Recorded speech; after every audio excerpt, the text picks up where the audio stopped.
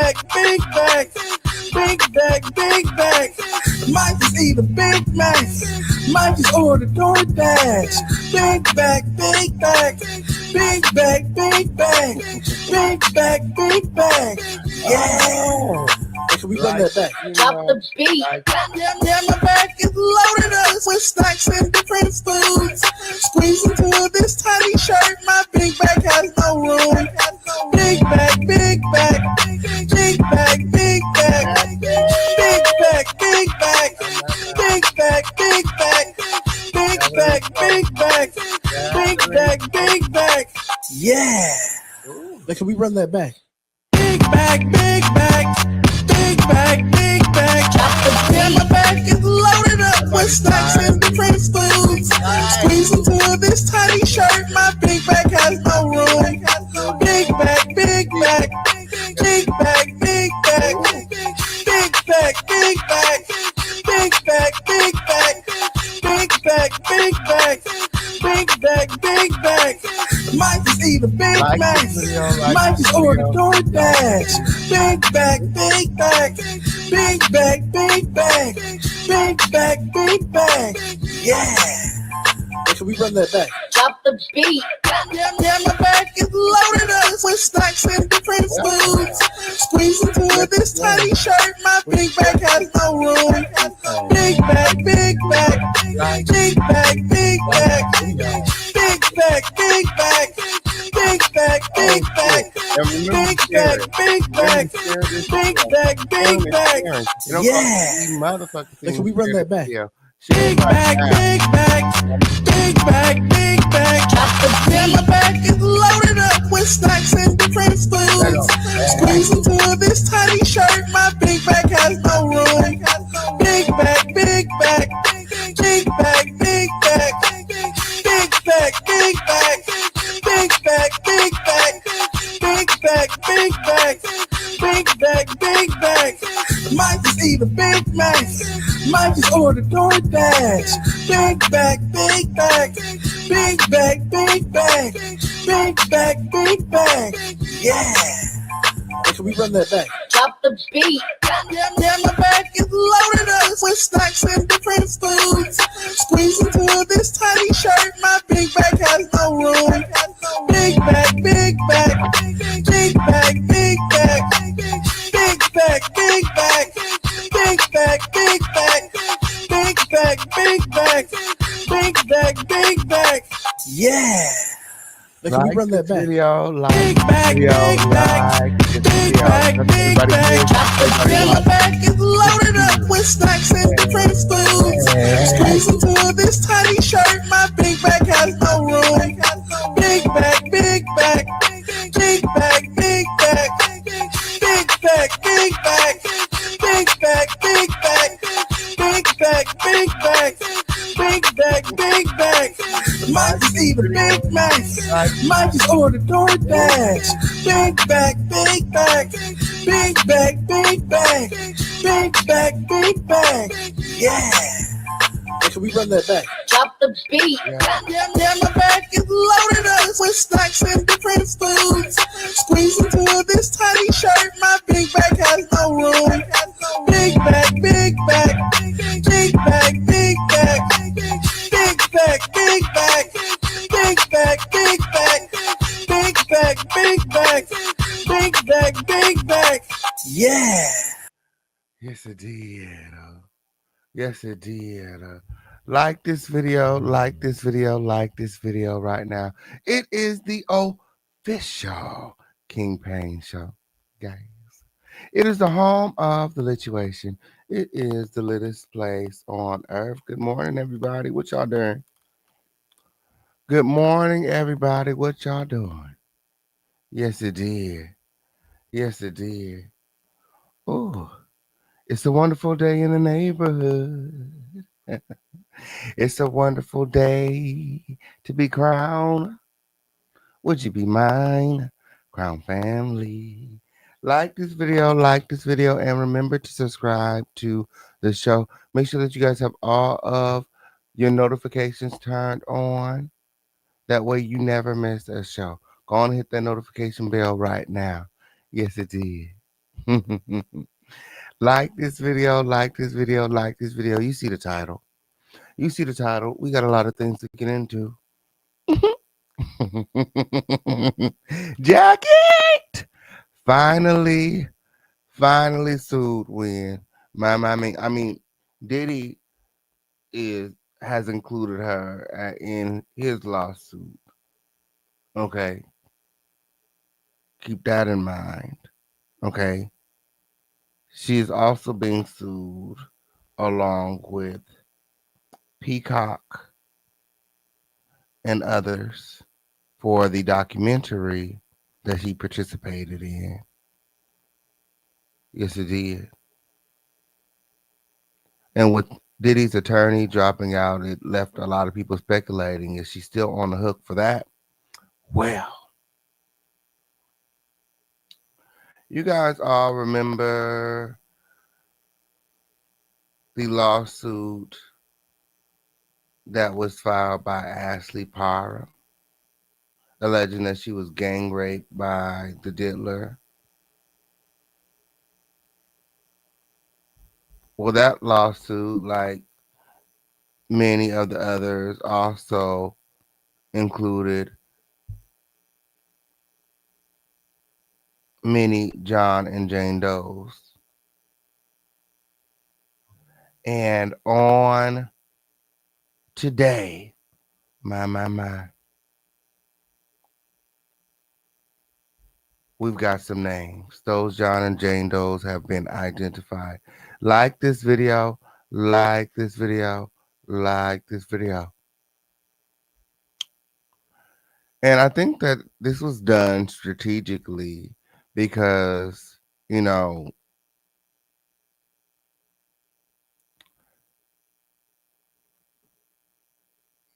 Jaguar,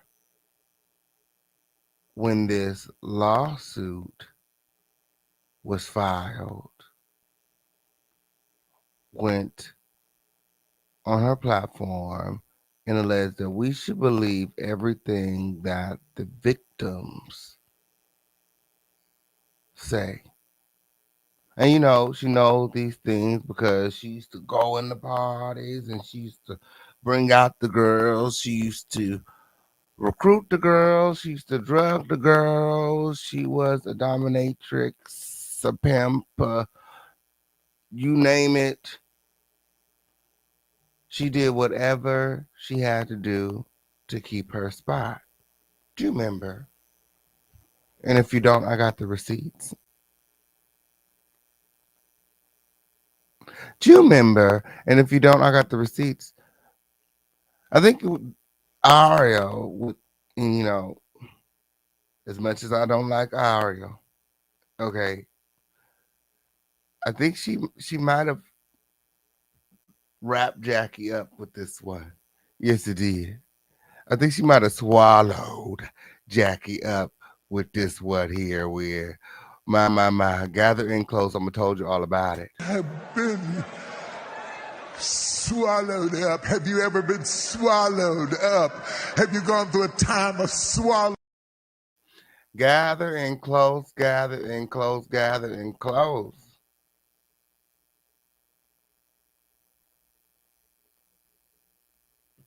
She's really, really swallowed Jackie up with this lawsuit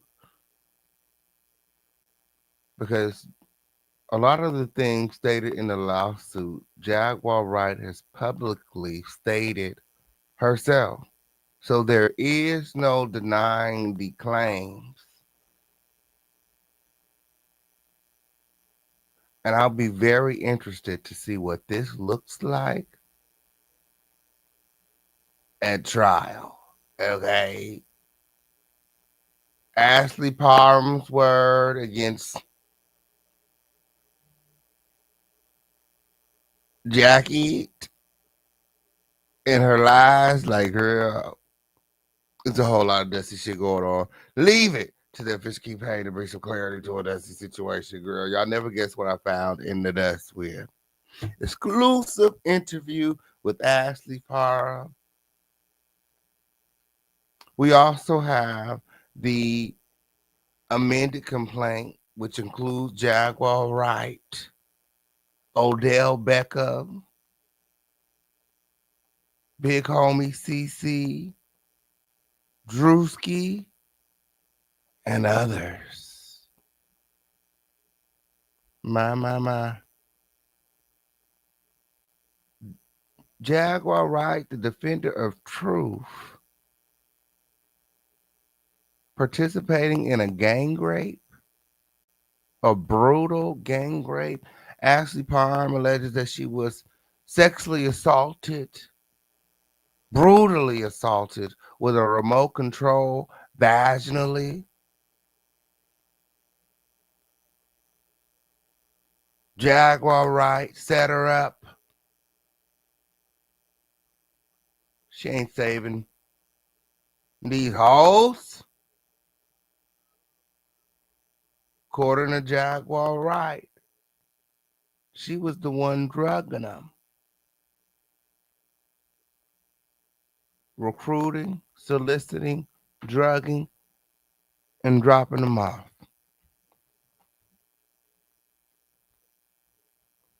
She was participating in the trafficking of women. And it's about time that someone finally calls her out. Yes, it did. Finally sued. Jaguar Wright said, if I'm lying, then sue me. Ashley Parham did just that. Ashley Parham did just that. The official Kingpin has all of the receipts. Y'all like this video? Like this video? Like this video. Before we get into the mess, you guys already know what time it is. Yes, it did. It's time to represent your shit. Let me know your thoughts, what you think about everything that's going on. Drop a lot of crowns in the chat. Make sure that you guys are liking this video, sharing this video. It's up and it's stuck here in the home of the Lituation. Good morning. It's the official King Payne show. Like this video, and gather in close. Yes, it did. Hey, friend. Hey, friend. Like this video, friend. Like this video. My. Let me see those crowns. Let me see those crowns. We got a lot of things to get into here. My. My. Ooh. Ooh. Yes, it did. Yes, it did. Hey, Laura. Hey, friend. That's a Laura in the building. I know that's right. Danny Lynn in the house. Hey, Danny. Hey, friend. Tracy 313 in the building. Hey, Tracy. I know that's right. Yes, it did. Like this video. Like this video. When it's time for our Crown Family roll call. Just Mona in the building. Oak Cliff, Nikki in the house. I know that's right. Too Persuasive in the building. Hey, Too. Hey, y'all. Did you like this video? Like this video. Like this video, y'all. I need you to like this video. We need to get this video in the algorithm win. My. Danny said, yes, I'm not a friend of Ariel, but this puts Jackie in a pickle with. This definitely puts Jackie in a pickle with. Okay, all they have to do is track Jackie down and serve her. Okay, as long as they get her served with, okay, oh period. She's wrapped up with. She's wrapped up with. As long as they can manage to serve the will to be with, okay, on period. You know, the authorities have been having a difficult time tracking her down when, the bounty hunters are still, trying to capture and apprehend the wildebeest. So, I mean, who knows if Ariel Mitchell and her team will be able to manage to track and serve the wildebeest. Like, it's very important. Yes, it did. Very important. Have been swallowed up. Have you ever been swallowed up? Have you gone through a time of swallow? Like this video, like this video, like this video. Hey, 60 plus, hey, friend. God. God bless this 23. Hey, Freon. I know that's right. June J in the building. I know that's right. You guys remember to like this video and support this video. Note that we can't do it without your support. Yes, it did. The YouTube is taking 45% out of the official King Payne check. Yes, it did. Remember to like this video and support this video. The number of the day is 11. Like this video, and remember to support the show when we call our supporters our trophies. Remember to drop those trophies in the chat so we can acknowledge you and love on you for supporting the platform. We gathering close. Hey Nuki, hey Mignon. Yes, it did. Like this video, like this video, like this video. Let me see those crowns in the chat. It's time for our crown family roll call win. My. Hey King Gemini. Yes, it did. Yes, it did. My. So was Lamisha telling the truth? Was you Lamisha telling the truth about what? Telling the truth about what? Hold on, here go the link. What was you telling the truth about? There go the link. What did I miss? What did I miss? What you was telling the truth about? What Jackie said? To believe all of the victims? Do Lamisha get an apology from you because the truth is coming out? Yes, Lamisha, come up here and get your apology, girl.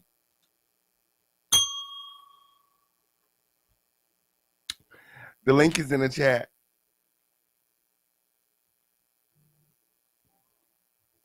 Come up here and get your apology.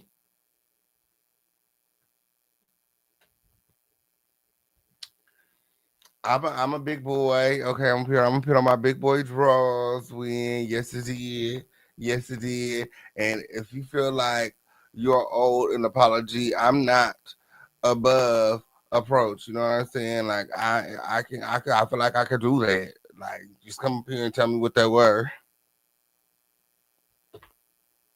I feel like I could do that. Here go the link. Here, because the truth is coming out, girl. Because the truth is coming out. The truth is coming out. Yes, it did. Because Lamisha tried to. She tried to tell us. She tried to tell us when she met Jackie when she was 16 at the strip club. She said Jackie was there at the Diddy party. Yes, he did. Yes, he did. Is that what that was? Is that what you talking about, girl?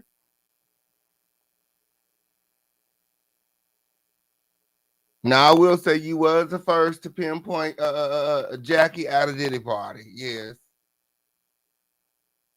that what you talking about?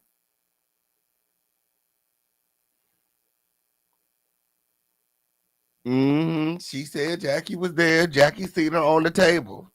Jackie seen her on the table with. Lamisha, what's taking so long? I guess she really don't want no apology.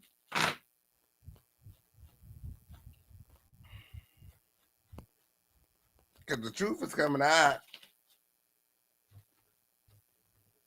The truth is coming out. Do you want to know the truth? Oh, she said, here I come. Okay. Do you want to know the truth? She said, here I come. My. Like this video, like this video, like this video with, because I know the truth. I know the truth. We've been know the truth over here. We know the truth. Hold on. This the truth right here. Hold on. Hold on. We don't know how long we've been knowing the truth. Okay, on period.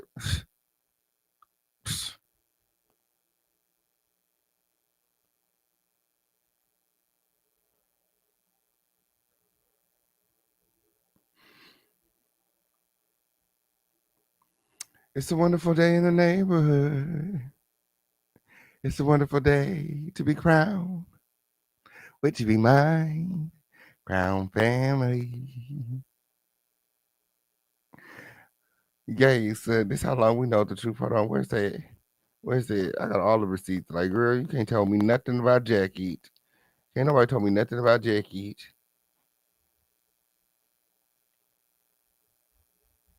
It's a wonderful day in the neighborhood. It's a wonderful day to be dust free. Would you be mine?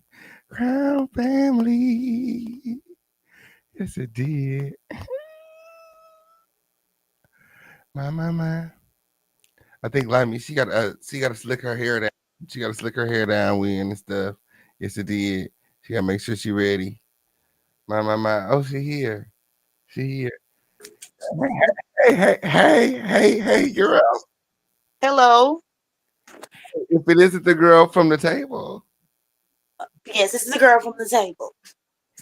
So you said something about an apology. What's that? Yeah, because you're gonna grease out my sewing or something.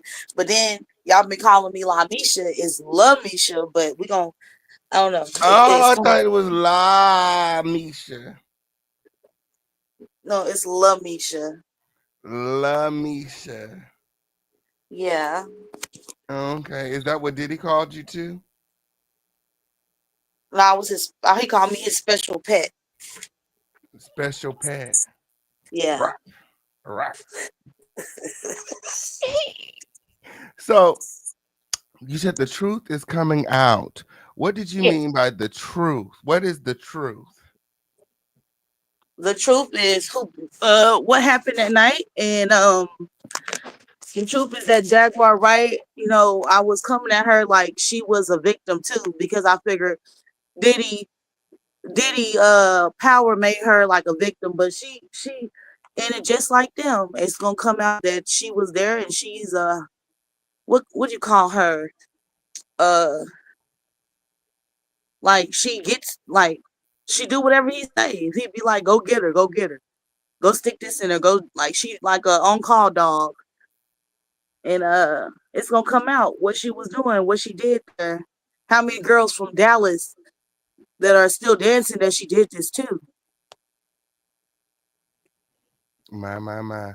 So Jaguar Wright, you are alleging Jaguar Wright recruited you to be one of Diddy's doo-wop bops. No, how I got there, um, I don't really want to disclose the information, but hell, we can already talk about it. I got there because one of the dudes claimed that he wanted to be my sugar daddy, flew me on the jet, and I was drugged the whole time. When I woke up, I was screaming because I was around Diddy. I've been around Diddy since I was younger, and all them other stuff that's coming out about Diddy, all that's coming out, like all that's gonna come out. I'm not suing nobody, so I'm not in the courts. They're suing for money. I'm not suing. I'm gonna just make the money off my book or whatever. But I already told the truth.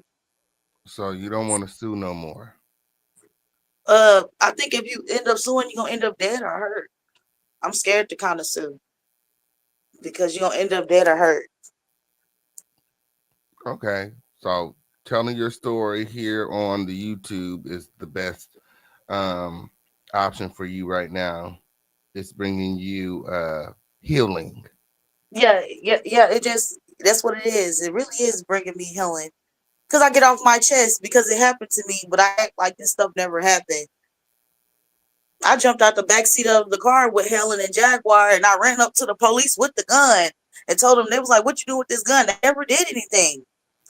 Wait, They wait, never wait, did. wait, wait, wait, wait. So you was there when Ashley was gang raped. Yeah, My. My. So you was also there when she was being shot at. yeah. That's good. And when she got away, why did you stay? When all hell broke loose, when she was Because trying to escape. I was the one to tell everybody to start fighting. I said, y'all gonna have to fight for your life. It's either they kill you or you be killed. And this white girl, she knew karate or whatever, and she grabbed Big Homie C by his nuts. And and um He had some and I big was nuts. like, drop it. I was telling the girl, I was telling her to drop it, and she was like, I'm not about to let go. Tell him to drop the gun. I was like, drop the gun, CC. And all that happened, but I don't want to go into too much details. But yeah, we had to jump. He was like, if we beat him up, we can get out. So we had to jump him. So big homie CC was one of the kids there too. No, we were grown at the time, but he was there as a child too. Oh, so he was trafficked as well. Yeah, My. our And soul, oh, he was sold. not soul, but sacrifice, as they say. Oh, okay. Whoever his uncles was that was messing with the celebrities, he always been around. That is crazy. And have you discussed your case online with anyone else? Have you talked to any other attorneys or anything like that? Yes, but I don't want to say if I have a lawyer or not yet. But yeah, because I don't want them Okay. coming. Have the feds reached out to you to be a witness in They the told me to Diddy get a indictment? lawyer. The U.S. attorney told me to get a lawyer. I have a letter from them telling me to go ahead and get a lawyer, but it's like all these lawyers are corrupt. That haven't even came out neither. So it's whether who's gonna take my case. But What these you lawyers are doing? You corrupt. cleaning up or something? You moving Yeah. around a lot. Well, let me sit down. I'm getting fidgety. Yeah, it's giving like Fetty Wap. Yeah, these lawyers, they're all corrupt. These lawyers corrupt too. And some of these lawyers going down too. Okay. Was the All was that the stuff lawyers haven't came there? out yet. Huh? Were any of these lawyers there? Do you think they're Um, on the payroll for Diddy? yeah, they on the payroll for Diddy. I know they'll kill for him. Like in the Hollywood world is different from reality world. These niggas, they got money. People will do whatever for these people. And like Diddy is a mass murderer. He was killing. Like they haven't even talked about all the stuff that he was doing. I'm surprised it took this long to get him. Other victims that placed me there where they was there, they haven't came out. So I don't want to just too much talk about their parts, but other victims that he kidnapped that he was going to kill in 2018, they coming out too. Well, what happened to them? Okay, friend. Whoo, what you here? Since you here, I guess we got a little bit of time. Yes, it did. Any story worth being told should be told at the beginning. We got to start from the beginning. We got to go back because I'm confused. Okay, Yeah. let's go back. Okay, um, how did you first come into contact with Diddy? Um, the girl SZA Solange, whatever her damn name is, her name was Solange at the time. Solange, No, not Solange, Beyonce's sister. I'm talking about SZA, the singer. Scissor. Oh, she used to be. Yeah, She used to also go by Solange.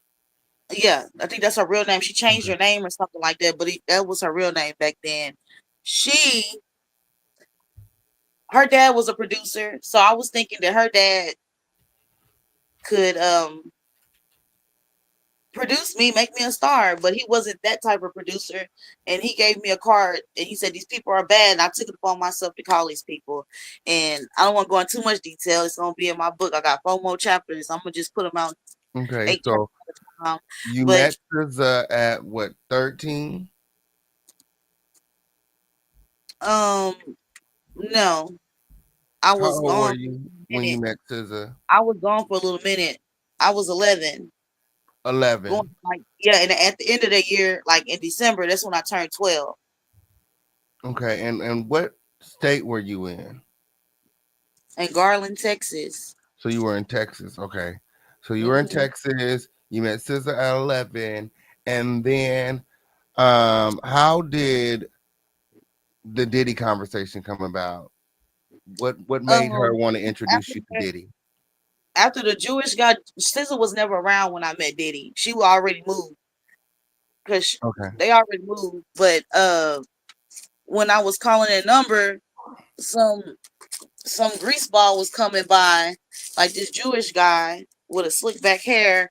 He was like telling me that give him my notebook and that they'll take it or whatever. And then he came back. It was all like that they like my work and to write. They told me what to write about and then that's how.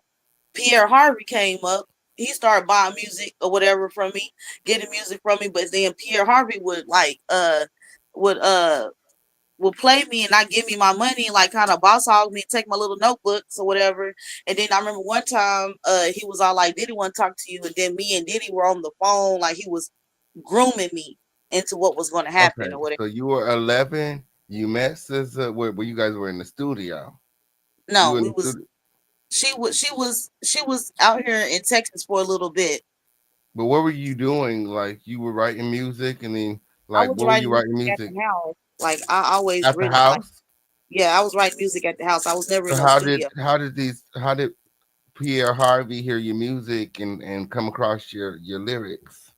Oh, because of the Jewish guy that hasn't been named. He's still named as John Doe. When Okay, one of the girls why was the raped, Jewish guy at your house? he was coming because he was. That was the number I received his number because he was in Where the did you get Hollywood. the number from? Who sent the number?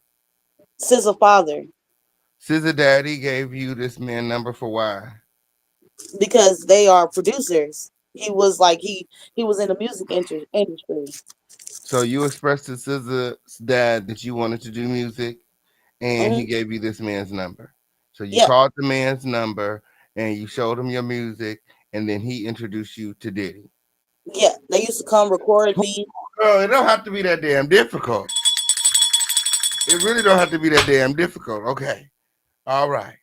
All right. So he introduces you to Diddy so that you could so that he can check out your music, and Diddy likes your music. Yep, and I wrote music How's for that him. go? And then he said that he wanted me to come to the flavor count, the Diddy count. Okay. And my grandmother told me no. And I So was took it this upon over me. the phone, or did you go and meet him at 11, or was this all Oh like no, did I was this? talking to him on the phone. We were talking on the phone for about a couple of months because I met them in March. I ain't leave until like school was out to May. Okay.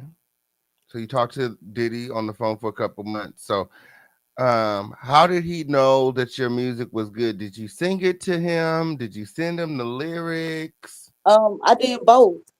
Like I did both, but mostly, you write it and you get a flow of the song. They be like, "How the flow?" You get tell them the flow of the song, and people, that's how you become like a ghostwriter. You kind of pre-record the song, you sing it, and then the person that sing the song, they gonna sing it how they sing it in their singing voice. Okay, yeah, you got to sing us something before the end of the show. So you and Diddy, um, he wants to meet you because he believes in you. He wants you to go to the flavor camp. How does that go? I think I'm gonna talk about that in the book, but it was horrible experience. A horrible experience. So you go to the flavor camp at 11, 2 months after you meet Diddy, and your summer is terrible. Why?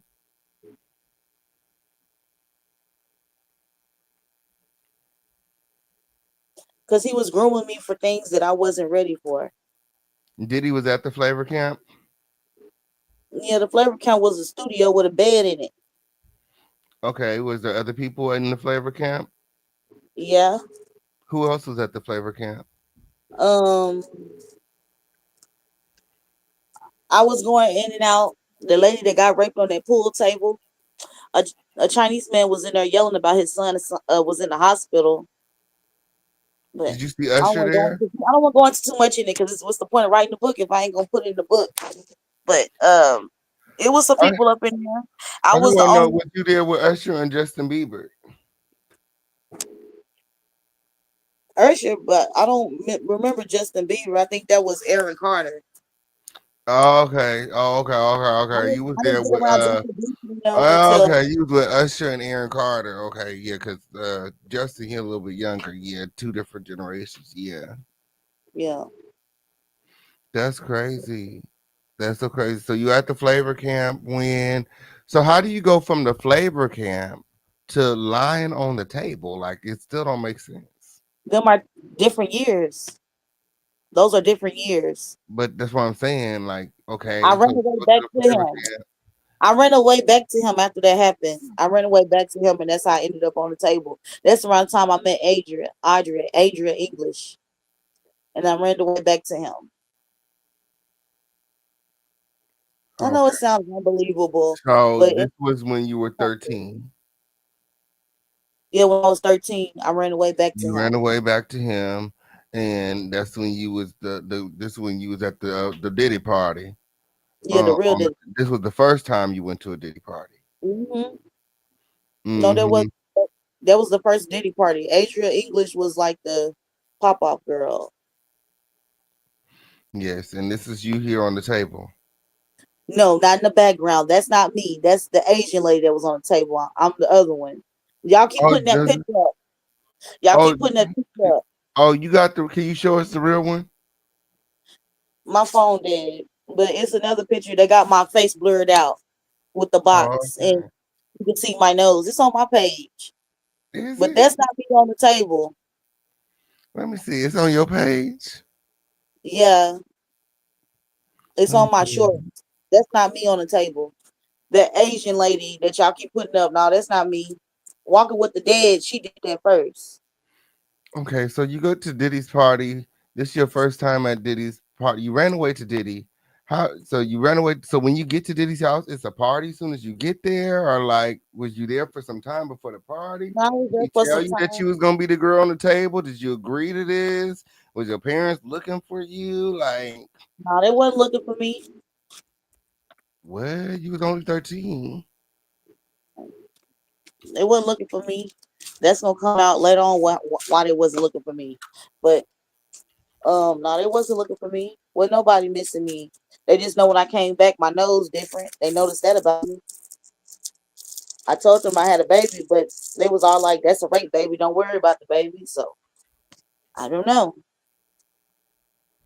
You had a baby, or they took the I baby had a from couple you? babies. He sold them on the black web.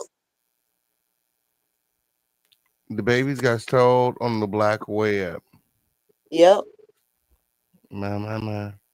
So are they alive, or did they get the? I'm not sure I what don't you're know. That's trying to what I say. want to know. That's what I kind of want to know. I don't know. Are he trafficked your children? Okay, so this is it. This is the one right here. Okay, hold on. I think I got it.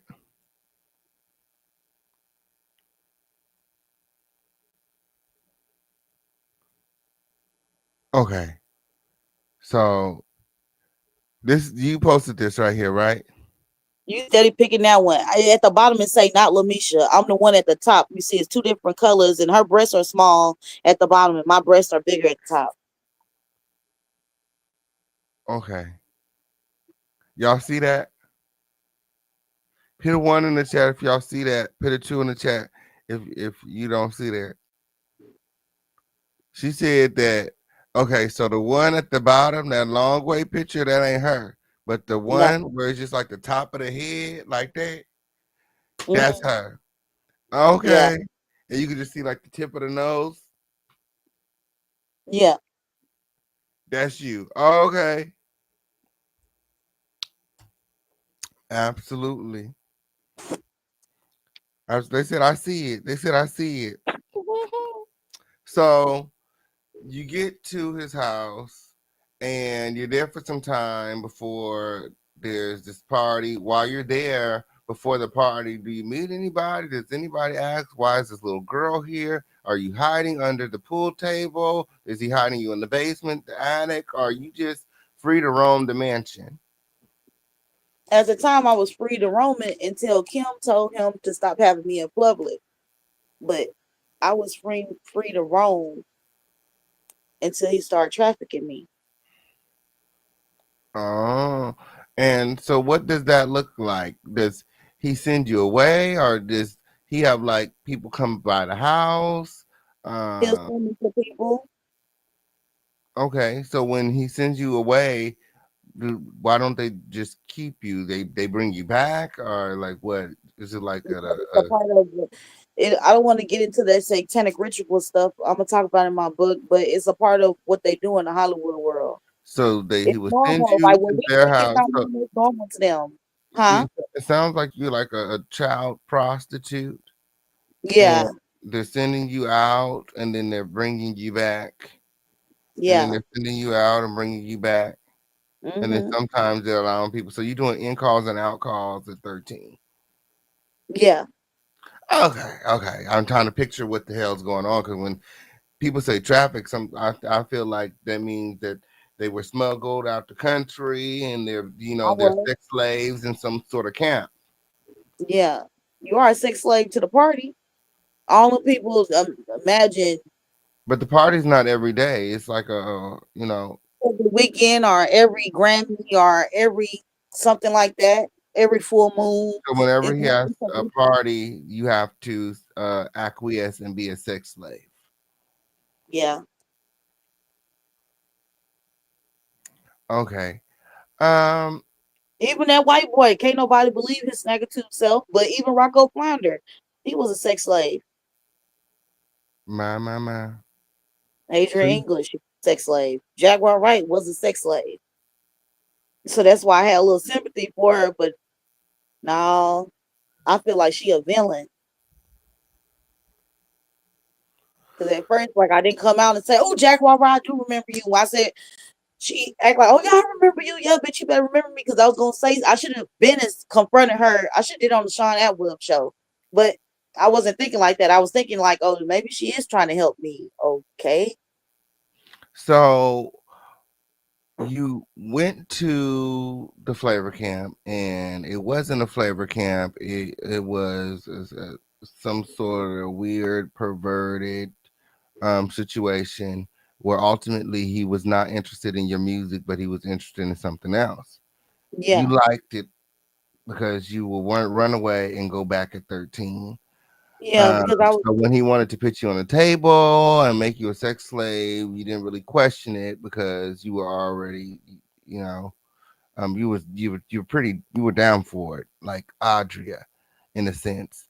Because what? yeah, I was with my Why boyfriend. would you? Oh, you thought Diddy was your boyfriend at 13. Oh, Mm. okay. So That's what what I'm I trying to figure out is how you went feel from like lying on the the table boyfriend. and people eating food off of you to um sexually assaulting you to the party. How Yeah. did the party go from a party to a freak off? He laced the liquor. He laced the liquor for the females. He used to tell the females they cannot drink. They can only drink certain liquor. So he laced the females first, and the females turned into hornballs, and it just became an orgy. And where was all the kids at when this was? I mean, you were a child at this time, and you were on a table Everybody with was there getting were freaky. all this. Everybody was there. Everybody that stayed there, everybody had sex. People having sex with kids. Everybody had sex. Oh, the kids were part of this orgy as well. Uh, uh, uh, uh, uh, okay. Um. So what? Being that you ran away, being that you kind of wanted to be there You don't during this understand if somebody during this, been raped or if somebody been traumally abused. You feel like the person that abused you love you, so it's normal for people to go back to their abusers. but during this orgy, what made you? Because when you and Andre told the story, you said that something happened and you ended up running. No, Audrey left you. Audrey left you. That's what you were saying. She left you. Nobody helped you. So you were still there afterwards, and you ended up having to go to Epstein Island. Is that what that was? Star Island? Yeah, we all was there, but it's all the story. Adrian, she told the truth, but she mushed up all the stories into one story to where it sound confusing. All the stories are mixed up in one when it was different events that happened, and she put all them different events in one story. So that's why it sounds so crazy. So the first party that you went to with Diddy, he had you lying on the table at 13, and then you got sexually assaulted by 200 men and Yeah, women, yeah. It was probably more than that. But yeah, on that list, and on my list, it was 200 people that assaulted me. you got a list. Mhm. Oh, I was okay, supposed to go to court. okay. So that's how is that how the party ended? Did the party end? Yeah, That I don't want means to talk. Oh, hold on. I think they 200 telling me to keep people. it alive. You said what? That probably went on for days. No Yeah, it was days. days. Did you need an IV afterwards? Did you have to go to the Yeah. hospital? Any? No, they had the hospital at the house. They got the hospital at the house. Okay. So how long from the party till you till you get shipped to Star Island? I was just told not to talk about it. I gotta get off of here. They told me it's gonna hurt my case. I Oh gotta get no, off. no, no. You don't have a case. You said you're not suing nobody. So what about the mermaids? The mermaids, that was Jaguar dressed up as a mermaid, and I rode her back. My. So you were one of the girls that was riding on Jaguar Wright's back from Star Island. Yep. My. Should have known it. Should have known it. How much is Jaguar Wright paying you to do all of this? I ain't getting no money. You gonna leave before I give you an apology? You didn't give me my apologies. I just came up here to give my apology. They told me to get off That's what I because said. You gonna leave you're before hurting you my case. I did? don't know what the questions that you asking can hurt my case. That's what I was just receiving the message, so I gotta get off. No. You don't have a case. You just told us you're not suing nobody, so you're I lying. don't do. I'm Don't not get suing over here nobody. like me, shit, and start Don't doing come to me all of 'cause I'm that. not Okay, suing on y'all. period. It's not me. What about I the ain't aliens? Can you tell us about the aliens? ask Rocco. Who's Rocco? Weren't you there as a young child? Weren't you there too? Like it had something happening. Bitch, You please. was there. You was there. Bitch, There. please. Bitch, please. I don't know nothing about yes, he You was did. there. It Oh, was an girl. incident. You have to act like a news Oh, reporter. girl. You was there. I Your was there. apology, Will. Oh, girl. Oh, girl, let me get to your apology, Will. I am sorry that you are a trifling, pathetic, low down, lousy, Your ass sorry going down too. excuse Going down for too. a human Going being. down too. Like, Case the girl, world of good pain. All y'all. I motherfucking remember night. all If you y'all. ever All y'all thought that going your down. crusty You're ass was going gonna down get a too. motherfucking You're apology going from down the too for that. official kickback, You're going down you too, King lying Pain. ass. You going That's down too. right. If you don't With the get little your boys, big you back going ass down. up You out of going down, here, King Pain. you You're and going your down. child is gonna be You're locked going down too, up. King Pain. Locked up. You and them criminals over there. Yes, it did. You You and ain't them making no illiterate sense. Bye, ass boy. Bye, criminals. fun boy. Yes, it did. That's why your boyfriend lost his job, girl. Yes, it did. Ooh, get your dumb ass up out of here. Girl, she thought she was fixing to get an apology. Girl, she lucky I was not prepared for her ass. Had I been prepared for her ass, like, girl, lying ass bitch. Like, girl, she thought she had a friend. She thought she had a friend. Y'all like this video, like this. Yeah, bitch. Yeah, but she thought she ate. She thought she ate. I can't. Y'all like this video. Remember to support this video. We got Cash App, Super Chat, Venmo, Zelle, Crypto, however you want to do it. Look, where's my trophies at with? Okay, up here. Give my flowers while I'm still here, cause girl, y'all know that that was hilarious, bitch. I must have fucking what? What?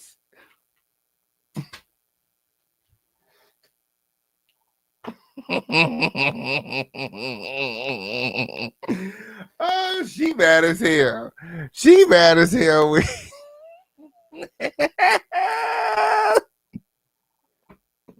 She said, she said the truth is coming out. She said the truth is coming out. Is you gonna apologize? Yes. I'm sorry that you was a lousy excuse for a motherfucking human, bitch. Get your trifling ass up out of here, you fucking pathetic ass bitch. Like, what the fuck? What the fuck? I know you're not looking for no apology from the official keep paying all that fuck ass shit that you said, Will, bitch. You better be lucky I don't call CPS to your motherfucking house, ho. Yeah, ho. Since you want to talk about children, bitch. Since you want to talk about kids, bitch. Don't you got kids up over here, over there? Don't you got kids up over there? Let's play tip for that. Why don't you send the CPS over here and I send them over there, and we'll see who got kids at their house.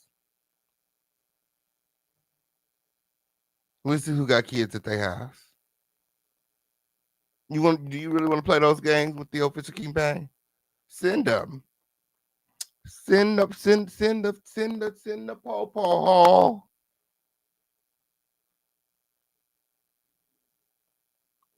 Have that child of yours up out of there by motherfucking morning, bitch. You slow ass bitch. You retarded ass bitch. You lame ass hoe. Fucking addict. Don't you ever come over here and click my motherfucking link, bitch, unless you want to get scored the fuck on out. Bitch, come up over my motherfucking show fidgeting and shit. After throwing a gallon of water on her motherfucking wig. Like, bitch, I don't give a fuck how much grease you put in that motherfucking wig. That shit ain't never gonna be slick enough, bitch. You're not the girl on the table, hoe. Weird ass bitch. Yeah. Yes. Yeah, they need to stop with that CPS shit.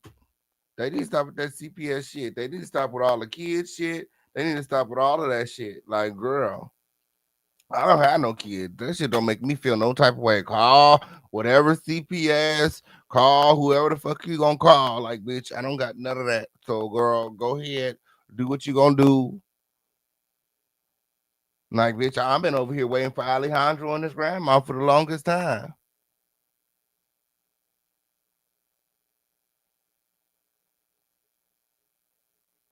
These motherfuckers are liars and they perpetuate lies, and I don't respect none of them hoes.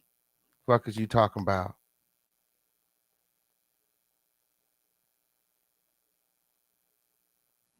The fuck? Don't come over here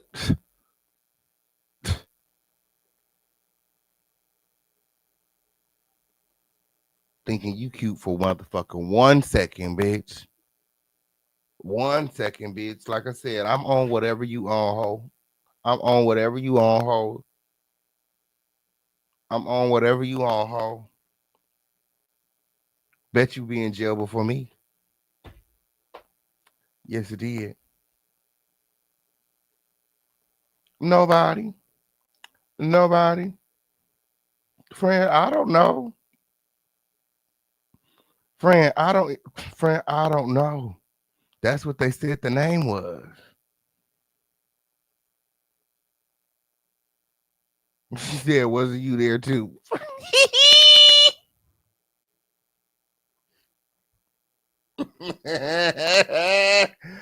Oh shit. She said, wasn't you there too? Yeah, friend, a dusting we will go. A dusting we will go. Mermaids are gathering to riot as we speak. They're pissed off that you said Jackie was. You said did. You asked her about the aliens and the mermaids. I can't. Oh, do you think that's what messed up her case? Is that why she said she had to go? Is that why she said she had to leave up out of here with? My. Like this video. We are looking for some trophies to hop out of the bushes and support the show. We got cash, super chat, Venmo, Zelle, crypto, however you want to done it. Girl, Lamisha is terrible. Lamisha is terrible. When I'm sorry, she actually believed the bullshit that come out her mouth. I'm sorry for her motherfucking child. When okay, on period. I'm sure he's embarrassed by this motherfucking thing monster every motherfucking day. When yes, it did. I'm sorry.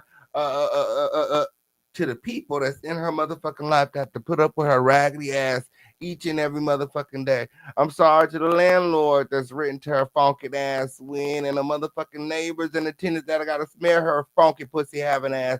I'm sorry to the motherfucking threads, to the motherfucking sheep that have to be motherfucking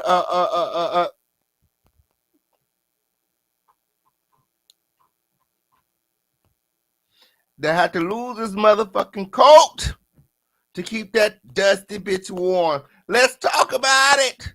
I'm sorry to the spackle they put on her motherfucking head to keep that motherfucking wig attached to that motherfucking chromathodome.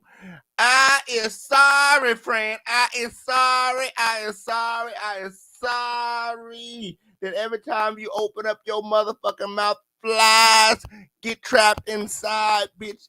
I is sorry, bitch. I is sorry. Do you want any more apologies? Do you want any more apologies? What could you talk about? Like this video, and remember to support the show. We got Cash and Super Chat, Venmo's there, Crypto Win, however you motherfucker want to do it. Beach.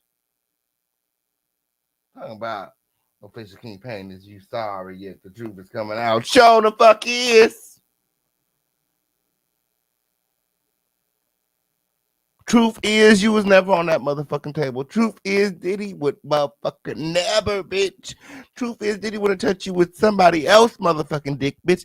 Truth is, bitch, something is wrong with you, ho. Something is terribly wrong with you, ho. Truth is, the people that care about you most is afraid to tell you so. And so guess what? We the people is tired of putting up with your motherfucking shit. Somebody gotta told you something when. Bitch, if you don't go get the motherfucking help that you need, when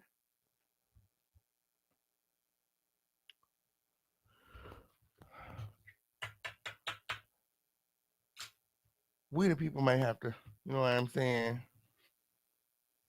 get involved. Okay. Yes, it did. She got a few screws loose. She got a couple screws loose. She got a lot of screws loose. Yes, it did. Like this video, like this video, like this. We tired. We tired, ho. We tired of the shit. Now she tried to pop back on the scene with the gangster lean. Now she thought she had a motherfucking friend win. Like, girl, get on, scoot your funky ass to the motherfucking side. Win, like, girl, no. Like this video. Like, I'm waiting on you. I'm waiting on y'all at this point. Like this video, like this video, like this video. Win. If you guys are ready to get into some things, hashtag let's go. Hashtag let's go. Hashtag let's go. You guys are ready to get into some things, hashtag let's go. They actually gave Jag the best liar on YouTube award. What the hell is that? What the hell is that? I think somebody needs to 5150 her friend. That's why I said we might have to get involved when. We might have to get involved when because something is terribly wrong with that one win. Something is terribly wrong with that one win. Girl, have me forget about everything we had to fuck order on when I say, girl, my head hurt now. Like, what the fuck? What just happened? Maybe that's why it looks like she threw that wig on. Okay, on period. That's her motherfucking Limeisha wig. That's the bitch on the table. What she said she was called. That's her. He called her a pet. That's her pet wig. Okay, on period. Yes, yes. Spalding ran to the motherfucking closet to grab that motherfucking wig when she thought that she was coming on a king show. Come on. Come on.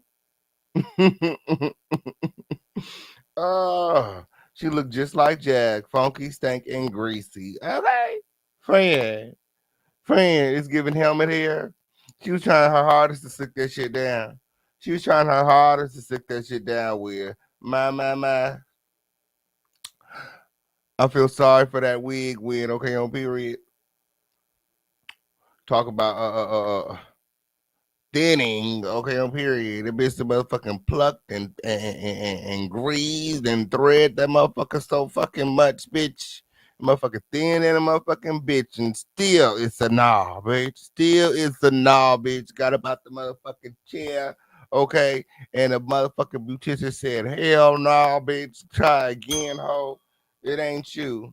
It ain't you, bitch. She said, no, you see the tip of my nose, bitch? No, bitch. I am not the pappy weir. Hell no. Okay, Mari, bitch. He is not the father, bitch. Try again, motherfucker. Like no. Like no. Like no. She get on my motherfucking nerves. Be smiling like heavy cheese and try to say she was on the table. Anybody eat that need some penicillin? Okay. Okay. Oh shit. We talk about buckwheat and mermaids and motherfucking pirates and aliens and shit. Like, what's wrong with her? Girl, she said my phone dead.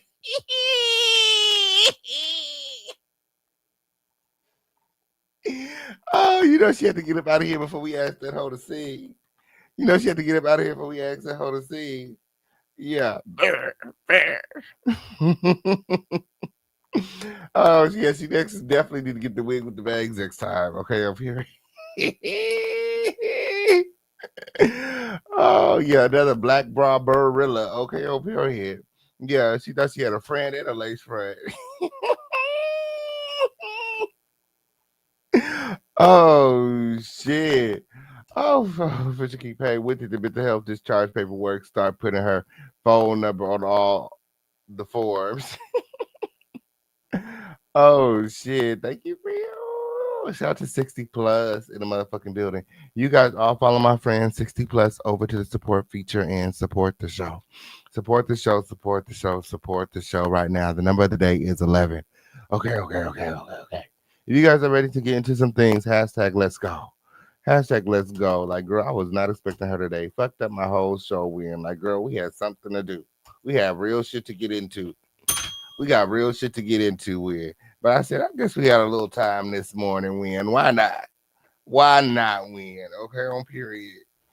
Why not win? I wish she stayed just a little bit longer, okay, on period, because I'm fixing to eat her ass up with, okay, on period. Bitch, you want an apology with, an apology you will get. Yes, it did. When she said her phone was dead, I was dead, okay, on period. Come on, ear. Yes, thank you for supporting the show, friend. That award they gave her a few weeks ago, period. The real question is who sent her and why? Okay, on period. She can't sing, she sounds bad. Yeah, that's why she had to get up out of here talking about my people said you messing up my case. You just got done telling us that you're not suing nobody, you don't want to sue nobody. You feel like, you're getting your healing from speaking your mind on the YouTube. But the moment the official campaign starts really applying that pressure, you're not just gonna talk me into no motherfucking delusions. We're gonna take it slow. We're gonna take it step by step. It gotta make sense. There ain't no sense to keep on keeping on if I don't understand what the fuck going on. So let's go back to the beginning and let's walk through it.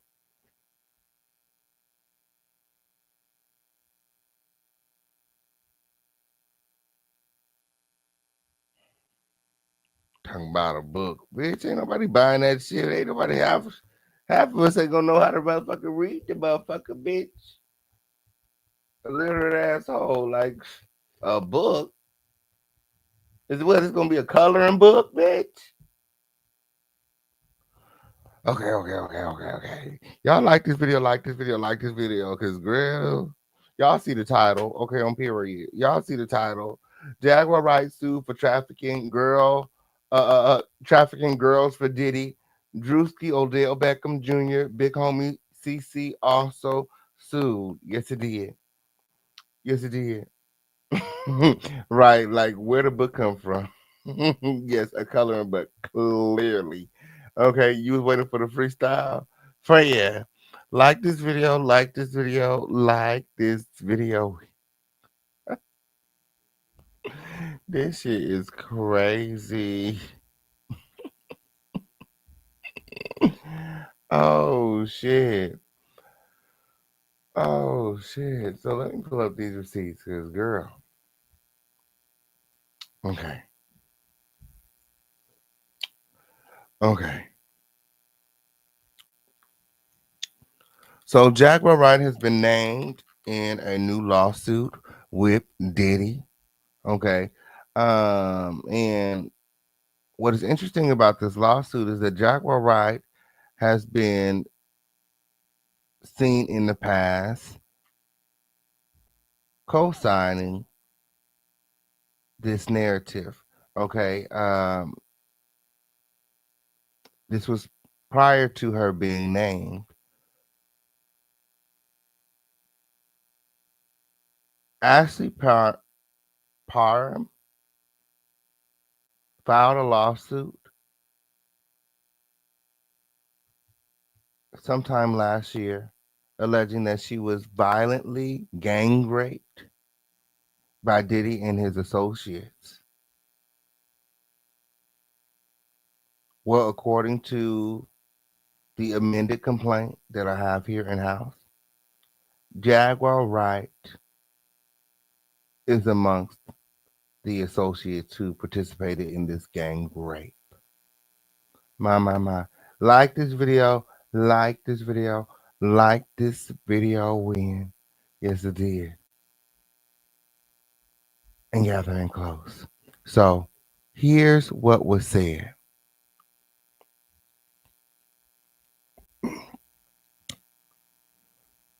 Diddy violently raped woman over Tupac murder insinuation and then put her on the phone with his mom, the lawsuit states. Sean Diddy Combs has been hit with yet another lawsuit by a woman who claims he gang raped her as revenge involved after she insinuated he was involved in Tupac Shakur's death. My. In a lawsuit filed Tuesday in federal court in California, as seen by page 6, Ashley Parham claims she was targeted after meeting a friend of the Bad Boy Records founder at a bar in February 2018. The man proceeded to boast about knowing Combs and allegedly called him through FaceTime, where she told the music mogul that she believed he had something to do with Shakur's death in 1996. Like this video, like this video. So pretty much, Ashley Palm is alleging that Diddy assaulted her, set her up to be gang raped because she accused him of unaliving Tupac Shakur. Like this video, like this video. And as you guys all know, Jaguar Wright also alleges that Tupac Shakur was interested in her after running into him at Roscoe's Chicken and Waffles here in Los Angeles. My. Like this video, like this video, like this video. Combs, now 54, allegedly threatened Parham and said she would pay for her comment. On March 23rd, 2018, Combs' friend allegedly set her up to be raped when he invited her to his Orinda, California home to help him administer cancer drugs because he was weak per the suit.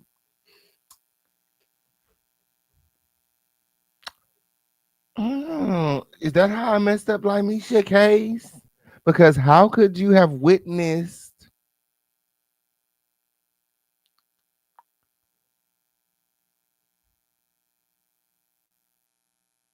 the gang rape when this is fucking 15 years from the time that you are alleging that you were sexually assaulted? My. See what happens when you lie? See what happens when you lie? What year was it when she went to that? No, it wasn't 15. When it was 2000? Was it? It was 2008. What year was the party with the girls on the table? Hold on. Let's figure this out.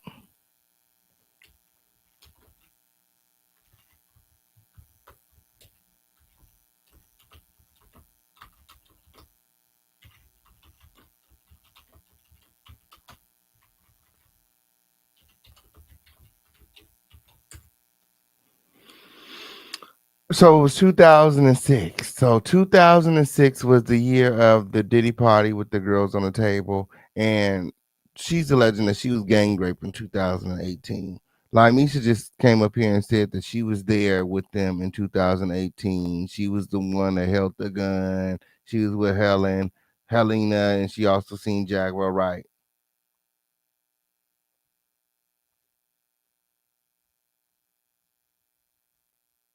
My. The truth has a timeline. Yes, it did. Yes, it did. Hey, Skilo. Hey, Fredo. So glad that you can make it. Shout out to Skilo in the building.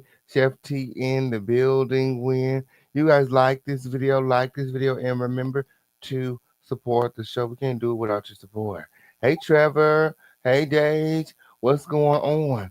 Like this video, like this video, like this video. Hey, Lauren. Hey, friend. Gather in close. It's up and it's stuck here in the home of the lituation. Live more in the building. What's going on? Yeah, yes, sir. So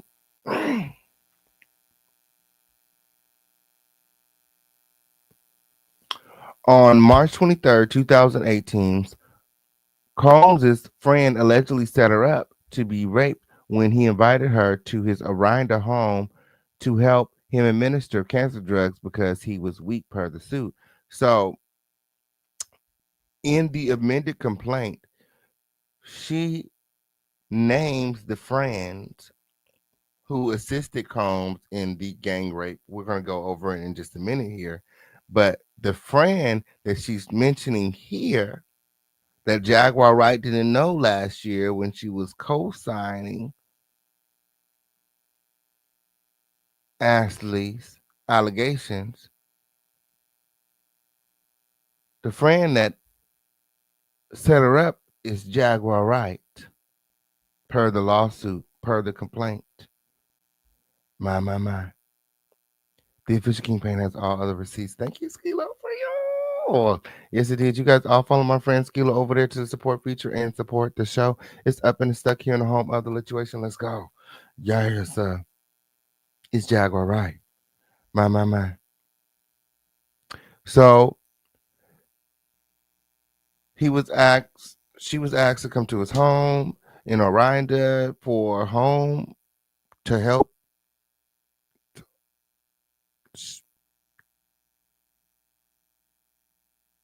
She was invited to his Orinda, California home to help him administer cancer drugs because he was weak per the suit. While in the friend's home, she claimed Combs showed up and told her she thought she would never see him in person. She alleges in the court documents that he then pressed a knife against her face and threatened to give her a Glasgow smile for her comments about Shakur, which is a wound caused by cutting the corners of a person's mouth up to their ears, like the Joker in like Batman. My. It's so lit in here, y'all. Grand Rising. Yes, Grand Rising, everybody. Welcome to Messy Mornings with the King.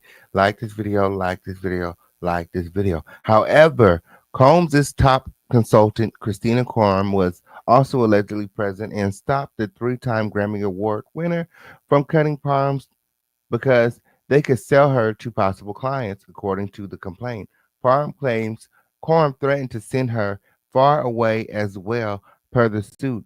It was then that Combs allegedly took off the woman's clothes and covered her body in a liquid substance he had taken out of a fanny pack. That Diddy oil, if you really want it, if you really need it. He had it in a fanny pack, I guess. Parham claims Combs and Coram attempted to insert a IUD, which is a form of contraception, in her but failed. So the record executive instead raped her with a television remote.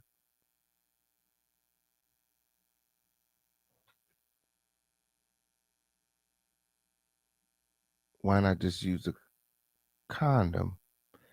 Anyways, he allegedly also raped her anally and instructed two men to do the same before she was raped vaginally by a fourth man, according to the suit. Following the alleged assault, Combs and his associates stepped outside of the home for a smoke break while Parham attempted to make a run for it while clutching a knife. My.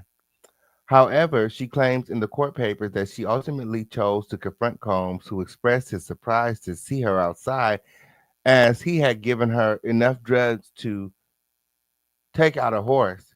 She further claims Combs tried to pay her off and say their encounter was consensual, which she refused, and then allegedly threatened to hurt her family if she went to the cops, and even showed her a live stream of her sister's home.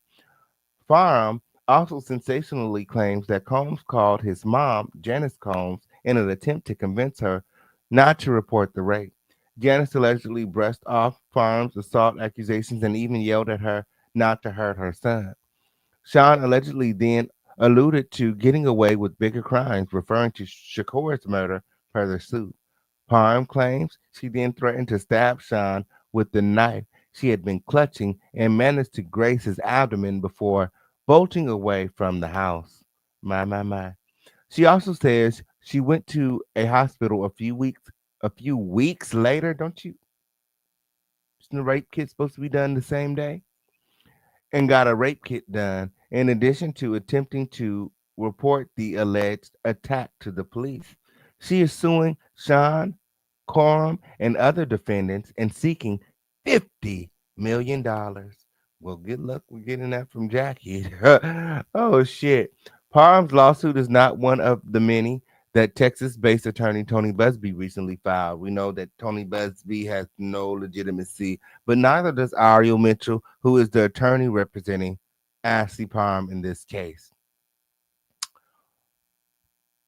So, again, Parham's lawsuit is not one of the many that Texas-based attorney Tony Busby recently filed against Sean, who was arrested in September and charged with sex trafficking, racketeering, and prostitution. Sean has long denied any wrongdoings. My. Like this video, like this video, like this video. Denny Lynn said because doctors have to insert IUDs because they have to go in the uterus. My. A remote control friend. Yes, it's giving very like Misha. Yeah, your friend was up here today, Skilo. Did you see your friend? My. I had to apologize. I had to apologize. I said sorry. Did you catch the apology? Lord, Lord, it was lit. It was lit. Like this video, like this video, like this video. Win. Make sure that you guys are supporting the show and note that we can't do it without your support. You can support right now just by liking this video, sharing this video, subscribing to this video, and turning all your notifications on. Now, back to the situation.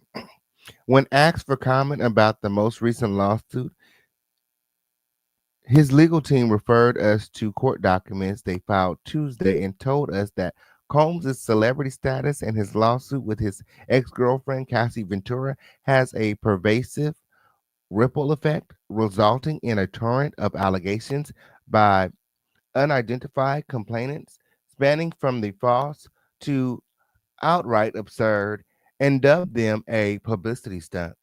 Their statement continued that several lawsuits of which have already been discredited, but irreparably, only after irreparably damaging Mr. Combs's character and reputation. These swirling allegations have created a hysterical media circus that, if left unchecked, will irreparably deprive Mr. Combs of a fair trial if they haven't already. His trial is scheduled to begin in May of 2025, right around the corner. What do you guys think is going to happen at the trial coming up? Do you guys think that all of these pseudo victims are ultimately going to have an adverse effect on the outcome of Diddy's federal indictment? He has some superseding indictments as well. So ultimately, I don't feel like Diddy is going to be able to wiggle his way out of this, um, because they're coming at him from every direction, every angle. And it's very possible that he's going to spend the rest of his life behind bars. My. But that doesn't answer the question, what should be done about all of these pseudo victims?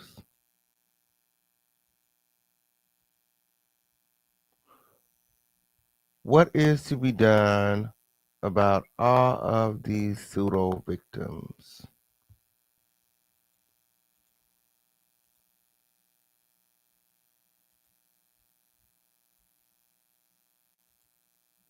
Like this video, like this video, like this video in. So Ariel Mitchell again is representing Ashley Farm, and News Nation's had a few questions for Ariel Mitchell. Again, you know, the pertinent question I feel like we all want to know is, are these victims being vetted? We now know that Tony Busby did not vet his victims before filing the lawsuit. Ashley Parham has made some outrageous claims, and it's important to know that the attorney did their due diligence to make sure that the claims that they're making, that there's some truth to it. So News Nation reached out to Ariel Mitchell, um, so that she can answer some of the questions that they have, particularly why did the victim, Ashley Parham, return back to the home to spend the night after she alleged that she was sexually assaulted? Like this video, like this video, like this video. Ashley Parham is one of the people who has filed a lawsuit against Diddy.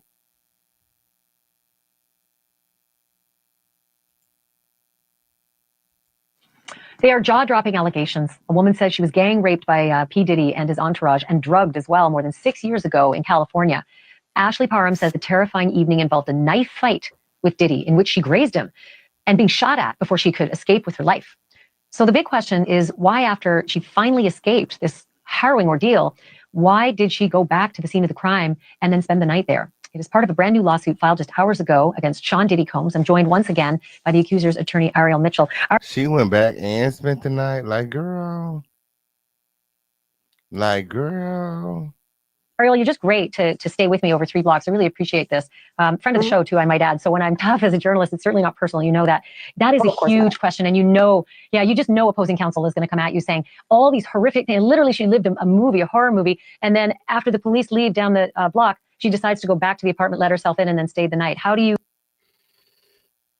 After your gang rape and after the police leave, you go back, let yourself back in and spend the night?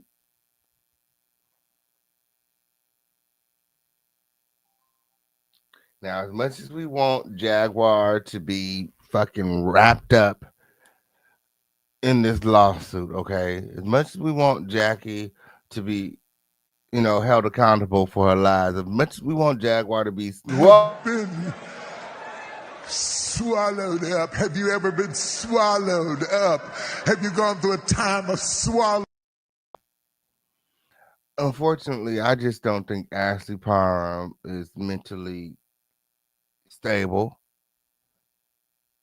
and I don't feel like this lawsuit or these accusations are going to stick. And I also feel like Ariel Mitchell has a personal vendetta against Jaguar, and that part of this lawsuit is, the fact that Ariel has filed it and amended the complaint to include Jaguar. I feel like part of it is malicious and trolling. A lot of these attorneys filing these lawsuits that aren't vetting and don't have any, evidence to support their claims should be disbarred. in my personal opinion. What are your thoughts? Y'all let me know it in the chat. Gathering You close. explain that. So first, I want to tell you, you asked. No, yeah, you just know opposing counsel is going to come at you saying all these horrific things. Literally, she lived a movie, a horror movie, and then after the police leave down the block, she decides to go back to the apartment, let herself in, and then stay the night. How do you explain that? So first, I want to tell you, you asked the question that I asked. I said to her the exact same thing. What made you go back?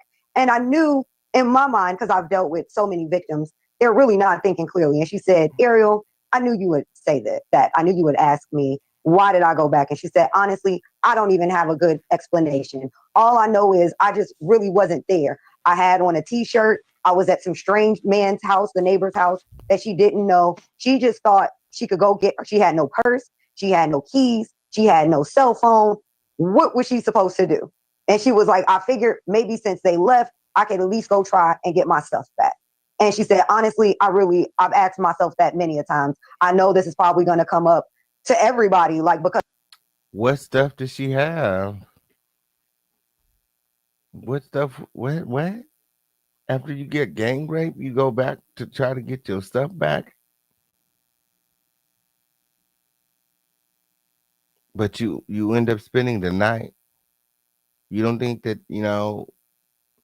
maybe they might come back and gang rape you again? Because any person like you and me sitting here logically, not in that situation, not having experienced that, we can sit here and judge all day and say, well, I wouldn't have done that, or that doesn't make any sense. But none of us know what we would do until we were in a similar situation. So I've been in situations where I profess, oh, it's no way if I was in this situation, I wouldn't do X, Y, and Z. And then the minute I got in that situation, I did not do any of those things. I can tell you that if I'm gang raped and I escape with my life, I'm not going back to spend the night.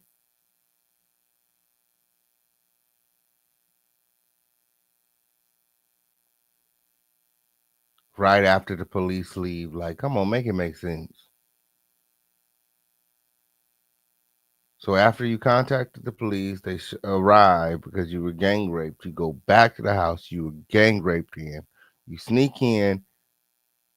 You spend the night. Like, what? So I do agree that was a question. I do agree to a person who's like us, who's not dealing with that or has not experienced something like that. They would say, oh, I wouldn't have gone back. But what would you have done? You have no clothes. You have no means of getting anywhere, no purse. Your car's there, no car keys, no cell phone. And your help, the police, seemingly left you. What other option would if it goes, you have? if it goes to a jury, it's a good question. If it goes to the jury, it's going to be the reasonable mind of each juror who would make that decision. Ariel, like I said, I'm super appreciative that you spent this much time and that you helped us sort of navigate through the complaint. And I look forward to, I think we're going to be talking a lot more as this continues to go through the courts, this one and others. Thank you for this. My. Like this video, like this video, like this video. My. Didn't Diddy have a house phone? Who knows? Who knowed when? Mm-mm-mm. Mm-mm-mm. So again, Ashley Parham recently filed a lawsuit against Sean Diddy Combs, accusing him of a horrific assault that allegedly occurred in 2018. That complaint has recently been amended to include the John and Jane Does, and Jaguar Wright is on the list. I have all of the receipts right here. Like this video, like this video, like this video. Ooh.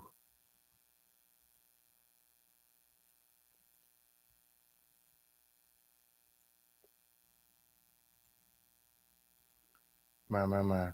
Have all of the receipts right here. My.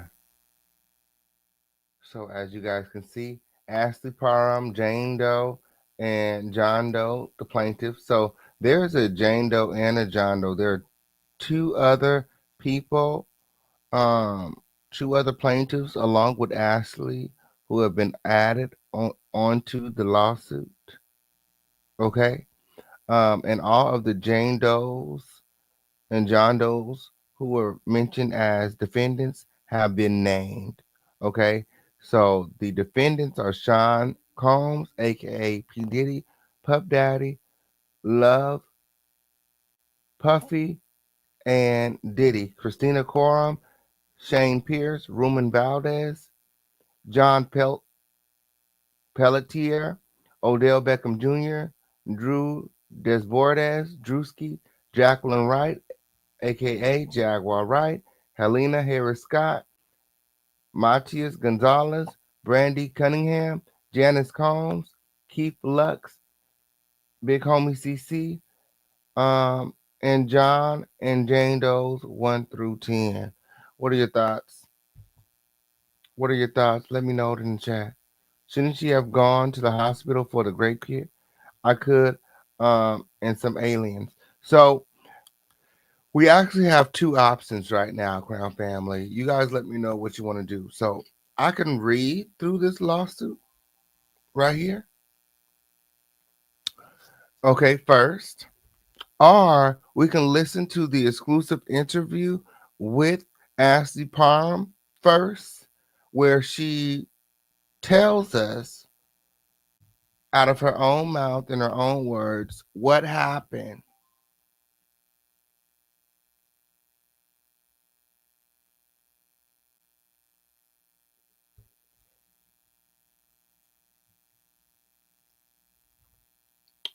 Let me know in the chat. Let me know in the chat. Do you guys want to go over the lawsuit first? Put a 1 in the chat for the lawsuit. Put a 2 in the chat for watch the interview first. Let me know your thoughts. 1 for lawsuit, 2 for interview. 1 for lawsuit, 2 for interview. Win. Like this video, like this video. Remember to support the show. Remember to support the show. We've been live for an hour and a half. Okay. Remember to support the show. Know that your support goes a mighty long way here in the home of the Lituation. Okay. Help us keep the lights on. Support your favorite content creators. You know it's lit over here. The number of the day is 11. Remember to hop out of the bushes, win, and drop those trophies in the chat if you are supporting the show, win. We love to acknowledge our supporters. Yes, it did. We love to acknowledge our supporters. Shout out to King Gemini. Shout out to Kim. Shout out to Cynthia 60 plus. You guys make sure that you guys are liking this video. Shout out to Skilo. Like this video and support. This video is up and it is stuck. The number of the day is 11. Okay. Yeah. So let me see my trophies pop out of the bushes when. Yes, it did. Oh, so you guys all want to see the interview first. It's an interview first, interview first, interview first. Okay. Yes. Let's listen to the new exclusive interview first, then go over the lawsuit. Yes. Yeah, because I've seen a lot of people going over the lawsuit, but I didn't see really nobody going over the interview because prior to amending the complaint, Ashley Palm sat down with News Nation and uh, broke it all down. Okay, so what I did notice is that there was some subtle um, changes between the initial statement on News Nation and the amended complaint. Um, whether or not these changes are, um, you know, drastic enough to make a difference. You guys let me know your thoughts in the chat. She's identifying the John and Jane Does, and we just so happen to be familiar with some of them because they are content creators right here on the YouTube. Jaguar Wright, Big Homie CC, and Limeisha just came. Limeisha just came up here and said that she was there. She was there. My.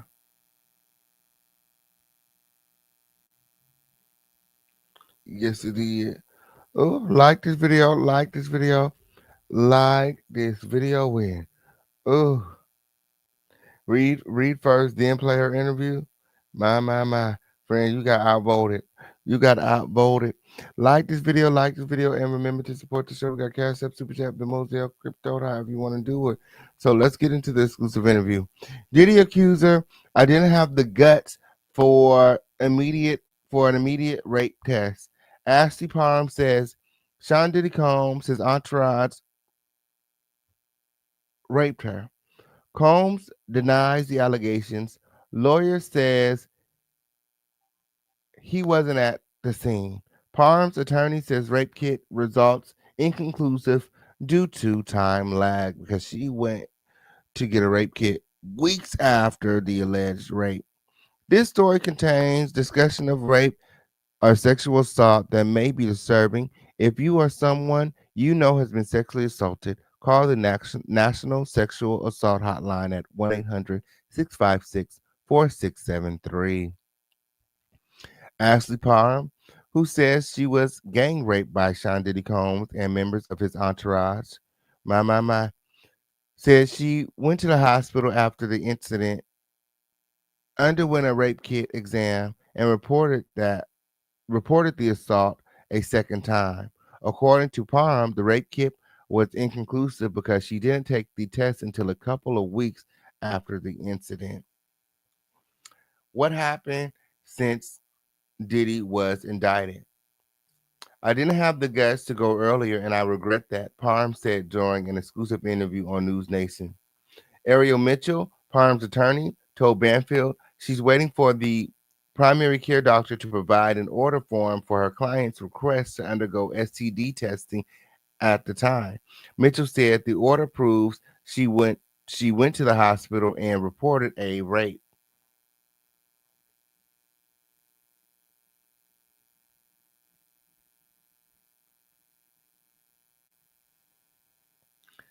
Ariel Mitchell, Parham's attorney, told Banfield she was waiting for the primary care doctor to provide an order form for her client's request to undergo STD testing at the time. Mitchell said the order proves she went to the hospital and reported a rape. Is that what that means? But you don't have it, so that you can't be sure. You're waiting for the doctor to provide this form, but before you got the form, you went ahead and filed the lawsuit. Okay. Unfortunately, due to the delay, there was not much that would or could be found, Mitchell said. We know.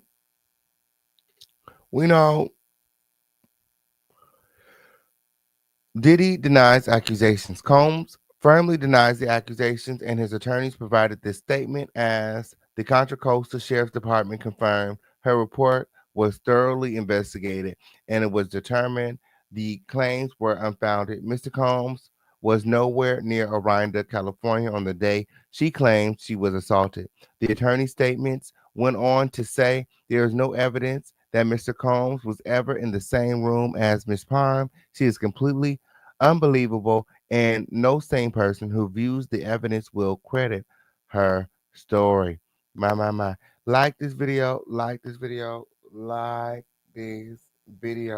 Now, before we play this interview, what I wanted to point out is for the first time, okay, someone has came forward and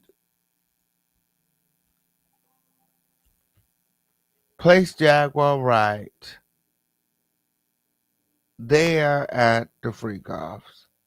Someone has come forward and confirmed that Jaguar Wright was in fact working with Diddy, trafficking girls for Diddy. She, in fact, is an accomplice. Remember when she said this? Because I would walk off those buses and leave those girls there. I would walk out of those hotel suites and leave those girls there knowing what was going to happen to them. I didn't say shit because I had to keep my mouth shut so I could keep my spot. For the girls in the back, remember when she said this? Because I would walk off those buses and leave those girls there. I would walk out of those hotel suites and leave those girls there knowing what was going to happen to them. I didn't say shit because I had to keep my mouth shut so I could keep my spot.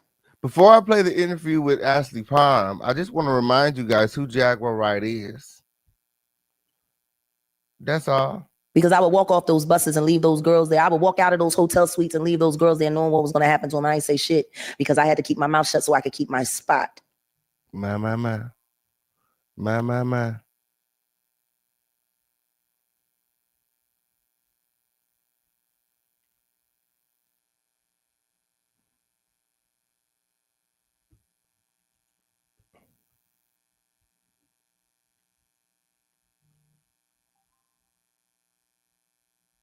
Like this video, like this video, like this video.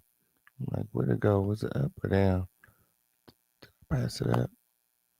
One more thing.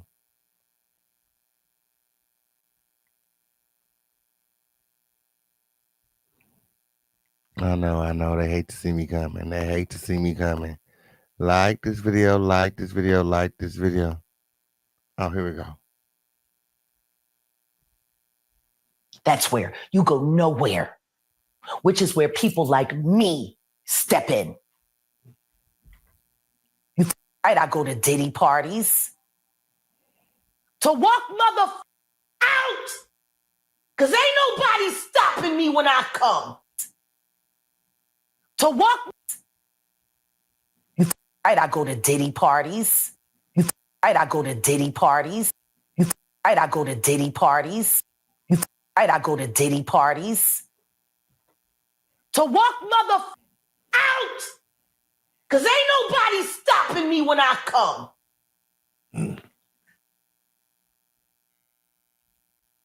My.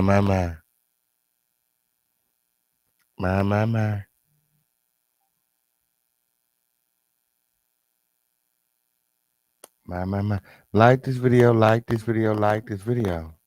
Like, none of that shit is true. And later on, you're going to see that a lot of the things that Jaguar says about me and others, she actually has done to us and done to other people.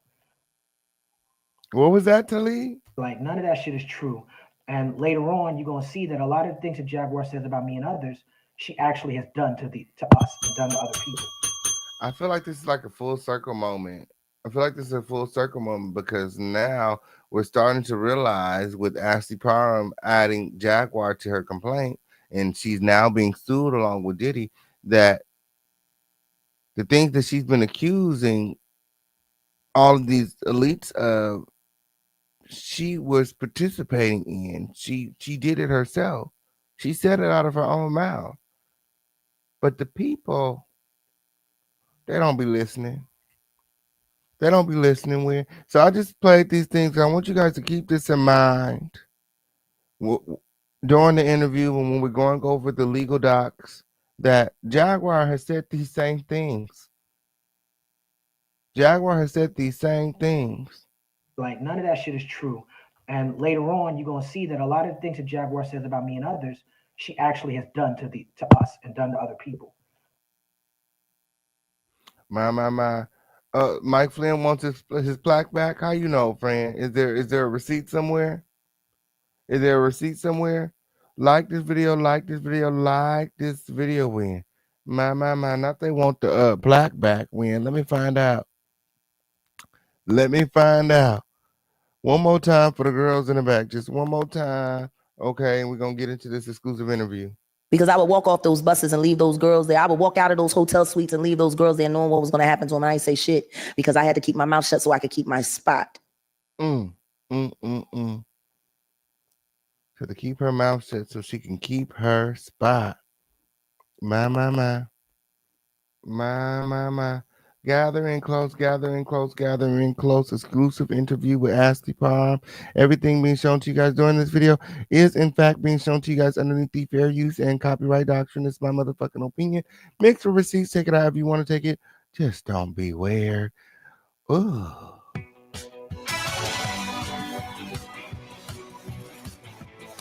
Welcome to this special Friday night edition of the Banfield Show. Tonight, exclusive details in a harrowing story from a young woman who says she was brutally gang raped by Sean Diddy Combs and his entourage. She says it happened one terrifying night back in 2018. Her recall is crystal clear and specific. And if true, it represents one of the more disturbing assaults that Sean Combs, Diddy, is alleged to have committed. What's different about this accuser, Ashley Parham, is just that, her name. It's front and center. She chose not to remain anonymous in her lawsuit like so many others have. What's also different is that she wasn't at a party. She wasn't even in the entertainment world. In fact, she says she's never even met Sean Combs in person before this had happened. Her 62-page complaint is filled with details and is one of at least 25 lawsuits that Diddy is now facing, in addition to facing federal criminal charges that could put him away for life. I read a lot of those details right here on the air the night that lawsuit was filed. But tonight, Ashley Parham is here to fill in some blanks. I know that's right. I know that's right. Like this video, like this video, like this video. Let's get these likes up, Crown family. Let's get the support up. We've been live nearly 2 hours. Remember to hop out of the bushes and support the show. The links are in the chat. Let's go. As a recap, she says the gang rape happened at the home of a mutual acquaintance in the Bay Area back in 2018. She says that Sean Combs singled her out because she publicly disrespected him in a FaceTime call and accused him of orchestrating the murder of Tupac Shakur. She says that Combs and 3 other men raped her, the other men acting on Diddy's orders. She also claims that members of Combs' entourage stood by, even helped out in the assault. Afterward, she says everybody simply hung around drinking and smoking as though nothing had happened. The number of the day is 11. The number of the day is 11. Yes, it did. You guys all run on over to the support feature and support the show. My.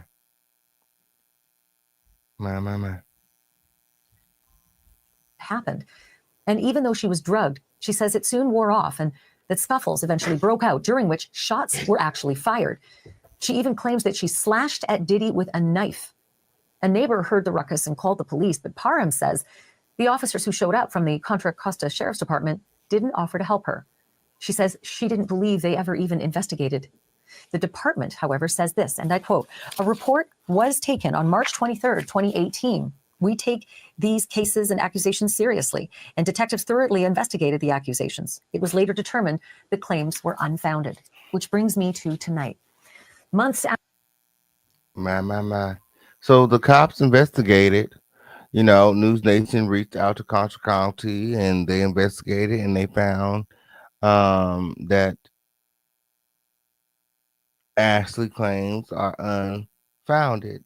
There was never any report made.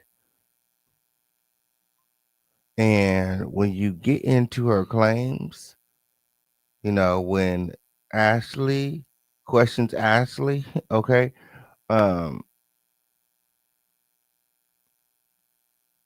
she's not able to explain why there's no police report. Like, there's no way that you contacted the police and alleged that you were raped. Not only were you raped, but there was a weapon discharged, and there was no police report made. Like, come on, win, girl. Come on, win, girl. Like, and then you got his neighbors, his rich, affluent neighbors, calling the police. Like, they may not have paid you any attention, a 13-year-old or however, Well, she wasn't 13. She was grown, right? She was grown. Because she claims that, they came and they completely blew her off. But I highly doubt that the neighbors who you allege called the police, I highly doubt that they blew them off. He was discharging a firearm in a, prominent white neighborhood. Like, no. And Orinda, that's Oakland. Oakland police don't play. Like, no. That's where motherfucking what's that guy name? Pop Smoke got popped during that party that those kids threw via Airbnb, which is why nobody could throw parties on Airbnb no more. Yeah. Oakland don't play all that. No. Yes, it did. Shout out to Faith. Thank you, fam. Thank you, friend. You guys all follow my friend Faith over there to the support feature and support the show. Let's go. After putting her name on a highly explicit, exhaustively detailed court filing, Ashley Parham has decided to go on national television and answer questions about it. She asked us if we could conceal her face, and we agreed. She also wanted to be joined by her attorney, Ariel Mitchell. Here's our conversation. Ashley and Ariel, thank you very much for doing this. I know this is extremely sensitive. I'll ask the questions best I can, and I'll challenge the best I can, understanding that this is delicate information. With that in mind, Ashley, can you tell me how you first even came into contact? Ariel up there looking a fucking mess. My. Pop tried to steal a rose. No, they tried to steal Pop Smoke's watch. Also, wouldn't she have the substance in her system with drug testing at the hospital? Absolutely. She claims that he slapped her with a bag of drugs or something, and doused her in the Diddy oil that everybody's alleging has GHB in it. She should have been high as shit, right? Word to Cat Williams, though. I don't know why niggas be lying the fuck. Please bless this vision. I see King bigger than Zeus. Amen. I know that's right. Thank you, man. Who representing her king? Busby? No, Ariel Mitchell. She's right there. Ariel Mitchell kid. She's the woman sitting next to her in the gray blazer with the blonde streaks and the red lip. The red lip. No, Pop Smoke rented a Rolls Royce and didn't give it back. Oh, friend, I thought you was actually. I didn't. In my head. I was thinking Rolex, and you talking about Rolls Royce. We talking about two different things, man. But yes, you are correct. Yes, it did. Y'all like this video? I don't know why I was thinking Rolex. Y'all like this video? Like this video? Like this video? And came to know Sean Combs. I met a man named Shane Pierce at the bar, and outside of the bar, he Ibiza had Sean Combs. So this is Ashley Parham's recount of what happened when she was gang raped by Diddy and his associates, Jaguar Wright, Odell Beckham, Big Homie CC, and others.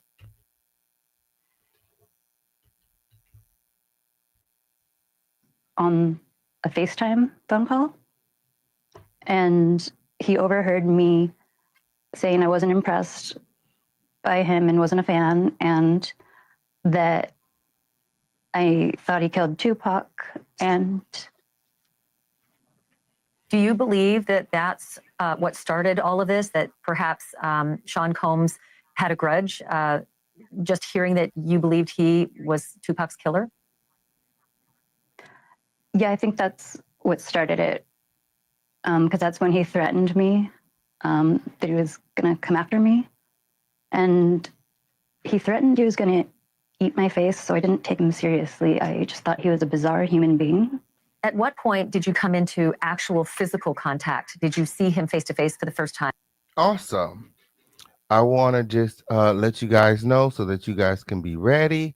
Directly after the show, we will be live on the receipt book. We have Jaguar Wright's official response. She was up early this morning, spiraling. She was manic.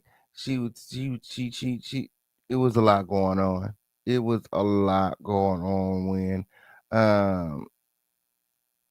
yeah, we have the official response on the receipt book. Make sure that you guys are there. You don't want to miss it directly after the show. Come on in.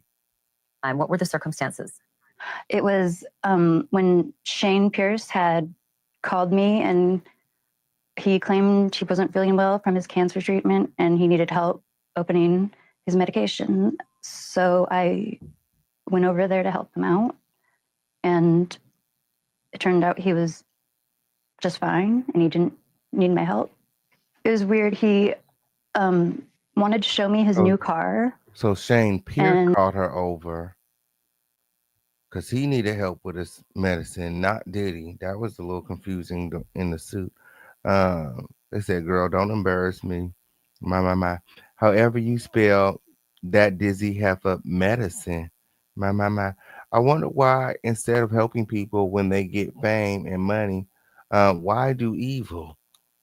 Friend, I don't know. She said she wasn't blocking anyone, so I went over there and she couldn't wait to block you, friend. I seen that. She couldn't wait. She said, Daddy Lynn, why don't you go back over there to them crown people? Yes, she did. Well, you know, we love you over here, Daddy. So you always, you know what I'm saying. Welcome over here to Home of the Lituation. And he took me on a short drive around the Renda Hills, and then we got back to his little bachelor pad in the house, and he offered me a glass of water, and I drank it, and I started to feel a little bit off. And then I heard a bunch of people coming down the stairs, and it was Sean Combs and a whole bunch of people who just busted in the door and in just a boisterous manner and acting. He said something like, "Bet you didn't think you were ever going to see me." You know, I was just in complete shock and frozen. And what happened next? He basically started. A glass of water, friend. Hey, Brandy. Hey, friend. I'm so glad that you can make it. Did you like this video? Like this video. Threatening me with human trafficking, and that they could take me anywhere and sell me. He had Christina Coram. He ordered her to insert a copper IUD into my vagina. Coppered. Christina Coram. My. She like a on-call medic or something weird? What makes her qualified to be inserting IUDs? I don't know. Can you get an IUD at home? Can you do it self? Can you do it to yourself? I don't know. We don't believe you. You need more people, Shawty. Why don't you say what he told her exactly, slang and all? Absolutely. My. Hey, Pixie Dust. Hey, friend. So glad that you can make it to the show. Okay, on period. Did he really have that overbite back in the days? Okay, mouth always was open. Okay, my. Maybe a house nurse. Okay. But luckily, it deployed before she could actually get it inside me, like inside the cervix. And that's when Sean Combs got extremely angry, and he grabbed a TV remote and sexually assaulted me vaginally with the remote. You know, remotes back then were big as fuck. Like, what? We ain't talking about no little Roku remote or no motherfucking Fire Stick, bitch. Okay? We talking about a brick, okay? At the brick remotes, you get the brick phones. Okay, up here, everything was bigger back then. Extremely violently. Where in the apartment did this happen? And it was in the house. It has a little studio apartment underneath the house, and it was on the bed because it's a really tiny apartment. And was everyone in that party present? The people who had all descended down those stairs into that studio apartment, were they all present witnessing what was happening to you? I heard more people upstairs that I didn't see, so I'm not incredibly sure. Hey, Time. Hey, friend. Hey, Kate Danae. Hey, friend. I know that's right. Like this video, like this video, like this video. I'm glad that you guys can make it win. Yes, it did. DJ EQ in the building. Yes, it did. Okay. I stay losing my shit. Okay. Yes, they need to bring back the big remote, actually. Like how many people were there in the room with me? It was Sean Combs, Shane Pierce, Shane's friend, who I don't know his name yet, his what he called was a bodyguard, who later claimed he was a correctional officer or undercover officer, but he wasn't. And then Christina Coram and another white woman who I don't know her name. Did you know who these people were, or have you come to learn who they are because of the alleged assault that happened? I learned who they were afterwards, other than Sean Combs. And so now, if you can, and I'm sorry these questions are so difficult. I'm following along with the affidavit for the most part. Can you tell me what happened after you say Sean Combs allegedly raped you with the TV remote? What happened after that in that bedroom with all of those people present?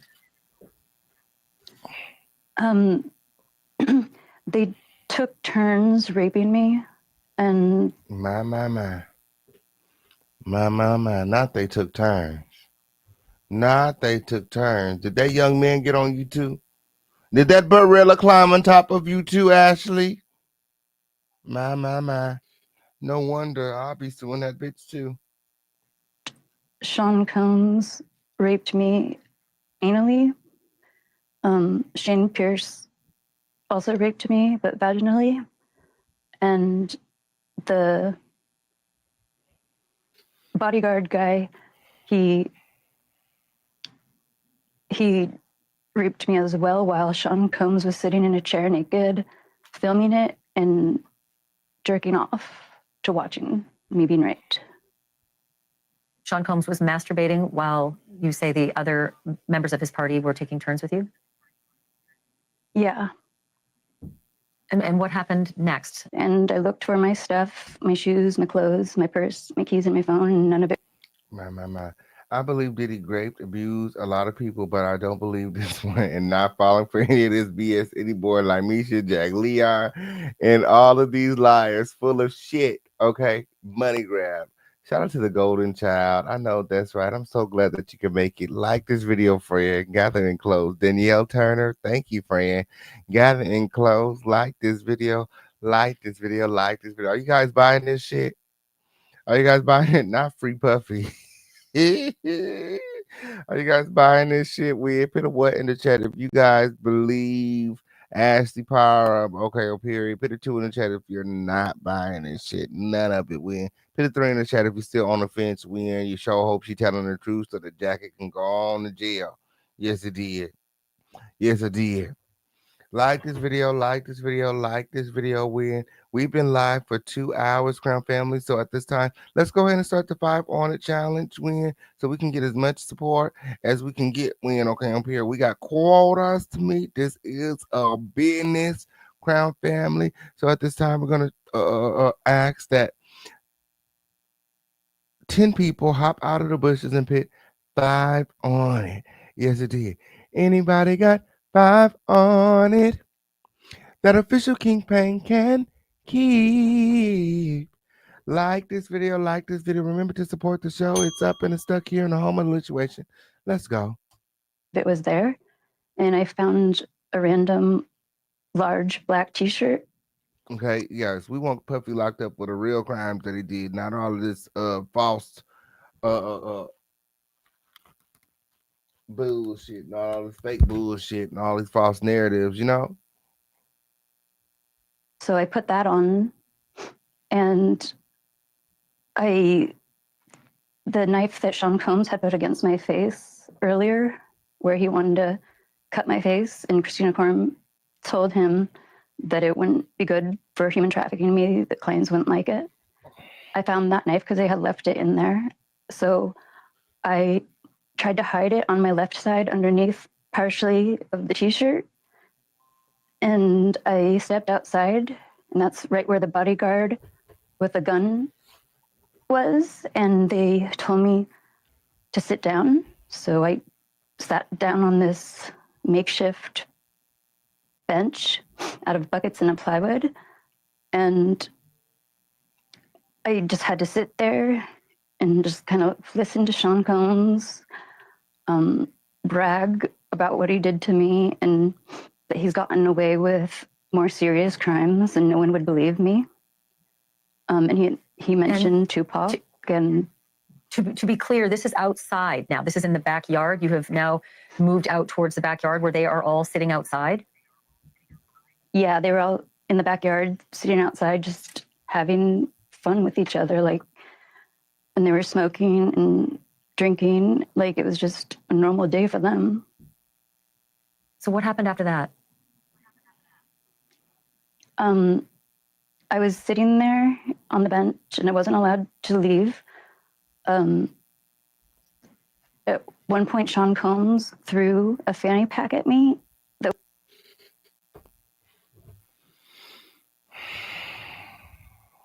See, so you brought a knife to a gunfight and ended up getting set on your pockets. And Diddy comes and he slaps you in the face with a fanny pack.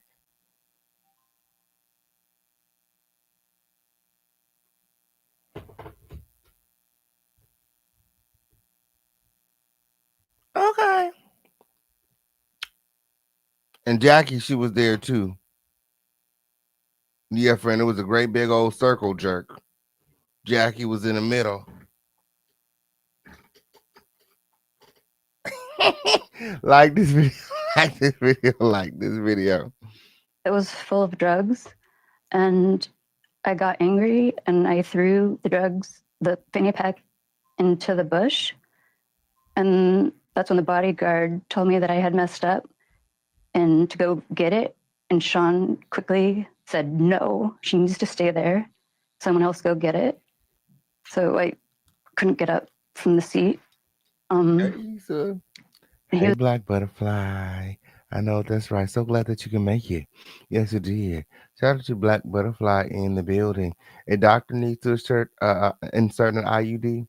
One swim with a dang mermaids. My. Not drawing the drugs. Friend. Slapped her with the drugs. Slapped her with the fanny pack full of drugs. He was just trying to brag about all his celebrity friends. And I just didn't want to listen to him. I just was sitting there until I could try to run. But there were so many people like around the house and up above near the actual house's backyard where there's a patio where Christina Coram and a bunch of people were just hanging out and smoking and chatting and having fun. Sean Combs turns to me and he says, I know that's right. Shout out to Black Butterfly in the building. Thank you so much, friend. 2 down, 8 to go. You guys all follow my friend Black Butterfly over there to the support feature and support the show and know that we cannot do without your support. Yes, it did. Like this video, support this video. It's up and it's stuck here in the home of the situation. Let's go. My. why haven't we ever partied like this before? And that's when I got enraged and I said, this is not a party. You raped me. And he attempted to bribe me with some amount of money. And I said, yes, like why not show your face? You already put your name out there, like. And I find it hard to believe that you don't have like social media. So either this is like a pseudonym or I don't know. Like there's not a lot of people who are just not on social media. Like there's no trace. Like even a lot of times when you're not on social media, you can still be found because, you know, public information. You know, if you ever been in trouble, you ever got a ticket, you know, you've ever had anything with your name, or you know, been married, like there are things that come up even if you don't have social media. And I Googled Ashley Parham, that's how I found this interview, but I didn't really find too much you know, as far as her social life. You guys let me know what your thoughts in the chat. Said, no, you raped me. I'm not going to stay silent on this. And then he ended up calling his mother, Janice Combs. And she got on the phone, a FaceTime video, and she yelled at me not to hurt her son. And I yelled back, he raped me. And she told me to take the money and shut up. Oh, not take the money and shut up. At some point, someone in the backyard brought out a weapon and fired it. What were the circumstances surrounding that? That's when Sean Combs had bragged about getting away with way worse than what he had done to me, and he admitted to killing Tupac or having him killed. And that's when the bodyguard turned the gun around on Sean Combs, and I ran behind the bodyguard because I was just looking for any type of person who might help me. I tried to get the gun, but he... So...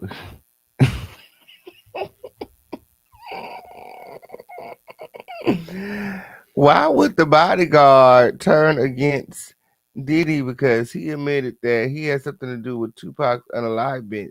Tupac wasn't a bad boy. Like, the bodyguard wouldn't have any close ties to Tupac to where, you know, he's just hearing this information and he about to risk his own life, you know what I'm saying, and his own job and his own livelihood. Like, what?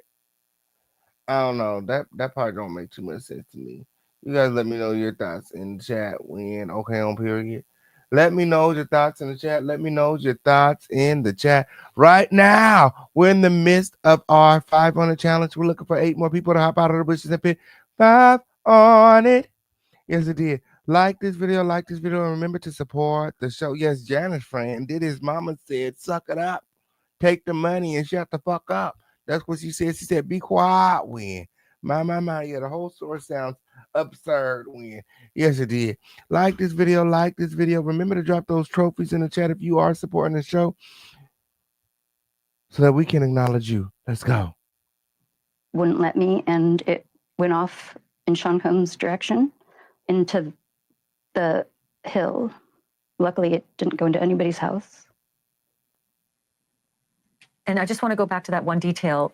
Sean Combs said to you that he killed Tupac or that he had Tupac killed. Which? And after the show, again, we will be checking out Jaguar Wright's official response to Jane Doe, well, Ashley Parham's accusations when. Yes, it did. Yes, it did. Y'all come tune in with the king after the show.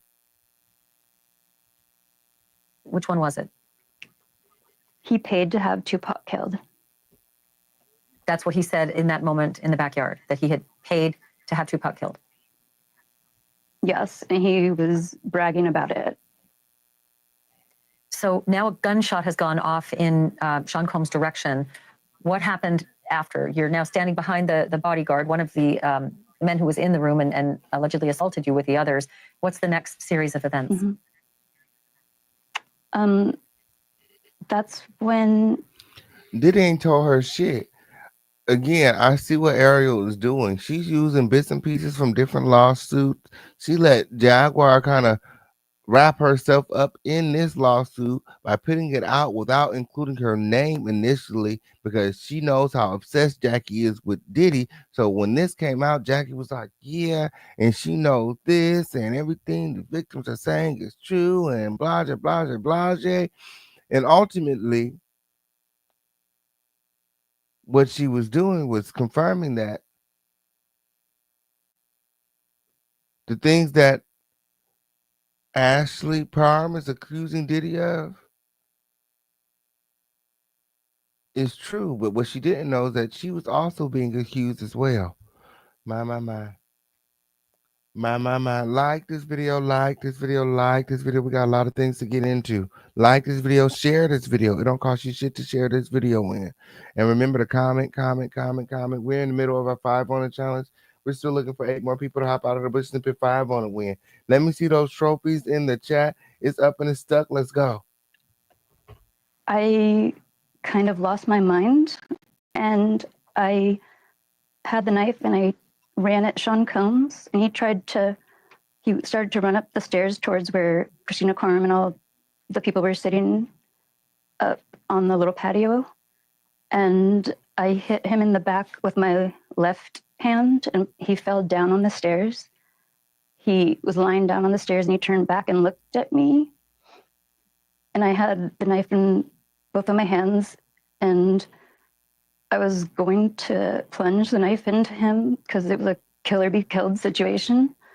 And his face looked so scared that he was looking at me like I was the monster when he's the monster. And my moral compass snapped back in. And I decided that this is insane. I can't do this. I don't have it in me to do that. And I turned around and I took 2 steps down the stairs. Sean Combs got back up and he pushed me, but I caught my footing and I took. You believe it all, friend? You believe? If she would have did that, then she would have made the news, and we would believe her. Okay.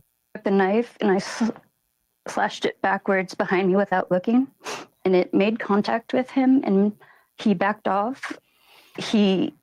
Then they had me forced to sit back down on the bench, and Christina Coram came down. She had a medical bag,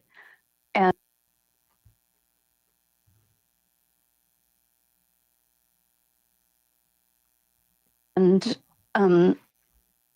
he was bleeding a little bit on his chest, but not like I didn't stab him. It was just a cut, and they put anti-clotting type stuff on and a bandage on him.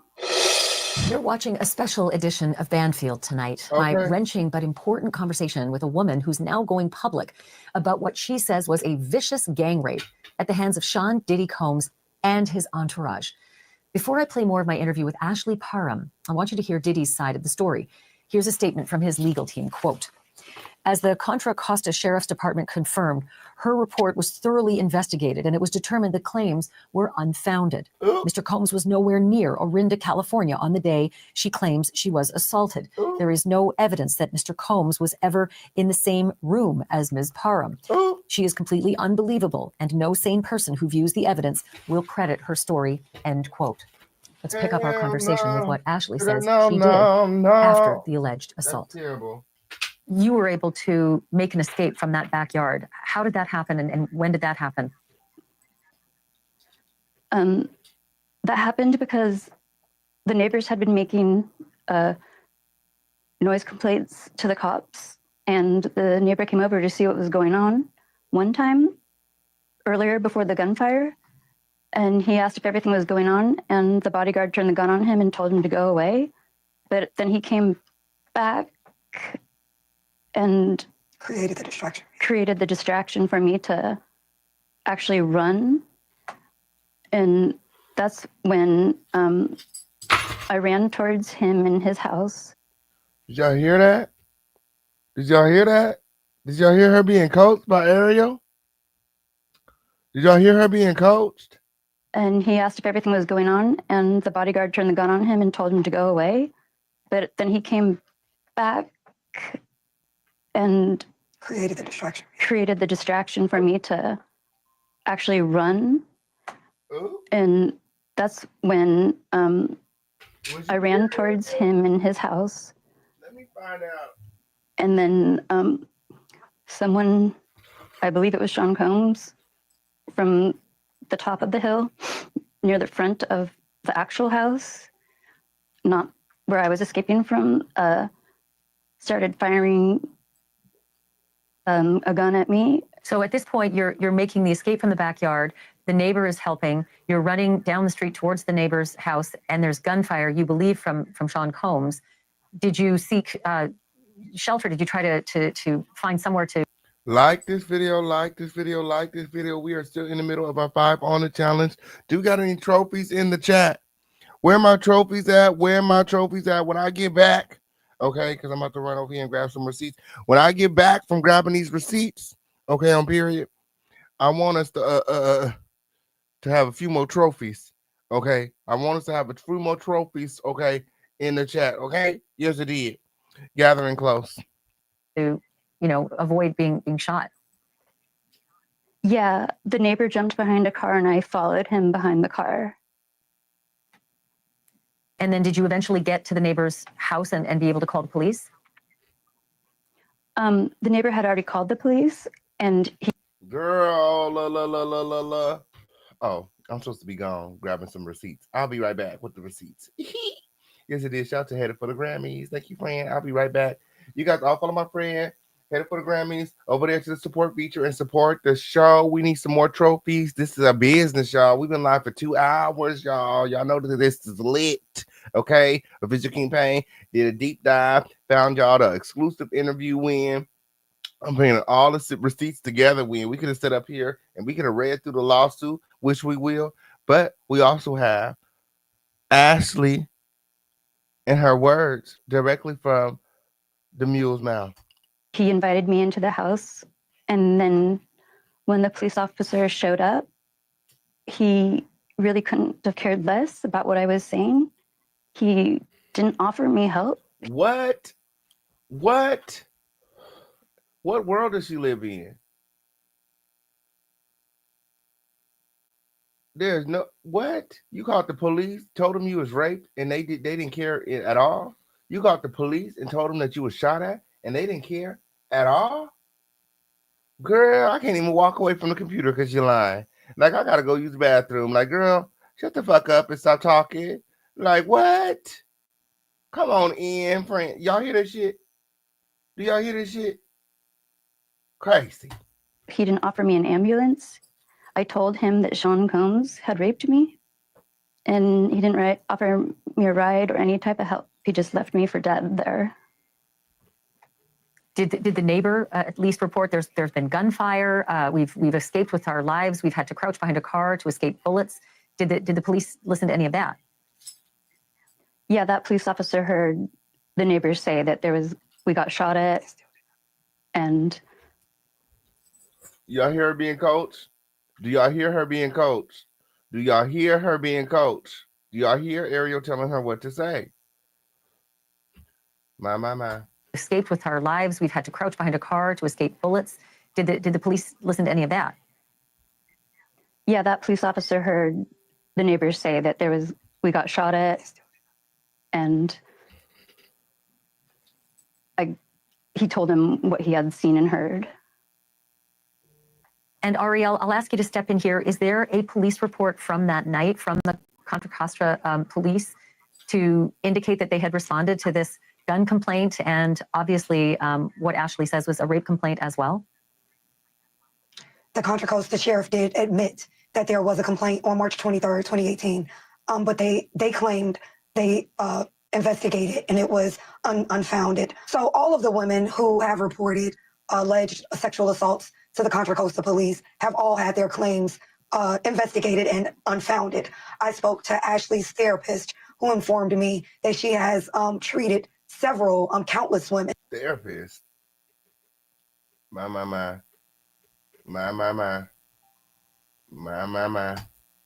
Throughout the county who all reported their crimes and the sexual batteries against them to the Contra Costa sheriff, and all of them were found to be unsubstantiated. I actually have spoken to 2 individuals, one of whom is a rape victim of Shane Pierce, who was raped by Shane Pierce 6 years before this incident happened to Ashley. She reported the crime to the police in Contra Costa, and they also unsubstantiated her claim.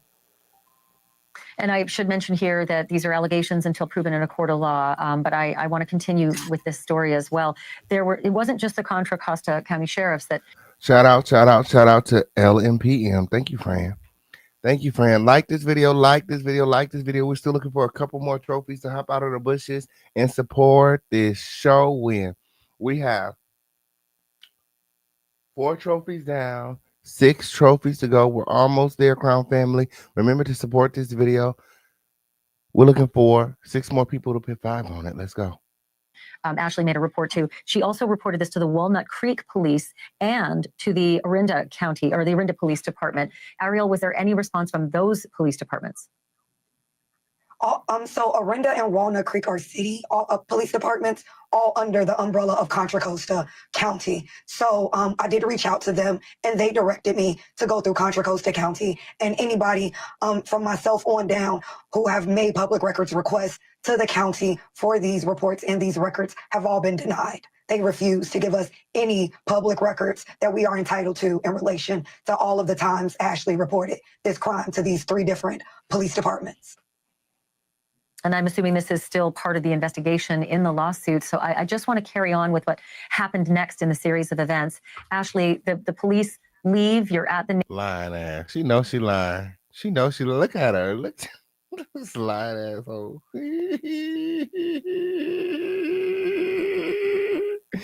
She knows she lying. She knows she shay. She knows she shay. Don't reach over and grab your client now, we. Oh shit. My. Not only is that a HIPAA violation with Win, but bitch, you have no receipts. Terrible. neighbors. What do you do next? The neighbor offered that I could sleep on the couch, but I just, after everything I had been through, I just didn't trust anyone. And I knew that they had all left because there was speeding vehicles and screeches when they left. Shout out to the Golden Styles. He said, before I heard the lady coaching her, I knew it was bullshit. You have to be a special kind of slow to keep on believing these people. Shaking my motherfucking head. Okay?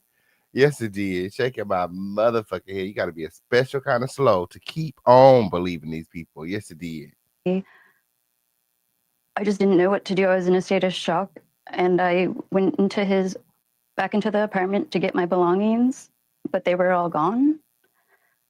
And the adrenaline and had worn off, and my body Hey, was. Maxie, I'm so glad that you can make it. She said the police did not help her. The police did not help her. I was just fully exhausted, and I was alone. Hey, friend. Glad that you can make it. Ariel's going down sad. First Courtney B, now this client. Let's talk about it. In the room, and I just ended up falling asleep. And I know that doesn't make any sense to people, but the Renda Hills are incredibly dark and windy roads with no streetlights. The idea of running half naked down to police who weren't going to help me anyways wasn't going to happen, because I assumed that they were going to, Sean Combs people were waiting for me if I tried to leave. I just lost faith in humanity and kind of just gave up and lied in the bed in a catatonic like state until I fell asleep. So she got raped, and then she went back to the house and she fell asleep in the bed that she got raped in. My. And then what happened when you woke up? And when I woke up, Shane appeared and he gave me back my stuff, and he was pretending like nothing bad had happened. So I just after all the police came and stuff, they pretended like nothing bad had happened. Come on, friend. Into a fawning type state and was like, okay, we'll just play the game he's trying to pull so I can get out of here. And he gave me my stuff. Hey, friend, I'm glad that you can make it. I'm trying not to laugh over this.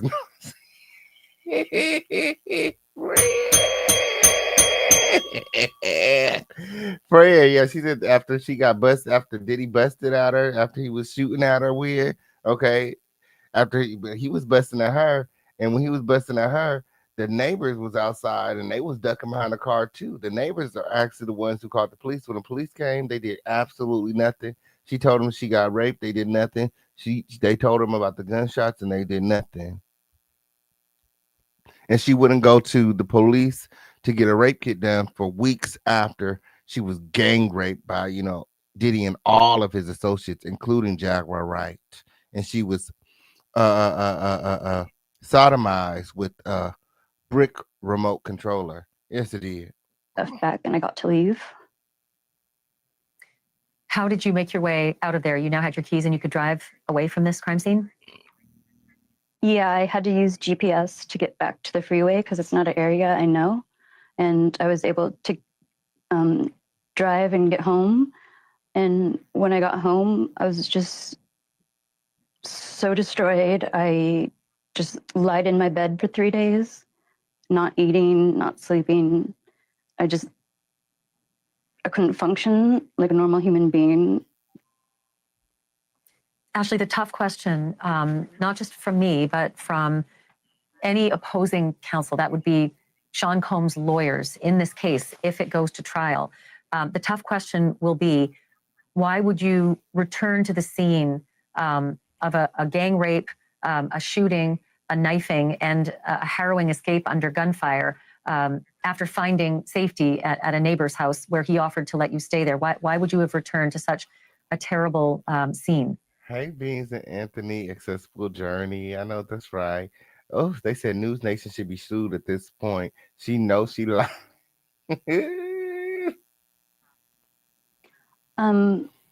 Everybody was gone from the place, and I was not in a headspace where I could trust the neighbor because I don't know him, and I was kind of afraid to stay in that house. And I had tried to find my keys so I could at least hide in my car. I kind of just gave up on life, honestly. If they had killed me that night, I wouldn't have cared at that point. And again, I'm sorry to ask these tough questions. I do think that I was going to say, like this video, like this video, like this video. Let's take a poll. Let's take a poll. Okay, how many of you guys believe Jane Doe? Put a 1 in the chat. Not Jane Doe. I keep on getting her mixed up. She reminds me of Jane Doe. No shade.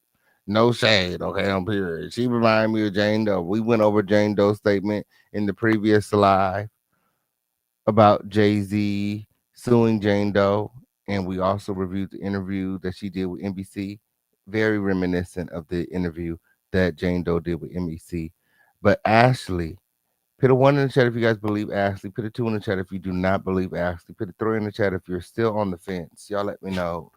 Y'all let me know when. And remember to support this video. We're still looking for 6 people to hop out of the bushes and put 5 on it. Let's go. Let's go. It's up and stuck here in the home of the Lituation. Take the poll. Take the poll win. Make sure that you guys are subscribed to the show. Subscribe when we're on our way to 7,000 subscribers. Let's go. Let's go. Hop out of the bushes. Oh, they said nope. I'm not buying it. Don't believe them. None of them. My. You couldn't trust the neighbor, but you went back to where you were gang raped, girl. Bye. So who let her in? She said she snuck in the house, friend. She said the host is trying to keep a straight face, knowing the story is utter bullshit. Okay. Mona said no. Cerise said nope. Lady K said 6, girl. Throw it all. Throw off with their motherfucking head with. Throw these hoes out the motherfucking window with. Like, girl, goodbye. Danielle said nope. Kay said nope. Tata said nope. My. Danny Lynn said, I believe Ashley is a liar. Like Mama. You see Lamisha up here trying to Lamisha kept trying to pull her lie together. I was like, girl, no. Girl, go back. Rewind. Hold on. Pause. Stop. What you said? Tell me that again. That ain't making no sense. He kept on trying to say, well, that's for the book. That's for the book. I gotta say something. Like, girl, no. Girl, no, ain't nobody buying that fucking book, bitch. You illiterate ass bitch. Fuck you talking about, slow asshole? You think we about to buy that delayed ass fucking dysfunctional ass coloring book, bitch? Like, no. Oh, watercolor ass book. Get your ass up out of here. So nobody's buying it. They said nope, never. Thank you, Beans and Anthony, accessible journey. Thank you for you. I know that's right. What we got? 5 down, 5 to go. Is that what they were? 5 down, 5 to go. Yes, 5 down, 5 to go. Win. Like this video. We're halfway through. Our 5 on the challenge. Not at all, especially being connected to the heifer in the rehab. Yeah, they're in close. and I'm sorry that I have to ask these tough questions. I feel like Sean Combs' lawyers will be a lot tougher than I am. It's hard to understand from an outside perspective. That was Jay, bitch. He said, I feel like Sean Combs' lawyers will be a lot tougher than I am. I know that's right. Why you'd feel less safe with a neighbor who rescued you than walking back towards the crime scene where all those horrible things had happened before you could truly know for sure there was no one still left in that home. Ashley, I'm going to jump in here because I really feel we're looking at things from a very logical standpoint. You nor I have not been in that situation. And anybody attempting to judge. Oh, bitch. Oh, did you catch the shade? Are you offended? You know as well as we all know that Diddy's attorneys are gonna eat her ass up. You know very fucking well that before the trial starts, that you're gonna find some kind of back door to walk away from the case, just like you did with Courtney, and you're gonna leave Ashley high and dry to fight this battle all on her own. These allegations that you encouraged her to put out. I'm sure you coached her and you told her what to say. We literally hear you telling her what to say during the interview. She's not going to be there in Ashley's corner when it counts. The mindset of somebody in that situation, it's ludicrous, honestly. How could you not understand why we would logically not experience it? Of course, you would say, "Oh, well, why wouldn't you just stay with the neighbor? The neighbor is a stranger too. She just went through this very great ordeal, not knowing where to go, what to do, and now there's this other stranger."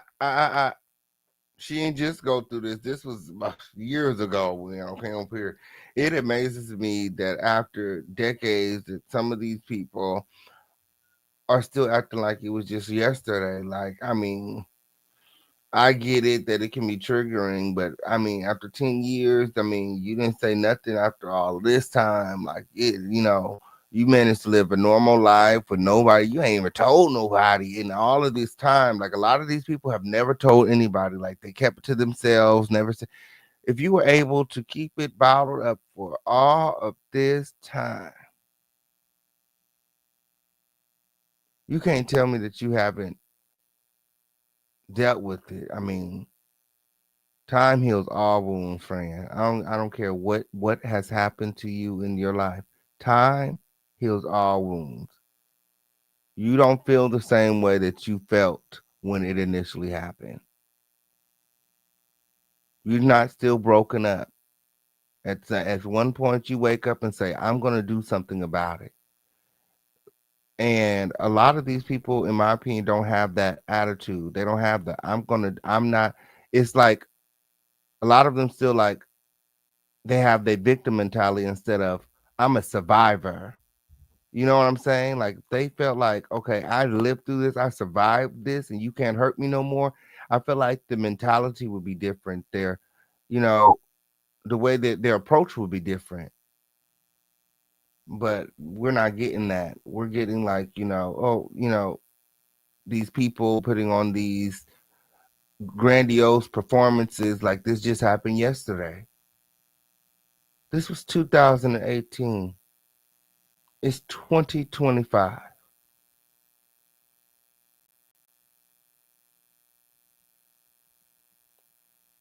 Hold your head up. It wasn't your fault.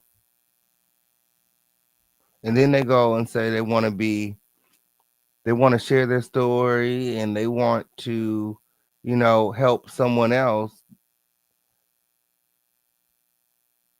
who may have been in the situation or prevent someone from being in the situation. How does that look when you're hiding your face?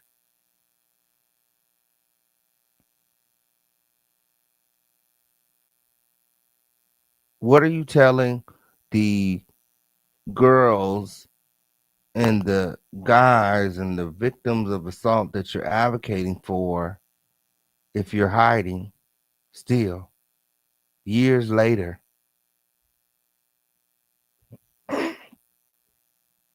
Stranger who's introduced where she was with the police and nothing happened.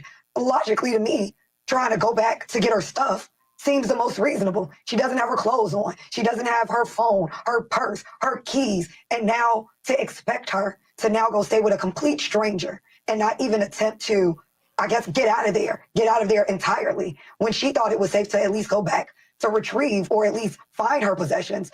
She thought everyone had left. So would you prefer an empty space or a space with this random person that you don't know after you had just been violently gang raped, threatened with your life, threatened to be sex trafficked? In my mind, it doesn't make sense for her to have just stayed with the neighbor. What she did makes logical sense if you are to put yourself in that predicament where these things had happened to you. So unless we're going to put ourselves in that mind frame to think about what we would do if this had happened to us, which we can't even do. We can try to imagine it, but there's no imagining it unless you're in it. And anybody who's been in such a severe situation to expect or to question their logic, I think it's unreasonable.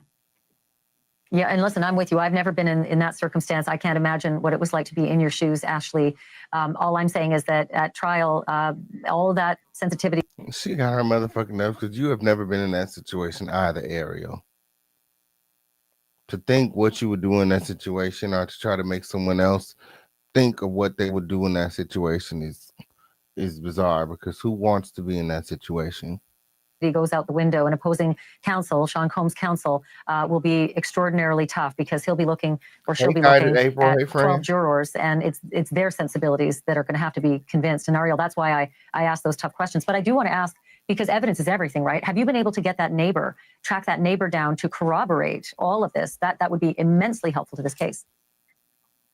Yes, we are in the process of getting that corroboration. We are working with investigators and other individuals to track down that person.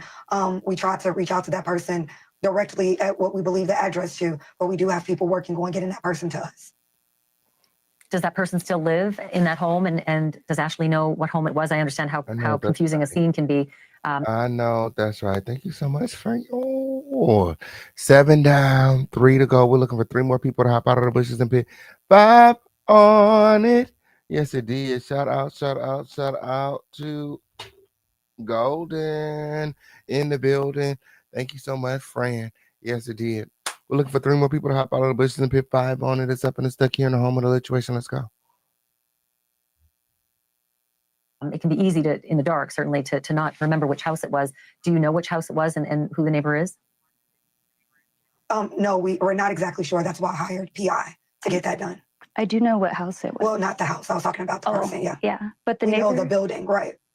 The neighbor, he didn't offer to take me to the hospital or the police, so I couldn't trust him either as well. Just to let it be known, outside of the person, the neighbor, the Contra Costa sheriff has already confirmed that a report was made that night. So to the extent there is no dispute whether or not a rape was reported that night. So that's not in question.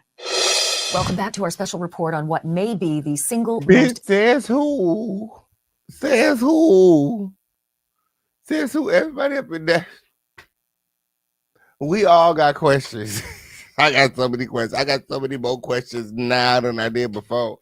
Lord, hey, Callie. Hey, friend.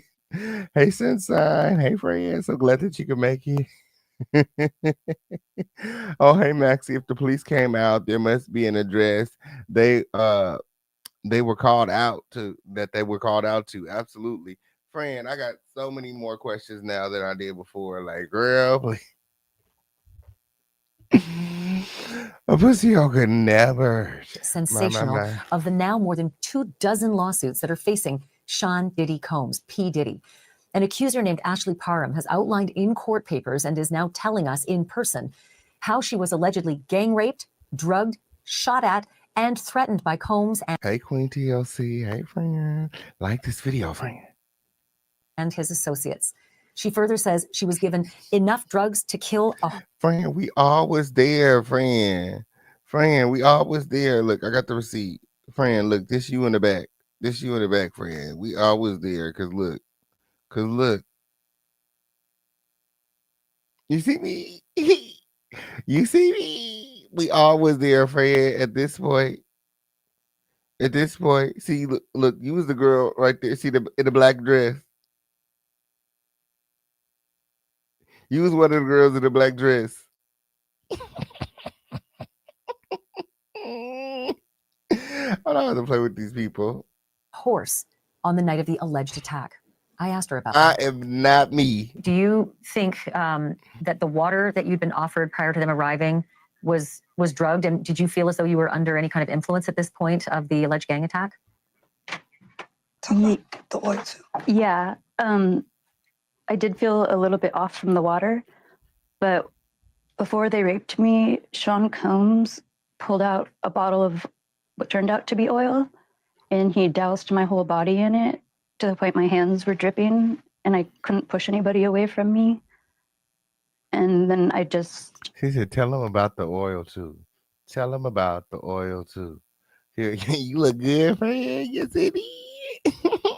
slowly, Hey, like my True body Face. Hey, friend. I'm so started glad to you not can make it. function properly, and I wasn't able to fight back or do anything. And then in the affidavit, you mentioned that as the alleged gang rape is ending, Sean Combs takes a pill out of a bag and he puts it in your mouth. Do you know what it was? And So if she got doused with the oil, then she would have been, and she was unable to move. Then how did she run away? How did they get in the fight? Like, this don't make sense, girl. You ran across the street, you dodged bullets, like, but he doused you in the oil and you was unable to move. Like, girl, you just fucked up everything listening to this stupid bitch Ariel. You just fucked up the whole case. The whole case is thrown out the fucking window here. Because if you got doused with the Diddy oil before you got gang rape, this means that you were not able to move. You just said I was unable to move. But then you just told us of this whole harrowing story about how you fought back, you stabbed Diddy, you got stopped with a gun, you dodged bullets, you slid to the neighbor's house, the police came, you half naked.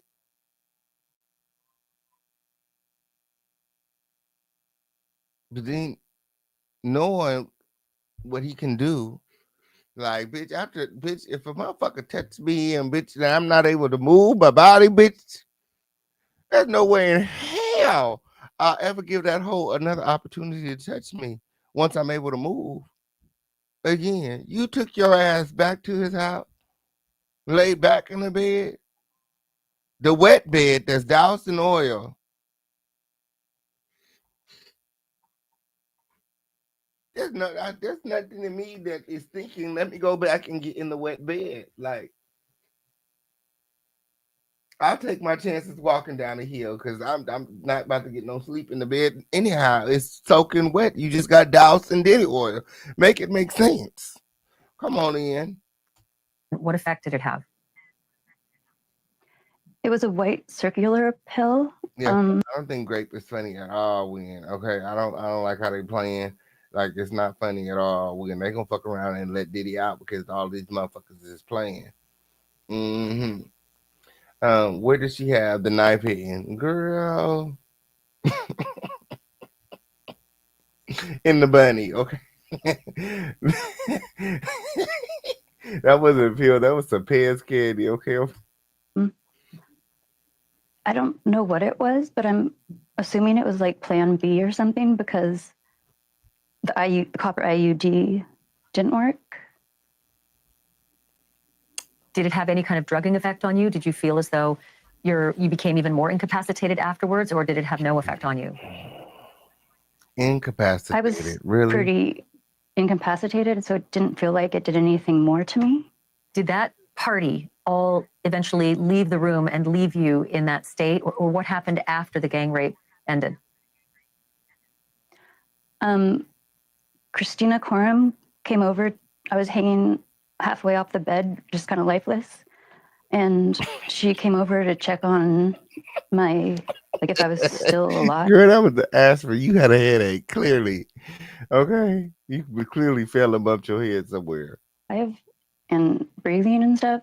And she had a bag that had IVs and little medical bottles that I don't know what would be in them. I do remember that they did put an IV in me, but they didn't have a stand. And they put it on top of the table near where Sean had been sitting. And I remember that I grabbed at it and it fell to the floor, and the bodyguard was still in the room, and he put it back on the table saying it wouldn't work if it was on the floor. Welcome back to our special report this Friday night. We're devoting this hour to a woman with a harrowing accusation that she was drugged and raped by Sean Diddy Combs and his entourage back in 2018. A woman who says she was treated at a hospital days later. She says a report from that hospital does exist. So I asked her what it contains and how it might back up her account. Here once again, Ashley Parham with her attorney, Ariel Mitchell. Hey, El Boogie. Hey, friend. I'm so glad that you could make it. Y'all like this video, like this video, like this video. We're looking for 3 more people to hop out of the bushes and put 5 on it, win. Like this video, and remember to support the show. This shit is crazy. This shit is crazy. When you went to the hospital, was it immediately after the incident or was it several days later? And if later, were they able to do a rape kit that has some integrity to it due to the proximity to the incidents themselves? It was later. A couple of weeks later. A couple of weeks later, unfortunately. She said, were you able to do a rape kit with I didn't any have sort of the integrity? guts to go earlier, and I regret that. Talk about when you contacted your personal physician for the testing. Oh yeah, STD testing. I contacted my primary care physician, and I told her that I had been raped, and she gave me all the STD tests and the HIV tests that all luckily came back negative. Understanding that the hospital report is in depth and lengthy, is there anything that you have in the hospital report that can prove or disprove Ashley's claims about what happened that night? It proves that she went to the hospital and that she reported a rape and that they did a rape kit. And of course, unfortunately, due to the delay, there was not much that was or could have been found. Again, allegations are allegations until they're proven in a court of law, and that is where we stand tonight with a harrowing story from a woman with unbelievable details, but they haven't reached a courtroom yet. That does it for us tonight. Don't forget to check out the News Nation app. Those are just lies. Those are all just lies.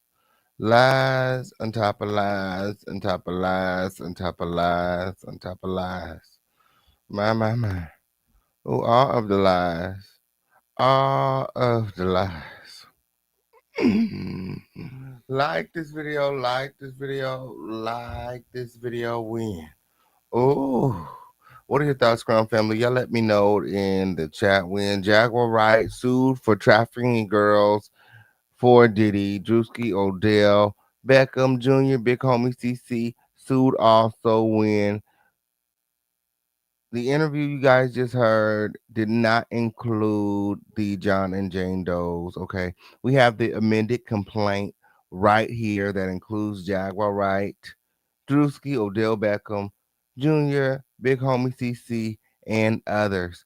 Like this video, when gathering close. Remember to subscribe to this video with all of your notifications turned on. You don't want to miss a show. My. Oh, so let me see.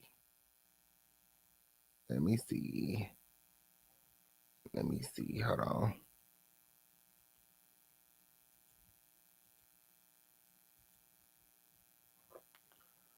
Okay. All right. So let's get into the complaint. As you guys can see, Jaguar has been named in the complaint. Here is the introduction. This case involves Rico Enterprise. My, don't call it a Rico. My, not Rico and racketeering. Lord. That means that they're wrapping everybody up with any sort of involvement. My. And what did Jackie say? She used to recruit the girls to be sexually assaulted. Lord. So, this case involves Rico Enterprise for the purpose of sexual assault, battery, rape, sexual abuse, false imprisonment, and kidnapping for personal and financial benefit to the enterprise participants. My. Defendant Diddy has been sued by countless individuals for crimes similar to the ones enumerated in this complaint.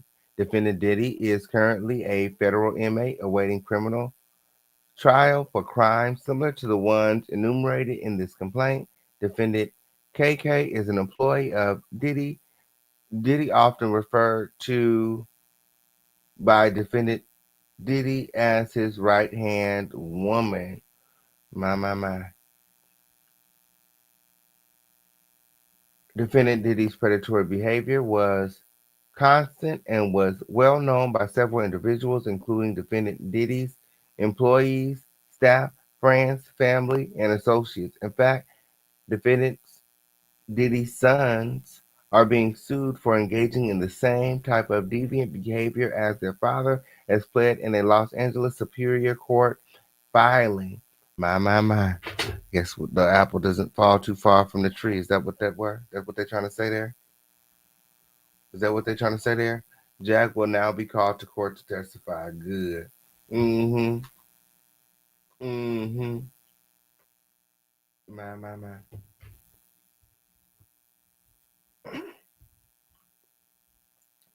Defendant Diddy was able to effectuate his crimes and evade capture and prosecution for his crimes for almost 30 years due to his position and power and influence in the entertainment industry. Defendant Diddy exploited his position and his relationship with powerful individuals to force sexual acts through exploitation, fear, manipulation, physical threats, emotional abuse, intimidation, and retaliation. Had any of the previous victims of the defendant Diddy been taken seriously, or had any of the abettors reported defendant Diddy's actions to law enforcement, defendant Diddy's illegal and unfathomable behavior could have been prevented. Instead, defendant Diddy was able to reign his abuse and terrorism on countless victims for over 30 years.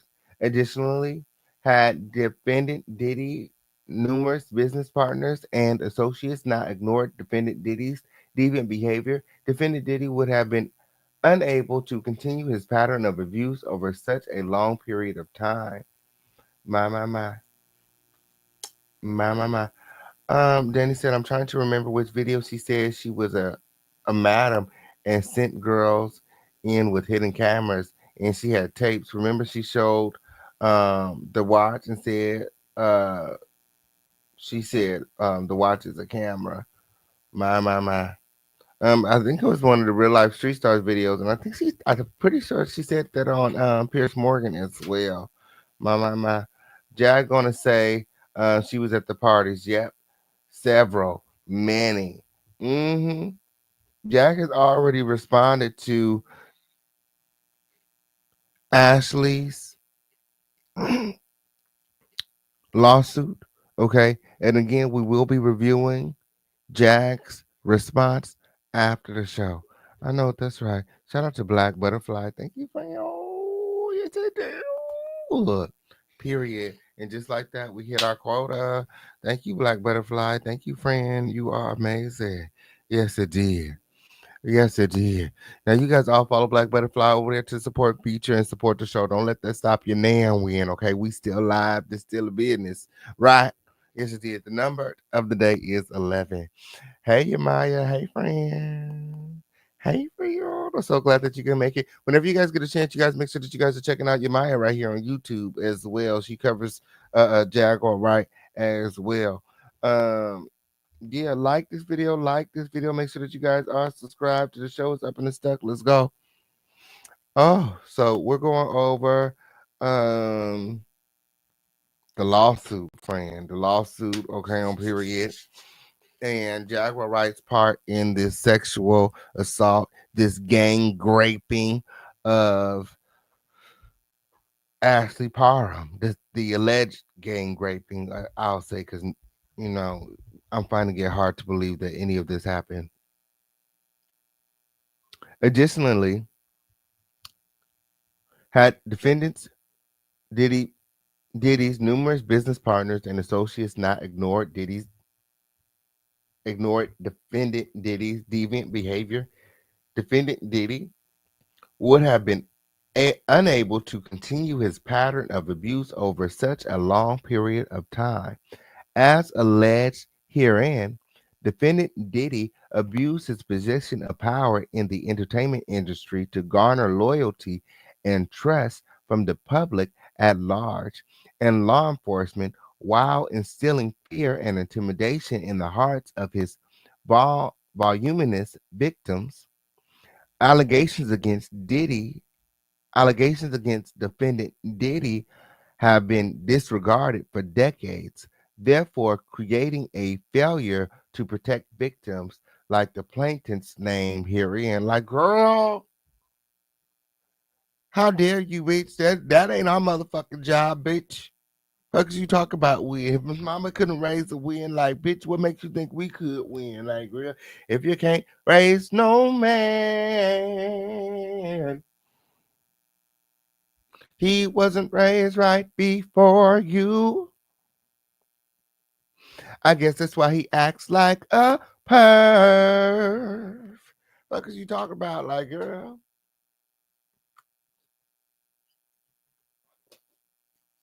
Sending up make like we created this fucking monster. Win, like, no, girl, no. Okay, shit. If anything, all of the people who kept their mouth shut for 30 years, including Ashley, contributed to creating this monster. Whenever you get through, mm-hmm. My, my, my, my. One video she said she's never been to a Diddy party, then switched and said she was there. My. Not let me tell you a secret, King. I'm Beyonce. Beyonce's sister Solange, that is. She said she was giving envelopes with money in them. Beyonce Solange knows. My. That friend, stop. Stop. If it wasn't for Tony. Don't do that. Don't do that.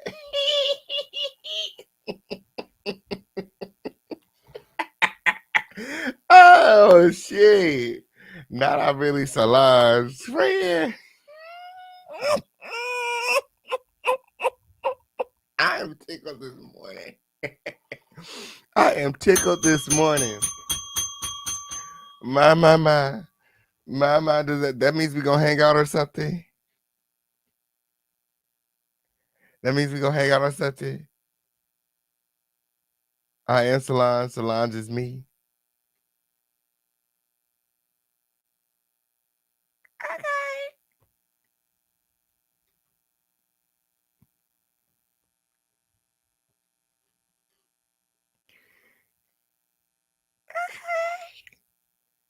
You know what?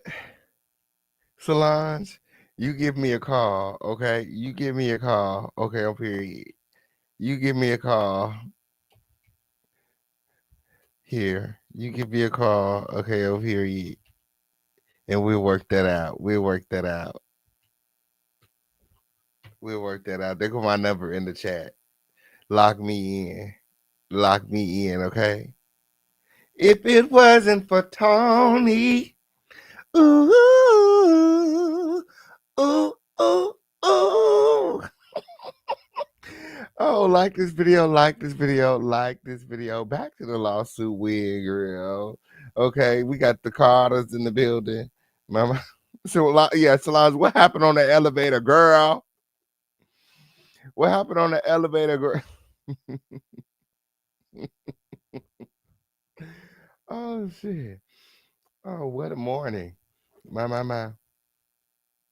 Okay, so unlike most victims of defendant Diddy, who were employees, sex workers, or individuals seeking out defendant to help launch their careers, plaintiff Parham does not fall into any of those categories.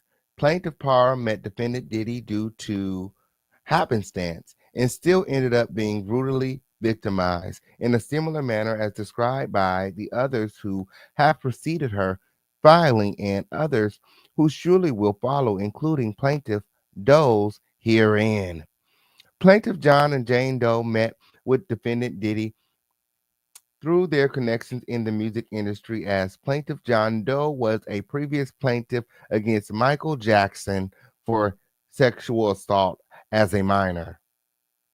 So one of the plaintiffs, one of the people that is on this lawsuit with Ashley Parham, also is alleging they were sexually assaulted by Michael Jackson.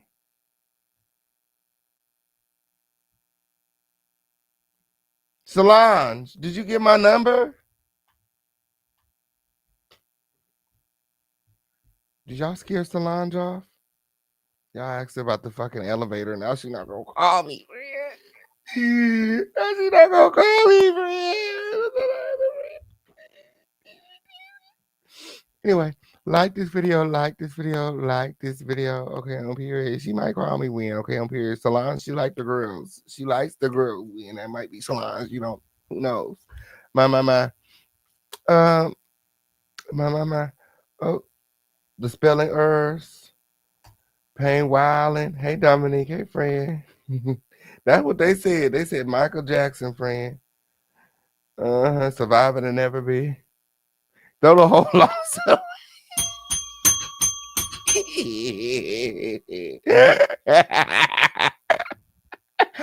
Oh shit. Okay. Y'all gonna just have to leave Michael out of this shit. Okay, over here. Okay. He not here to defend himself with, like, girl. Like, no. Due to defendant's agreement to participate in a corrupt enterprise, plaintiff and countless other victims have been immeasurably and permanently harmed. Plaintiffs allege as follows upon personal knowledge as to themselves and their own acts and experience, and as to all other matters upon information and belief, including investigations conducted by their attorneys.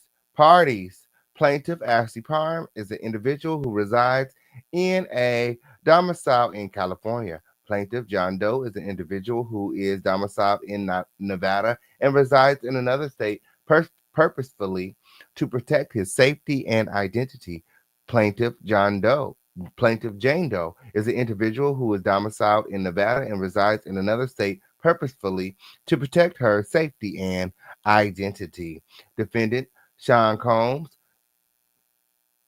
Diddy is an individual who resides in and is domiciled in California. Defendant also owns a residence in Florida. However, defendant Diddy is currently an inmate at MDC in Brooklyn, New York. Defendant Christian Quorum KK is an individual who, upon information and belief, resides in and is domiciled in either California or North California. Defendant Shane Pierce. Shane is an individual who resides in and is domiciled in California. My. Says here he's a restaurant manager and senior finance.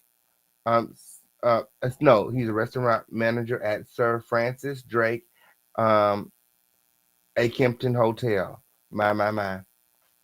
Defendant Ruben Lira Valdez is an individual who resides in and is domiciled in California. My. What a photo. She got him here with the Ronald McDonald. Defendant John Lawrence Pelletier. Pelletier is an individual who resides and is domiciled in Nevada or Hawaii. Defendant Odell Beckham Jr. Odell is an individual who resides in and is domiciled in Florida. Previously referred to as John Doe in Plaintiff Parham's original complaint. Defendant Drew Desbordes, known as Druski, is an individual who, upon information and belief, resides in and is domiciled in either Maryland or Georgia. My. Jacket!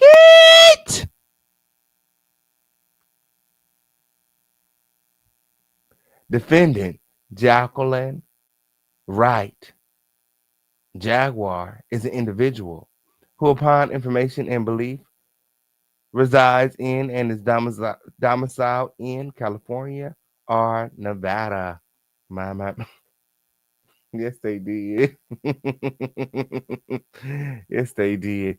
Like this video. Like this video.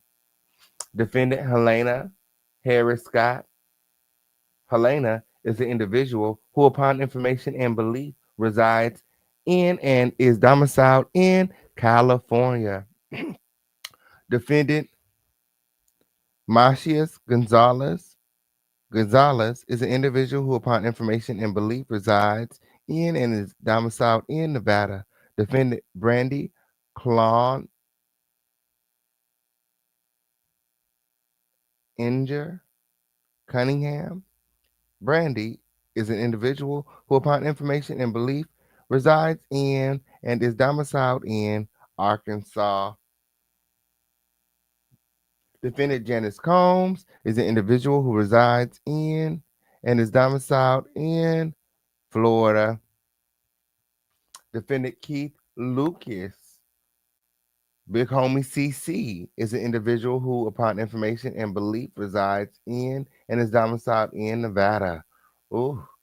And they got this picture of Jackie and Big Homie CC together so that they know that they are an affiliate.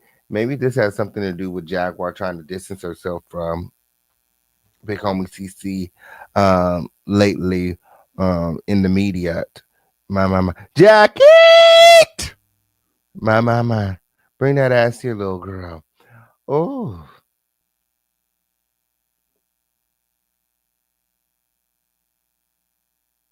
Like this video, like this video. The accuser was with Ray Robson, MJ Lyon accuser. My. Like this video, and remember to support the show. We got Cash App, Super Chat, Venmo, Zelle, Crypto, however you want to do it. The number today is 10. Okay. And then it goes on to list defendants, John and Jane Doe, 1 through 10. There's still people that she hasn't named yet. And these are individuals who, upon information and belief, reside in and are domiciled in various states, but mainly California. Gather in close, okay, on period. Jurisdiction, venue, timelines, and California Sexual Abuse and Cover Up Accountability Act. Lord. Oh. This court has federal question jurisdiction under 28 USC 1331 and supplemental jurisdiction under 28 USC 1367 for the state law claims alleged.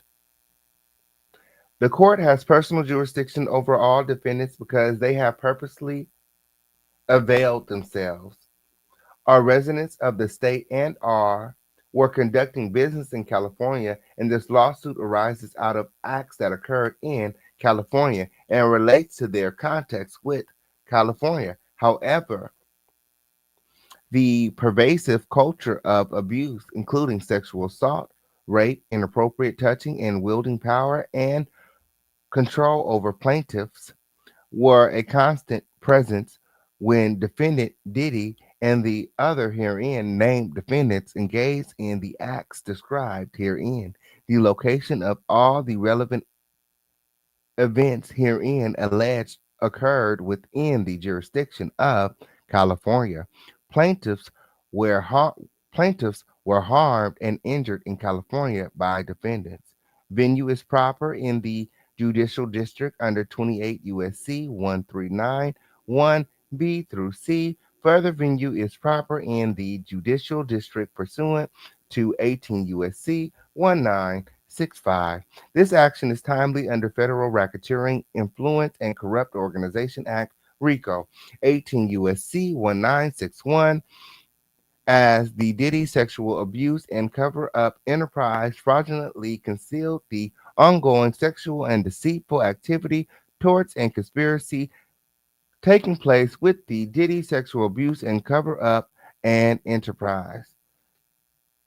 This action is also timely under California Sexual Abuse and Cover-Up Accountability Act, California Sexual Abuse and Cover-Up Accountability Act amended California Civil Procedure Section 340.16, extending the statute of limitations opening up revival windows for adult survivors of sexual assault and related claims, and acknowledging that a 2-year statute of limitation simply does not provide sexual assault survivors adequate time to heal from the physical and emotional trauma of a sexual assault and prepare for a civil case. California Bill Analysis AB 2777, Assembly 614-2022. For the girls in the back that don't know what I just said, pretty much to wrap that up, what they just said is that California does not have a statute of limitations for sexual assault. Gathering close. Damn. Damn. Now I know why I didn't want to become an attorney, because, girl, I went to law school and everything, and I was just like, girl, no, that's not for me, girl. Okay, on period. I like to pop, lock, and drop it. Pop, lock, and drop it. Take me to the club, okay, on period. Give me a shot, not for me. Like this video, like this video, like this video. My, my, my. My. So, it has a list of some things right here. What does it say? When the perpetrator is someone a victim trusts, it can take years for a victim even to identify what happened to them as a sexual assault. For these reasons, it is self-evident that the unique nature of the emotional and psychological consequences of sexual assault, especially on women, can paradoxically permit wrongdoers to escape civil 26 accountability unless statutes of limitation are crafted to prevent this injustice from occurring.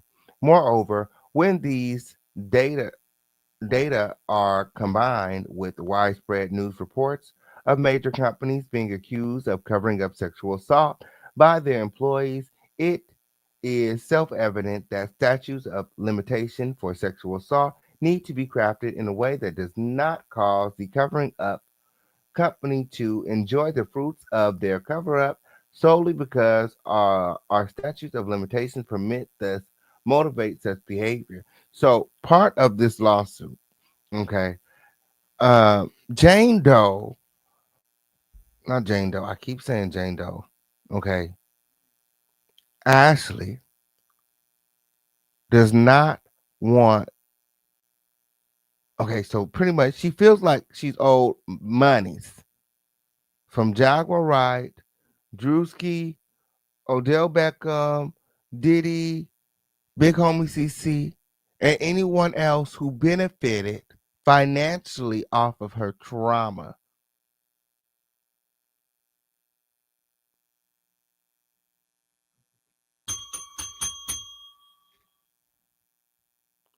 People who participated and helped facilitate her raping. Apparently, there's some statutes that say that because they participated, they should not be financially benefiting from the harm that they caused. I don't know. Gathering close. The official campaign got all other receipts. Okay. Oh, section 340.16. Defendants fraudulent concealment through active attempts of cover up cause the ongoing trauma plaintiffs suffer. Plaintiff Parham had repressed her experience until recently when defendant Diddy was accused by his ex-girlfriend. Not repressed. That means she held it down. She forgot about it. She sealed it up. She put it in the back of her mind when like she repressed it.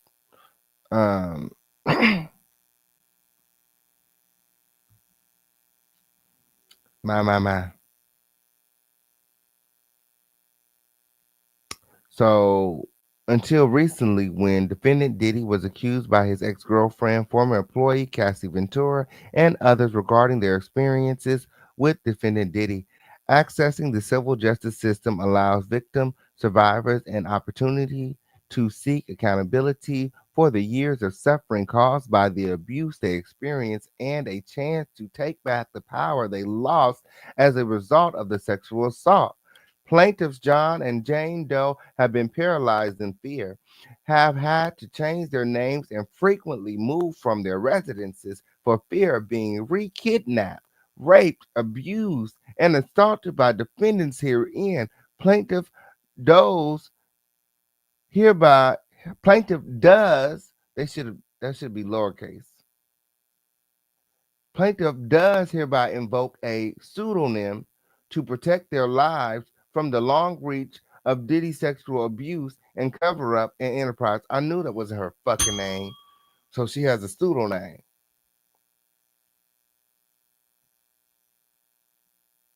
Or is that the plaintiff does hereby? Okay, so that's Doe's. Those are the Does. The Does invoke a pseudonym to protect their lives. Okay, yeah, the Does invoke the pseudonym. Okay, on period. The Does invoke the pseudonym. That's why it's capitalized. Okay, it's not a typo. My. But this don't really apply to Ashley, who went to Diddy's home on her own recognizances and returned on her own recognizances, even after the police was called, even after being gang raped. She went back on her own. She wasn't kidnapped. Factual allegations common to all counts. Gathering close. Plaintiff met defendant Shane in February 2018 after an altercation with another man at a bar. Defendant Shane came to plaintiff's rescue. While outside the bar with friends and other patrons, defendant Shane FaceTime video called defendant Diddy and was showing people defendant Diddy in the video on his phone, attempting to impress the people with his famous friend. Defendant Shane then showed plaintiff defendant Diddy on his video call, which plaintiff ignored, stating she was not impressed by him knowing defendant Diddy because she believed defendant Diddy had something to do with the murder of rapper Tupac Shakur. My. Visible in the FaceTime call was defendant Diddy and some of his children, including his son Christian and Quincy. It appeared from plaintiff's perspective. Defendant Diddy was having a get together at his house during the time of the FaceTime call with defendant Shane. Defendant Diddy heard plaintiff's statement and made a remark that plaintiff would pay for her statement regarding Tupac and overall dismissal of defendant Diddy.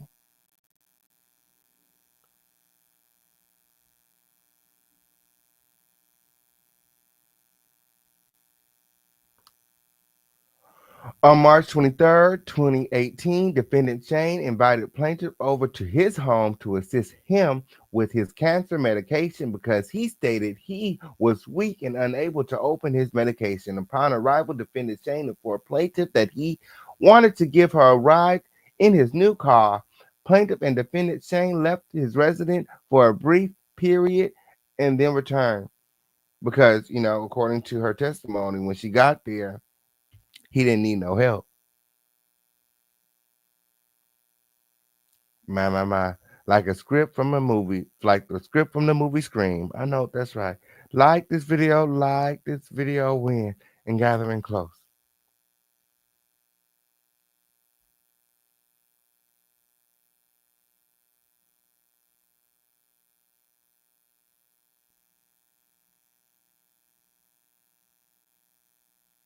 Upon plaintiff's arrival, defendant Shane informed plaintiff that he wanted to give her a ride in his new car. Plaintiff and defendant Shane left his residence for a brief period and then returned. Once they returned, defendant Shane left the door to his apartment partially open and stated that the door was ajar because there was an issue with the door where it couldn't close completely. Bitch, it was closed when you got there. Why wouldn't it close when you got back? Anyways, defendant Shane was renting an apartment on the lower floor of a home in Orinda, California. Defendant Shane had a separate entrance into his residence that led into the backyard of the home. The home also had a main entrance on Loma Vista Drive. Defendant Shane rented the home from a woman who lived in the upstairs portion of the home and had two dogs who resided with her.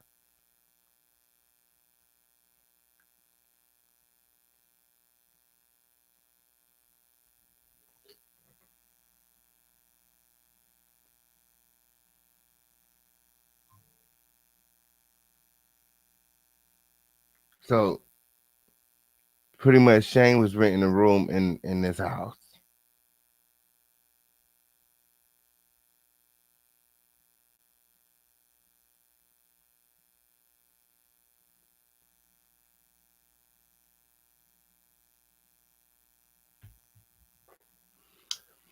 Plaintiff and defendant Shane then began to watch a movie in defendant Shane's room, offered her a glass of water, which he retrieved and brought back to the plaintiff.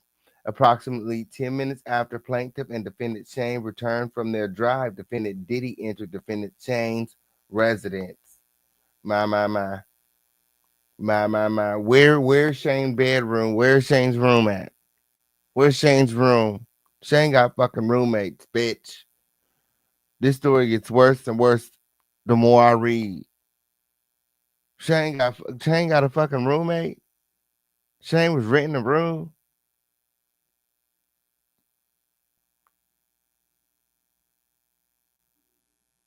Defendant Diddy entered the home in a grand, ready to party manner. His grandiose entrance was so loud that the dogs upstairs began barking. Defendant Diddy did not enter the home through the backyard entrance, but instead through the main entrance, along with defendant Diddy, where his bodyguard, defendant Big Homie CC, defendant KK, defendant Brandy, defendant Doe 2, upon information and belief, is a friend of defendant Shane and Diddy and defendant Diddy's driver, Doe 3, who remained outside and in his vehicle during the duration of plaintiff's assault. My. Well, clearly, Shane isn't really your friend if he didn't even tell you that Diddy was coming after Diddy told you that he was going to, make you pay.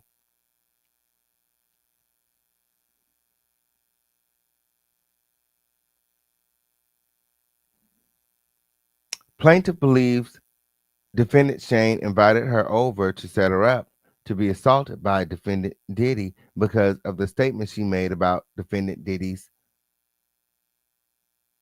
a month prior. Upon defendant Diddy's arrival, he immediately began to antagonize the plaintiff, stating that she thought she would never see him in person, pay for statements about Tupac during the video call, and that defendant Diddy caught the platement. So pretty much he's saying that she never thought that she would pay for the things that she said about Tupac or that Diddy would catch her. But she's been caught. Plaintiff was in shock as she never believed that she would ever see or meet defendant Diddy in real life, let alone in a small apartment rented by defendant Shane. I thought it was upstairs, downstairs. Now it's a small apartment. Thought it was upstairs, down. How I go from upstairs, downstairs? Now it's a small apartment. Hey, Dr. G. Hey, friend. I'm so glad that you can make it. Did you like this video? Like this video, and remember to support the show. The number of the day is 10. Y'all gathering closest up and it's stuck. Weird. There's been a new lawsuit filed against Jaguar Wright and the diddler. Apparently, she helped Diddy sex traffic girls. But we knew that. We know that already. We know that already.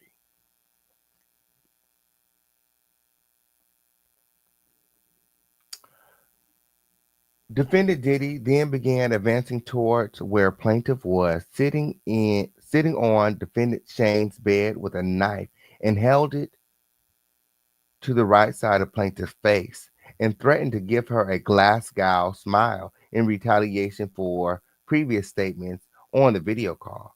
Defendant KK told defendant Diddy that she did not think giving plaintiff a Glasgow smile would be advantageous to their potential clients who they could sell plaintiff for sex to.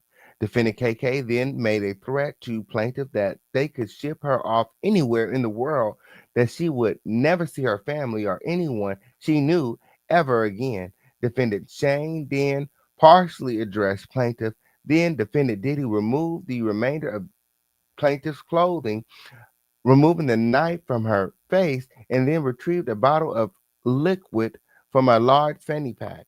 Defendant Diddy then squirted a bottle of liquid on the plaintiff, which placed her in fear that she was being squirted with a chemical substance like acid. Plaintiff soon realized the substance was an oil lubricant. Plaintiff was squirted with the liquid substance over the entirety of her naked body. My, my, my. Like, how did they come up with this shit? Like, how did they come up with this shit?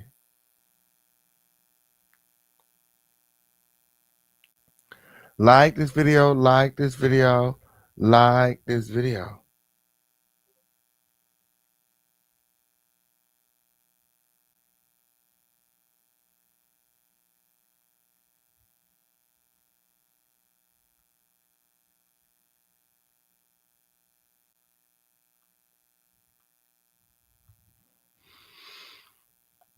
My. Defendant KK was then told by Defendant Diddy to insert what looked like a syringe from sterile packaging into plaintiff's vagina. Defendant KK did as told while assisted by Defendant Brandy, and then told Defendant Diddy that they were unable to use the IUD because it had permanently been released from its packaging. Where's all these hoes coming from? Who knew that these people were even in the room? They just don't stand by or something. Defendant Diddy, upset by this, took the syringe from Defendant KK and tried inserting it in the plaintiff's vagina instead. You just letting them stick shit in your vajayjay, huh? Defendant KK and Diddy began to argue as Defendant KK continued to advise Defendant Diddy that since the IUD had been prematurely, not permanently, prematurely released from its packaging, it was no way they could insert it into plaintiff's vagina effectively. After some time, Defendant Diddy heeded the advice of Defendant KK and removed the syringe from plaintiff's vagina, handed it to Defendant KK. Defendant KK and Defendant Brandy then exited Defendant Shane's residence, leaving plaintiff along with Defendant Diddy, Shane, and John Doe's, who have been named herein. Now, this don't make any motherfucking sense, bitch. So, back up. So, from what I'm understanding, okay, Shane invites you over. When you get to Shane's house, ain't nobody there but Shane, who is downstairs in this tiny apartment. This tiny apartment has an upstairs, downstairs, but it's tiny. Upstairs lives the woman he's renting from and the two dogs. Then Diddy shows up with his entourage. I'm assuming that these people that you're naming off are Diddy's entourage. Gotta be. KK and Brandy, they came with Diddy. Okay. They came when Diddy came through the door, they came with him. Okay. Diddy was not alone. Okay. Diddy was not alone. Just making sure that we all on the same page. Like this video, like this video, like this video, and remember to support the show. The number of the day is 11. When we've been live 3.5 hours, when we're going on 4 hours. When if you guys are enjoying the show, you guys enjoying the content, make sure that you guys are supporting the show. She admitted to scouting for a secure and scouting for and securing girls. Absolutely.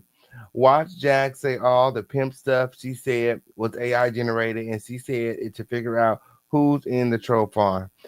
She's gonna have some sort of excuse when. Make sure that you guys come on over to the receipt book after the show. where we break down Jaguar Wright's response. She's already responded. She was literally just manic this morning, and she was spiraling out because of these accusations. She's been sued. She likes to go from platform to platform, alleging that, if she's lying, then sue me. And now she's really being sued, and she can't take. She can't take. She was scrambling for that lithium today. When I ain't.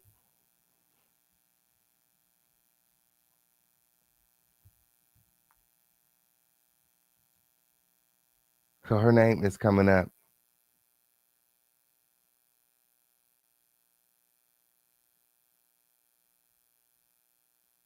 So she said defendant Diddy then picked up a television remote that was near plaintiff and violently inserted it into the plaintiff's vagina. Defendant Diddy, while violently raping plaintiff with a television remote. Well, that's like sodomy. Um, but that's neither here or there. Told plaintiff that her life was in his hands and that if he wanted, he could take her and she would never be seen again.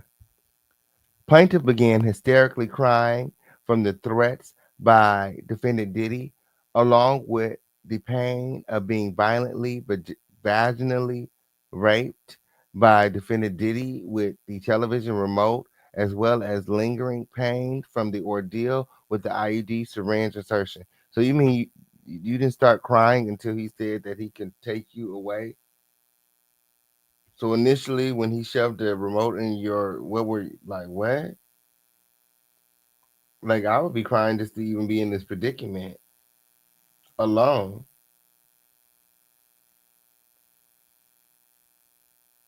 I'd be crying to even be in this predicament. You didn't start crying until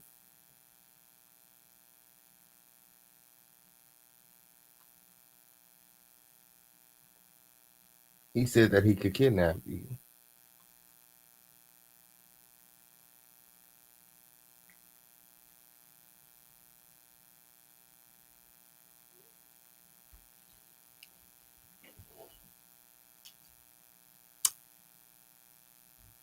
Defendant Diddy then instructed defendant Shane to turn plaintiff on her stomach, seemingly tired of hearing the plaintiff's blood-curdling cries. My. Defendant Shane then grabbed plaintiff by her abdomen and hips and turned plaintiff on her stomach. Defendant Diddy then instructed defendant Shane to put a pillow over her head because he didn't want to see her face or hear her cries, and instructed defendant Shane to anally rape plaintiff. My. So Diddy is sodomizing her with the remote, and then he tells Shane to go ahead and stick your dick in her booty hole. Okay.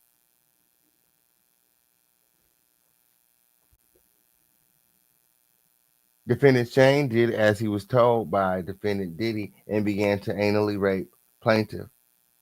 Defendant Diddy then violently raped plaintiff anally after defendant Shane.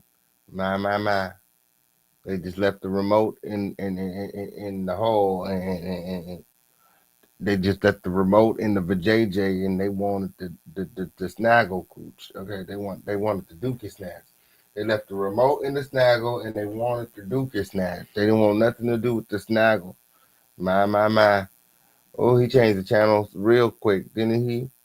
He switched lanes real quick, didn't he? Win. My. This shit is crazy. So was the woman upstairs not home? She was home. She heard the screaming. The dogs heard the screaming. Or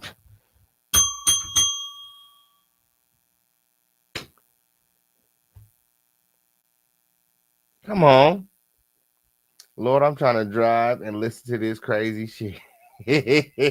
Okay, that part. Gather in close, friend. Gather in close. So again, she said defendant Diddy then violently raped plaintiff anally after defendant Shane. Defendant Doe 2 then joined defendant Diddy and Shane taking a turn anally raping plaintiff. Immediately after defendant Doe 2 raped plaintiff, he exited defendant Shane's residence. Defendant Diddy then instructed another defendant Doe to also rape plaintiff. Defendant Doe has been determined to be defendant Druski. My. Instead of immediately raping plaintiff, defendant Druski doused plaintiff with more oil lubricant and then jumped on top of plaintiff, naked and oil body, treating it like a slip and slide, knocking the wind out of plaintiff due to his enormous size.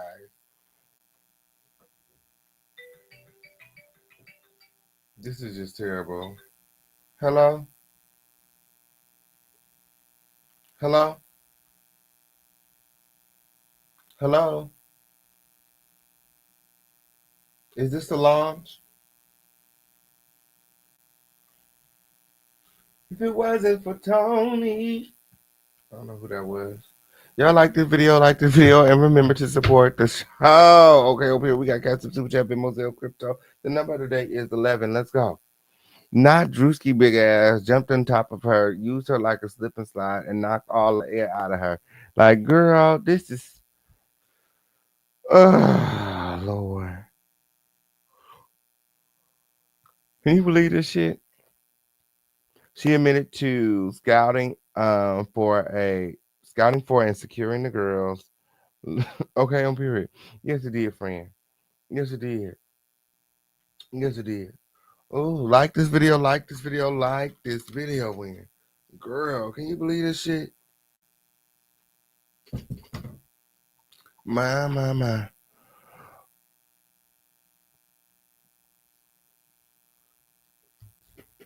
My. Okay.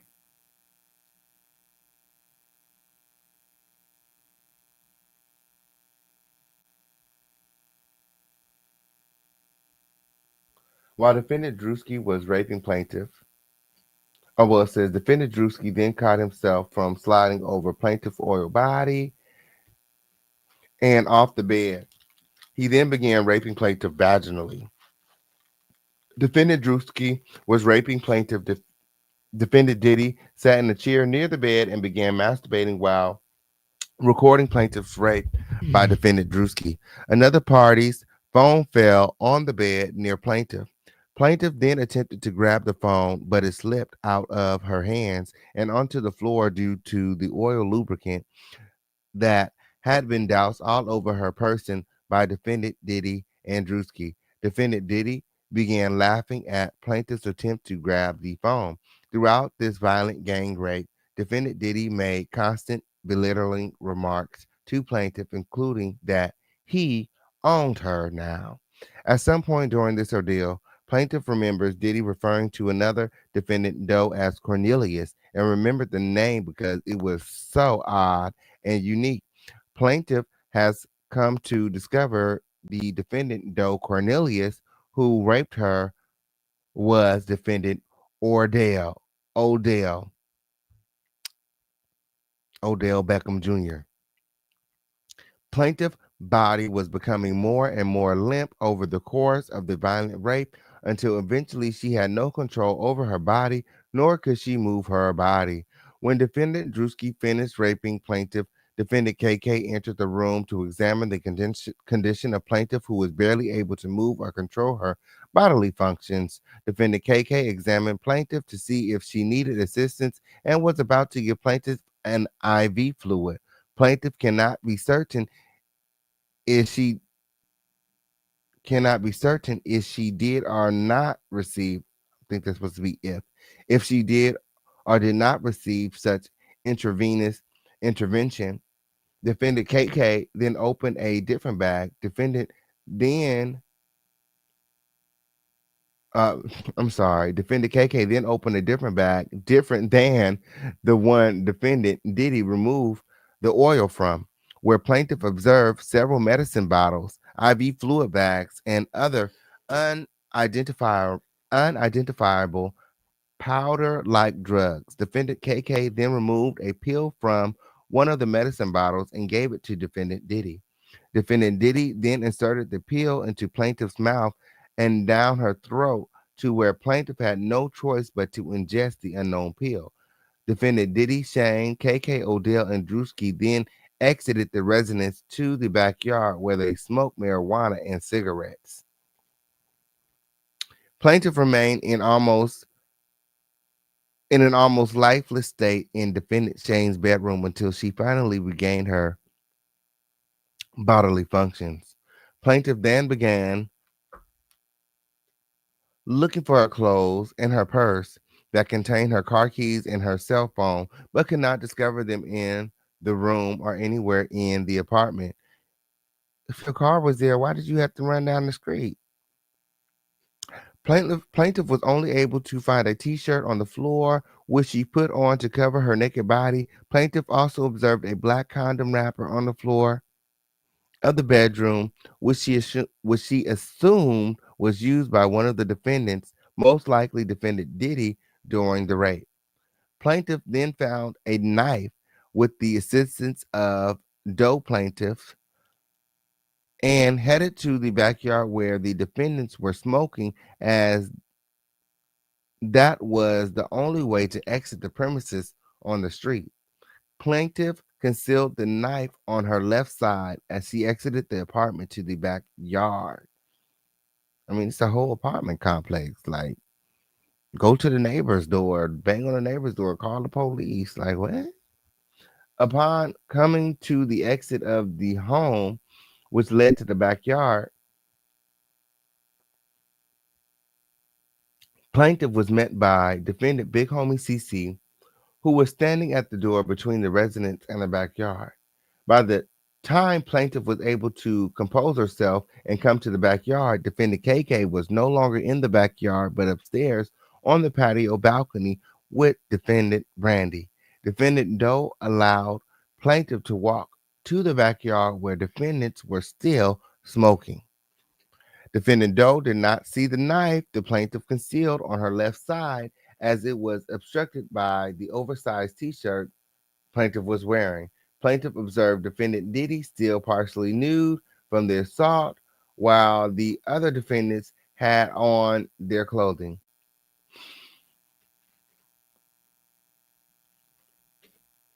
Defendant Shane then left to the upstairs portion of the patio balcony where defendant KK and Brandy were already situated. Plaintiff then sat down on a makeshift seat in the backyard when defendant Diddy noticed a presence and remarked that he was surprised she was able to walk because he had given her enough drugs to take out a horse.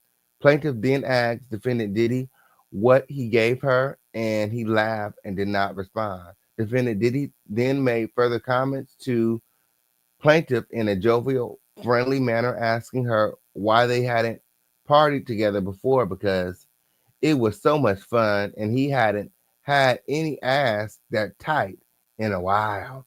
Defendant Big Homie CC then quite at defendant Diddy that he probably hadn't had any ass that tight because he's not used to having anal sex with women, which defendants Diddy and Doe laughed at.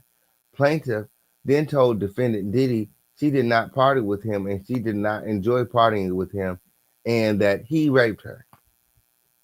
So according to her, Big Homie CC know that Diddy did this. Is that what that were?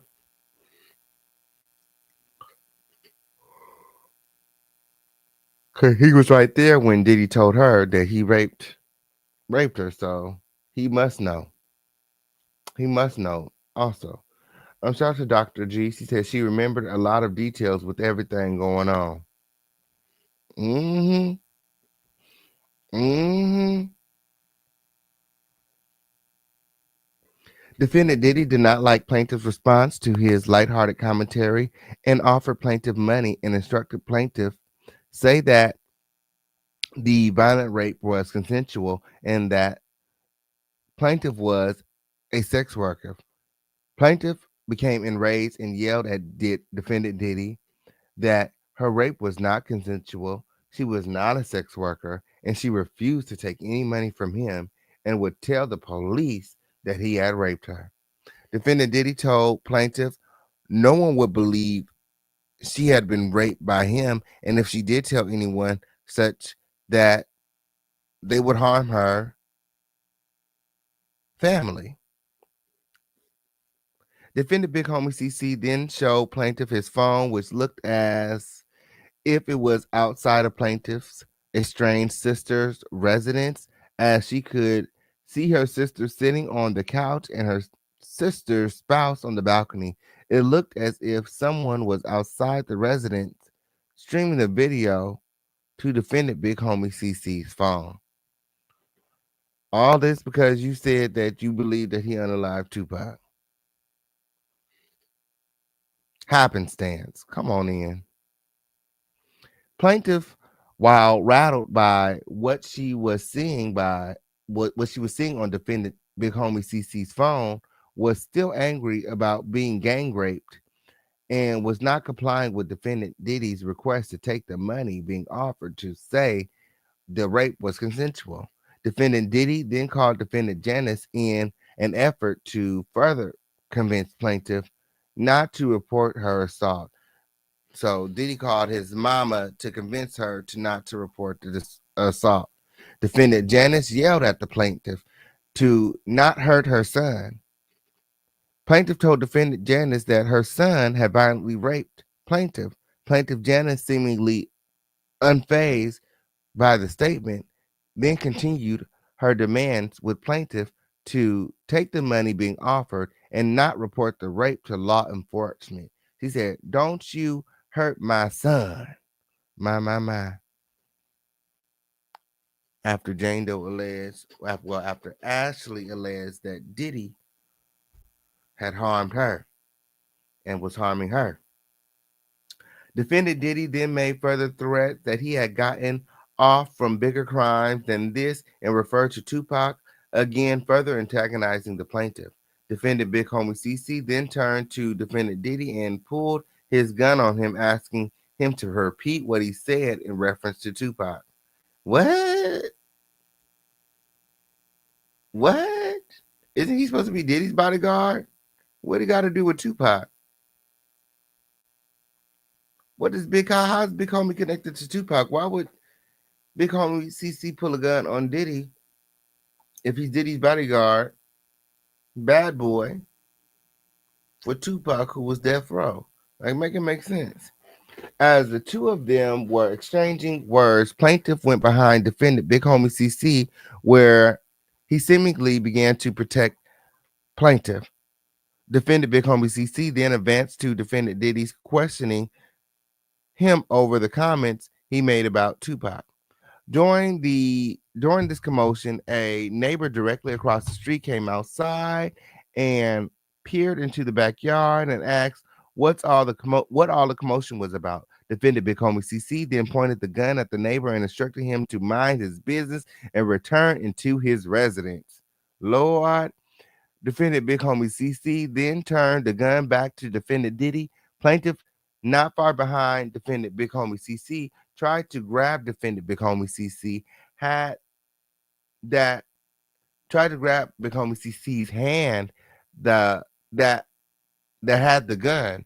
The gun then went off and hit a hill behind defendant Shine residence. He's in an apartment, friend. My.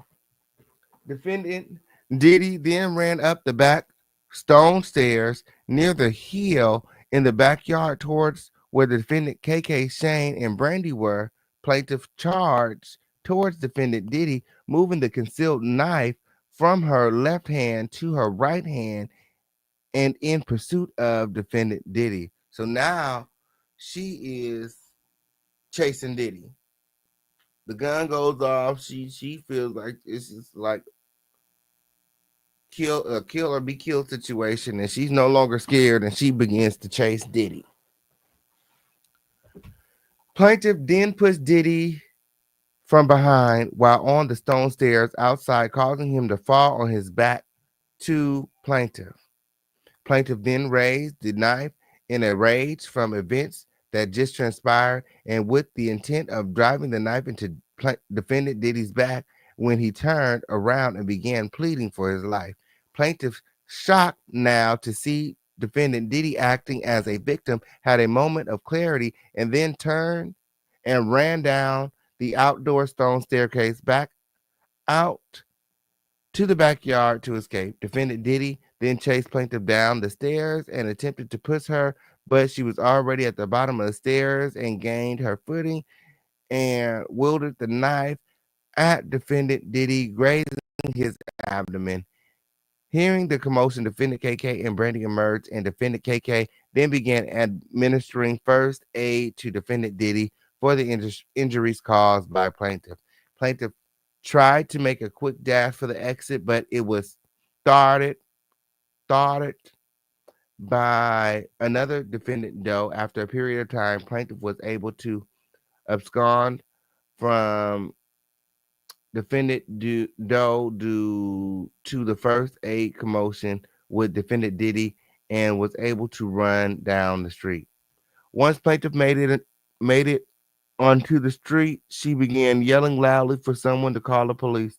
Defendant Doe, who had now caught up with plaintiff, advised plaintiff that he was an undercover cop.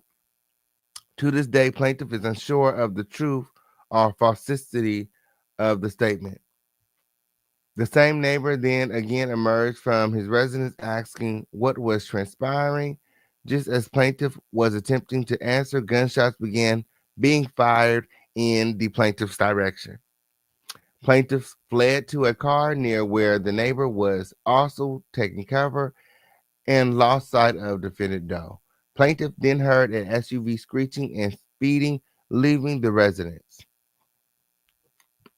Plaintiff then entered the home of the neighbor, who informed her that he had already called the police. Plaintiff informed the neighbor that it was Sean Combs who had raped her and shot at them, but the neighbor was unaware who defendant Diddy was. Shortly thereafter, a sheriff from the Contra County Sheriff's Department arrived at the neighbor's home. Plaintiff identified the person who arrived at the neighbor's home, posing as a Contra Costa sheriff, was defendant Pelletier. My. I wish y'all could see my face right now. So the police never showed up. It was defendant Pelletier. Lord, because she never called the police herself. So now she's saying that everybody was in on it pretty much. He had fake police on standby. Plaintiff told defendant Pelletier, believing he was a sheriff from local police, she had been violently gang raped by defendant Diddy and others, and that she did not have a clothes, phone, purse, or keys, or cell phone. Defendant Pelletier, falsely posing as a Contra Costa sheriff, told plaintiff and the neighbor that they had received several noise complaints prior to the neighbor's call and instructed plaintiff to find a way to get home. The sheriff, defendant Pelletier, did not offer to take the plaintiff home, nor did he call for emergency services, including an ambulance, nor any offer to take plaintiff to the hospital, nor any offer to help plaintiff recover her clothes or effects from defendant Shane's residence. The Contra Costa sheriff have confirmed that a police report was made that night by plaintiff Parham. The Contra Costa sheriffs have refused to release any information related to the complaint on the night in question to any source, despite numerous attempts made via Freedom of Information Act. Plaintiffs observed defendant Pelletier hand something to the neighbor, what looked like an envelope, at the door as defendant Pelletier exited. The neighbor went to a nearby room and quickly returned empty-handed. Plaintiff believes the envelope contained cash. The neighbor offered to let plaintiff sleep on his couch until she could figure out a way to get her possessions and get home, but plaintiff declined, uneasy and unsure about the exchange with police and the neighbor and police, and only remained at the neighbor's residence for a short period of time. Once defendant Pelletier, posing as Contra Costa law enforcement, left, plaintiff went back to the defendant Shane's residence, where she found the door open and her clothes were readily accessible in his residence. What?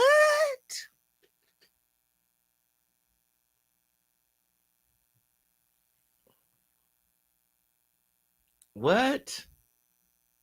That don't make any sense. The neighbor offered to let her stay. She didn't want to. She felt uneasy. So she goes back to where she was assaulted at once the police left. Okay. Plaintiff then went back to the defendant Shane's residence where she found the door open and all her clothes were readily accessible in the residence. Defendant Shane then emerged as if nothing had transpired and offered for plaintiff to stay at his residence while she slept it off. Plaintiff asked for her purse and her keys, but defendant Shane told her she shouldn't leave in her condition, and plaintiff catatonic and in the state of shock and plaintiff catatonic in a state of shock and disbelief of the events that transpired, stayed at the defendant Shane's home while defendant Shane left the home. Later that morning, defendant Shane returned to the residence and woke plaintiff up and finally gave her back her purse, cell phone, and keys. And plaintiff left defendant's residence. In a daze, plaintiff returned home and tried to make sense of what had happened to her.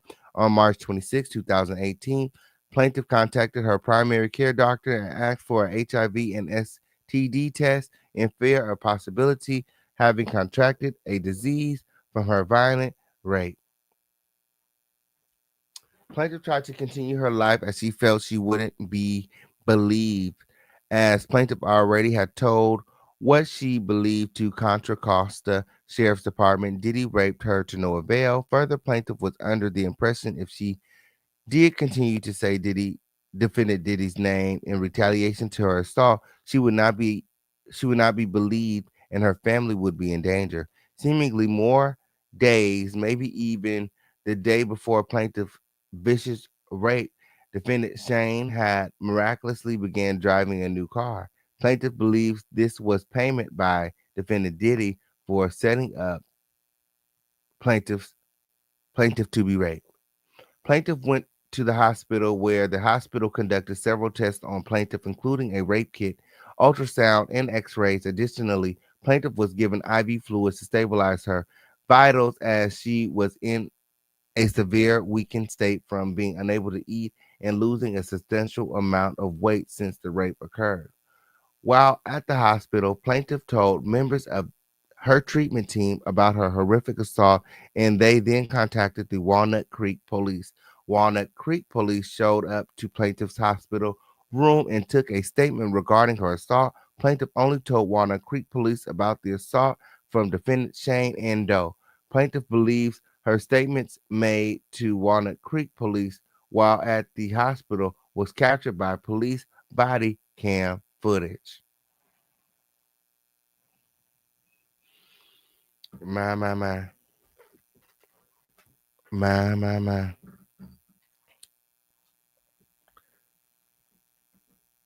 Plaintiff further believes her statements made on March 23rd, immediately after the vicious assault, where plaintiff named defendant Diddy directly and by name, may be captured by body camera footage, but upon determining the sheriff was defendant Pelletier, does not believe it was captured, and he was a co-conspirator.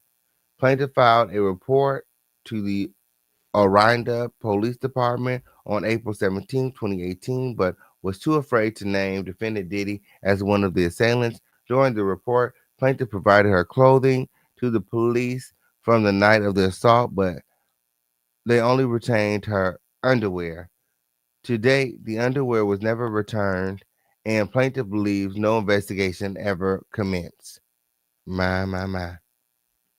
Plaintiff sought assistance from therapists in May 2018, one of which tried to have her therapy appointments covered by a victim compensation fund, which was rejected because plaintiff was told no law enforcement agency had opened an active investigation into any of her many reports of her violent gang rape.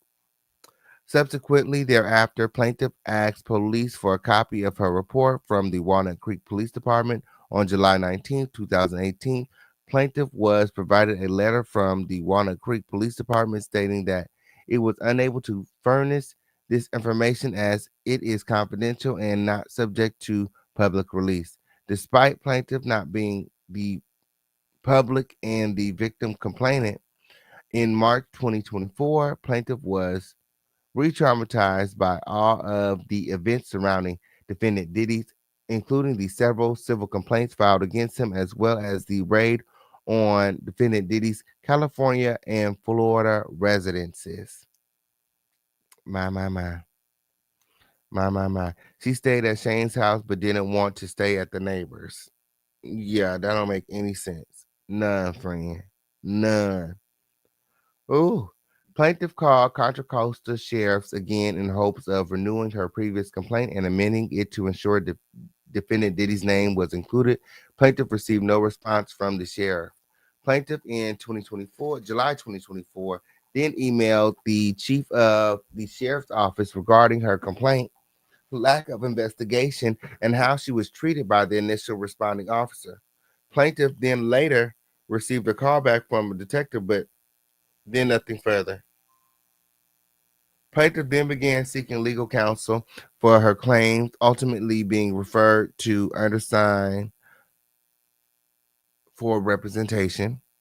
Undersigned counsel also attempted to get a copy of the 2018 police report from Contra Costa Sheriff, but she was told they would not provide the report or any other information without a subpoena. My. Plaintiff John and Jane Doe. Plaintiff John and Jane Doe are mother and son. Plaintiffs were taken from Las Vegas resident by defendant Pelletier as they walked to their vehicle. Defendant Pelletier put a gun to plaintiff John Doe's back and instructed him to get in the black SUV regarding extraditing plaintiff for warrants to California. Plaintiff did not have any warrants, no conviction. Plaintiff demanded to be shown the warrants, and defendant Pelletier refused and threatened to shoot plaintiff if they protested further. My.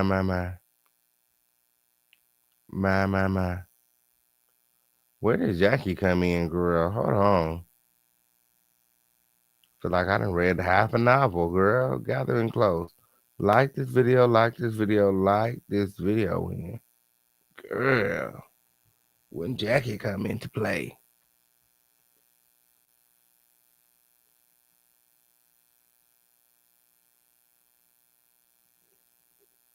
Cause how much time we got left, Win? Cause girl, we done already crossed the 4-hour mark, Win. Like this video, like this video. Remember to support the show. We got Cash App, Super Chat, Venmo, Zelle, Crypto, however you want to done it. My. Ooh, girl, I would have just been reading. Okay, here she go.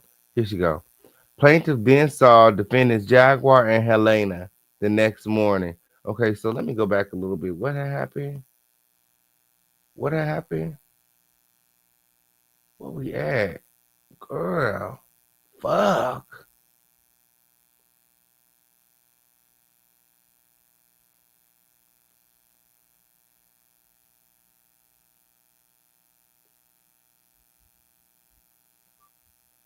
Okay. Let's just start from here. Upon information and belief, this location was approximately 20 miles from the home in Orinda where plaintiff Parham was assaulted. During the transportation of plaintiff across state lines, they were given water to drink, which plaintiff believed was drugged.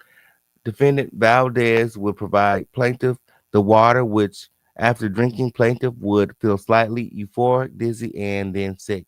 Defendant Valdez would demand plaintiff drink the water, but they refused and are fake consumption.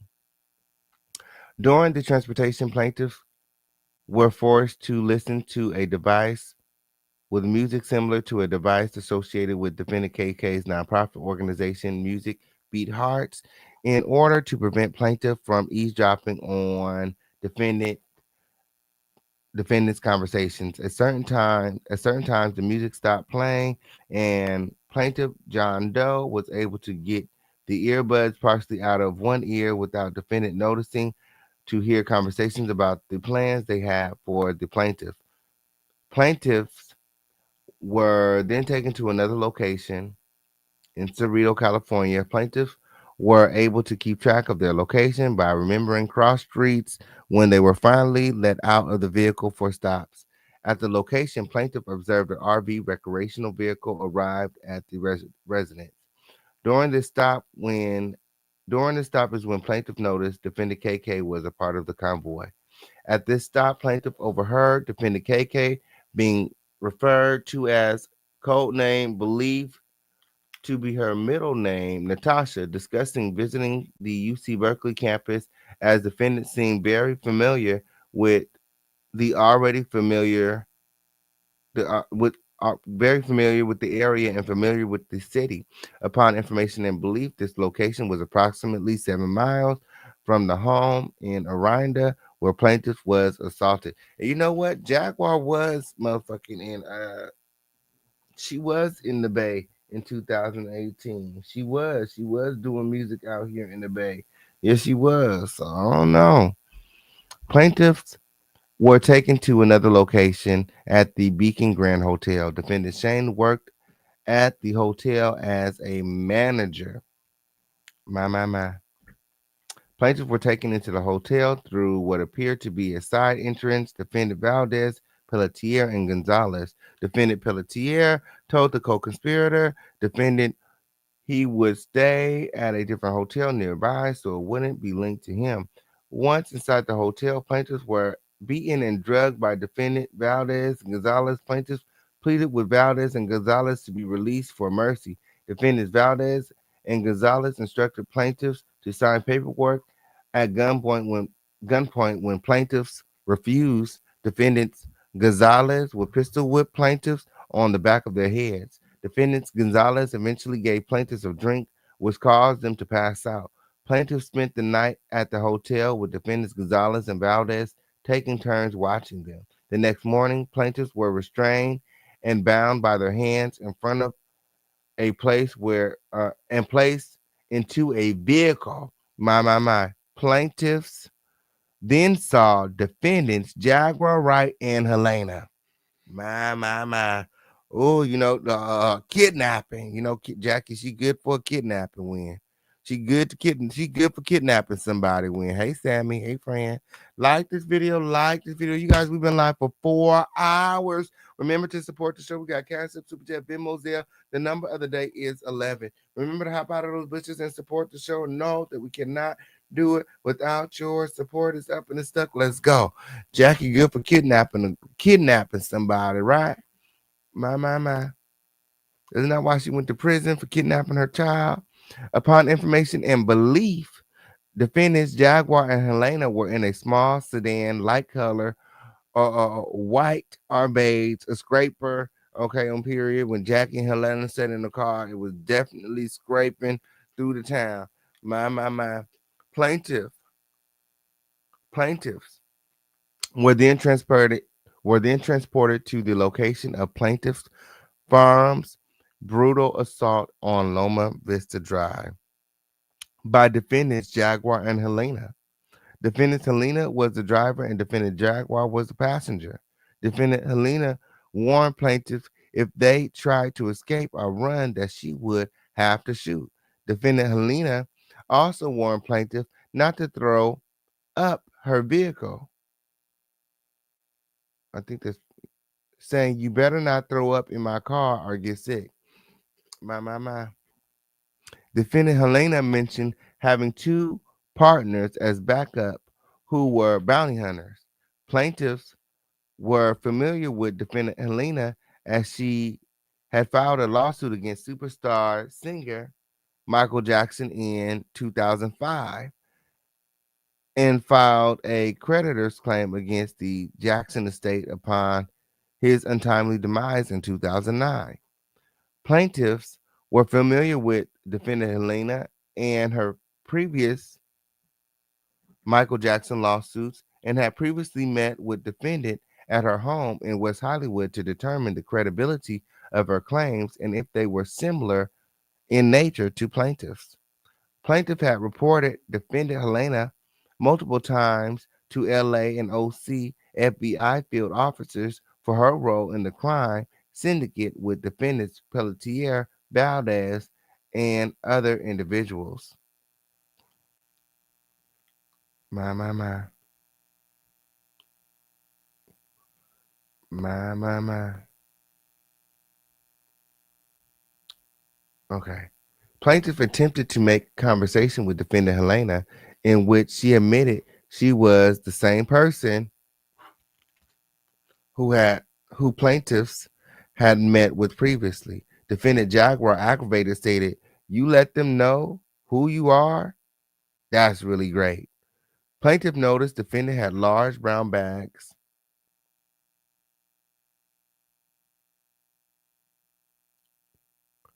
and manila envelopes full of cash that was banded.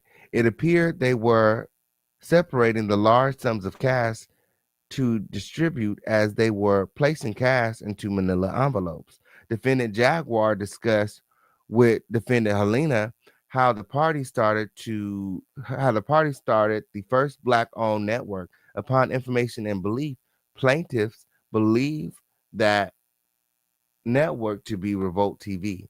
Defendant Jaguar and defendant Helena discussed the other co-conspirators, but referred to them by their middle names: Natasha, Pedro, Lyra, Cornelius, and Larry shortened for Lawrence. When defendant Jaguar said Cornelius, it upset defendant Helena, who said the defendant Odell and Druski were her clients and nothing better happened to them. And plaintiffs better not say anything about them or she would have plaintiffs killed. My, my, my. My, my, my. Defendant Jaguar then told plaintiffs they were being taken to meet John. Plaintiffs now know that that was referring to Diddy. So she's telling us how Jaguar recruited her to be sexually assaulted by Diddy. My, my, my. My, my, my. Oh, hey, Tam. Hey, friend. Shout out to you. I'm so glad that you can make it. Like this video. Like this video. Remember to support the show. It's up and it's stuck here in the home of the situation. Let's go. My, my, my. When defendants arrived with plaintiffs at the Loma Vista location, it appeared as they were waiting and coordinating for others to arrive. A large sedan arrived and plaintiffs were placed in the back with defendants. Valdez, defendant Peltier, was driving. Plaintiffs then arrived at a short driveway curve. Plaintiff remembers looking for intersecting street sign at this location and found blank dead end street of Loma Vista Drive. Plaintiff John Doe repeated the name of the street to himself so he remembered and was able to whisper into Jane Doe's ear to remember the interesting street name as well. Plaintiffs believe this was the home that would be that they would be murdered in and tried to devise a plan for escape. Plaintiffs were brought into the house and into the kitchen where they were watched by defendant Gonzalez. Plaintiffs repeated their pleas to defendant Gonzalez to be released and for mercy, which he replied, "There's nothing he can do." Plaintiff could hear other people inside the home and tried to listen to understand what was happening, which included a woman's scream. Eventually, plaintiffs were led deeper into the home where they encountered more individuals, including defendant Diddy. Plaintiff observed several individuals gathered around a bed while defendant Gonzalez and Valdez stood outer guard. Plaintiffs observed defendants Jaguar and Helena enter the residence. Defendant Jaguar told plaintiff he wants something you have. If I were you, I'd figure out what it is really fast. The he defendant was referring to is believed to be defendant Diddy. alleging that Jaguar was telling her that she has something that Diddy want, and she better figure out what it is fast. Okay, after recruiting Ashley and bringing her to Diddy, they realize that she has something Diddy likes, and they're telling her she needs to figure it out fast. Shortly after, defendant Druski appeared wearing a vest and shorts, and he engaged in conversation with plaintiff. Plaintiff tried to appeal to defendant by talking about the music industry, and defendant instructed plaintiff that they should cooperate. Plaintiff described what they observed during the assault of plaintiff Parham after the interaction with defendant Druski. Plaintiff observed plaintiff Parham using an IUD forcibly placed in her vagina and placed in her vagina by defendant KK with the assistance of defendant Brandy. My. Plaintiff heard defendant KK make a remark about how plaintiff Jane Doe would not need an IUD because of her age, while hearing plaintiff Parham scream in agony during the fourth IUD insertion. Plaintiff Jane Doe yelled, "Stop hurting her." Plaintiff observed defendant Shane place a pillow over plaintiff Parham's face, suffocating her, and plaintiff Jane Doe yelled for them to stop or they would die. Plaintiff Jane Doe believed plaintiff Parham did lose consciousness because she became limp and unresponsive. My.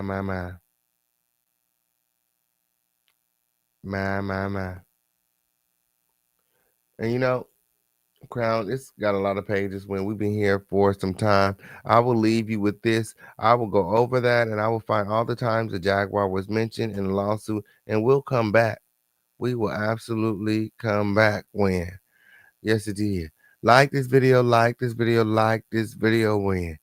Oh, she said all that to say this.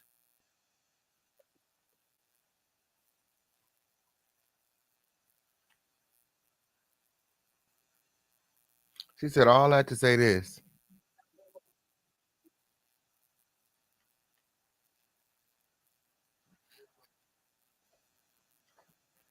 My. One more time for the girls in the back.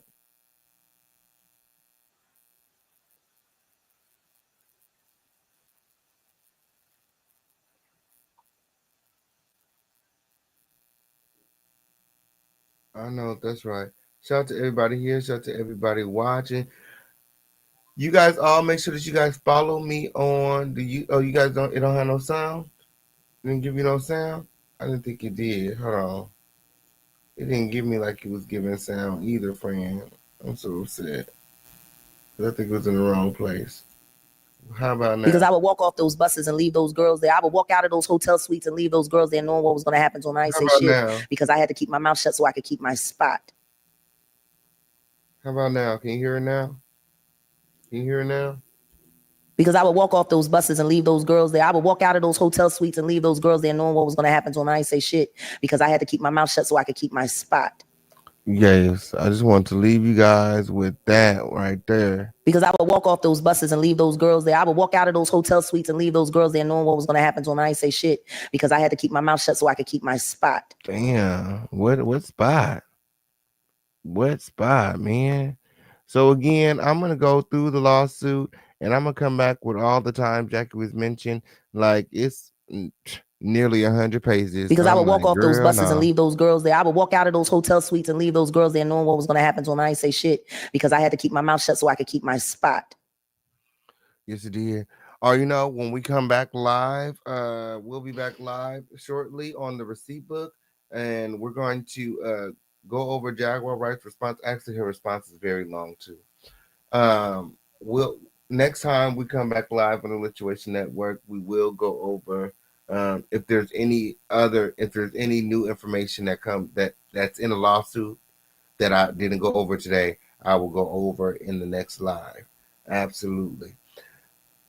After the show, we will be live on the receipt book when, okay, Jaguar Wright's official response to the lawsuit filed by Sheriff Parham. You guys come on over to the receipt book. If you guys don't have the link to the receipt book, here it is. Let me go ahead and give it to you now.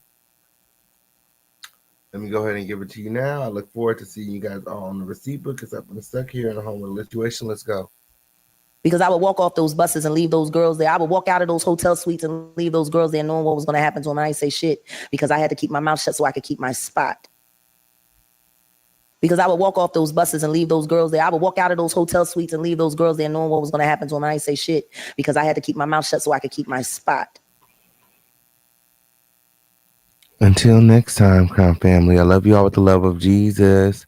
Thank you all, and I'll see you guys all next door on the receipt book. Adios. Thanks for watching.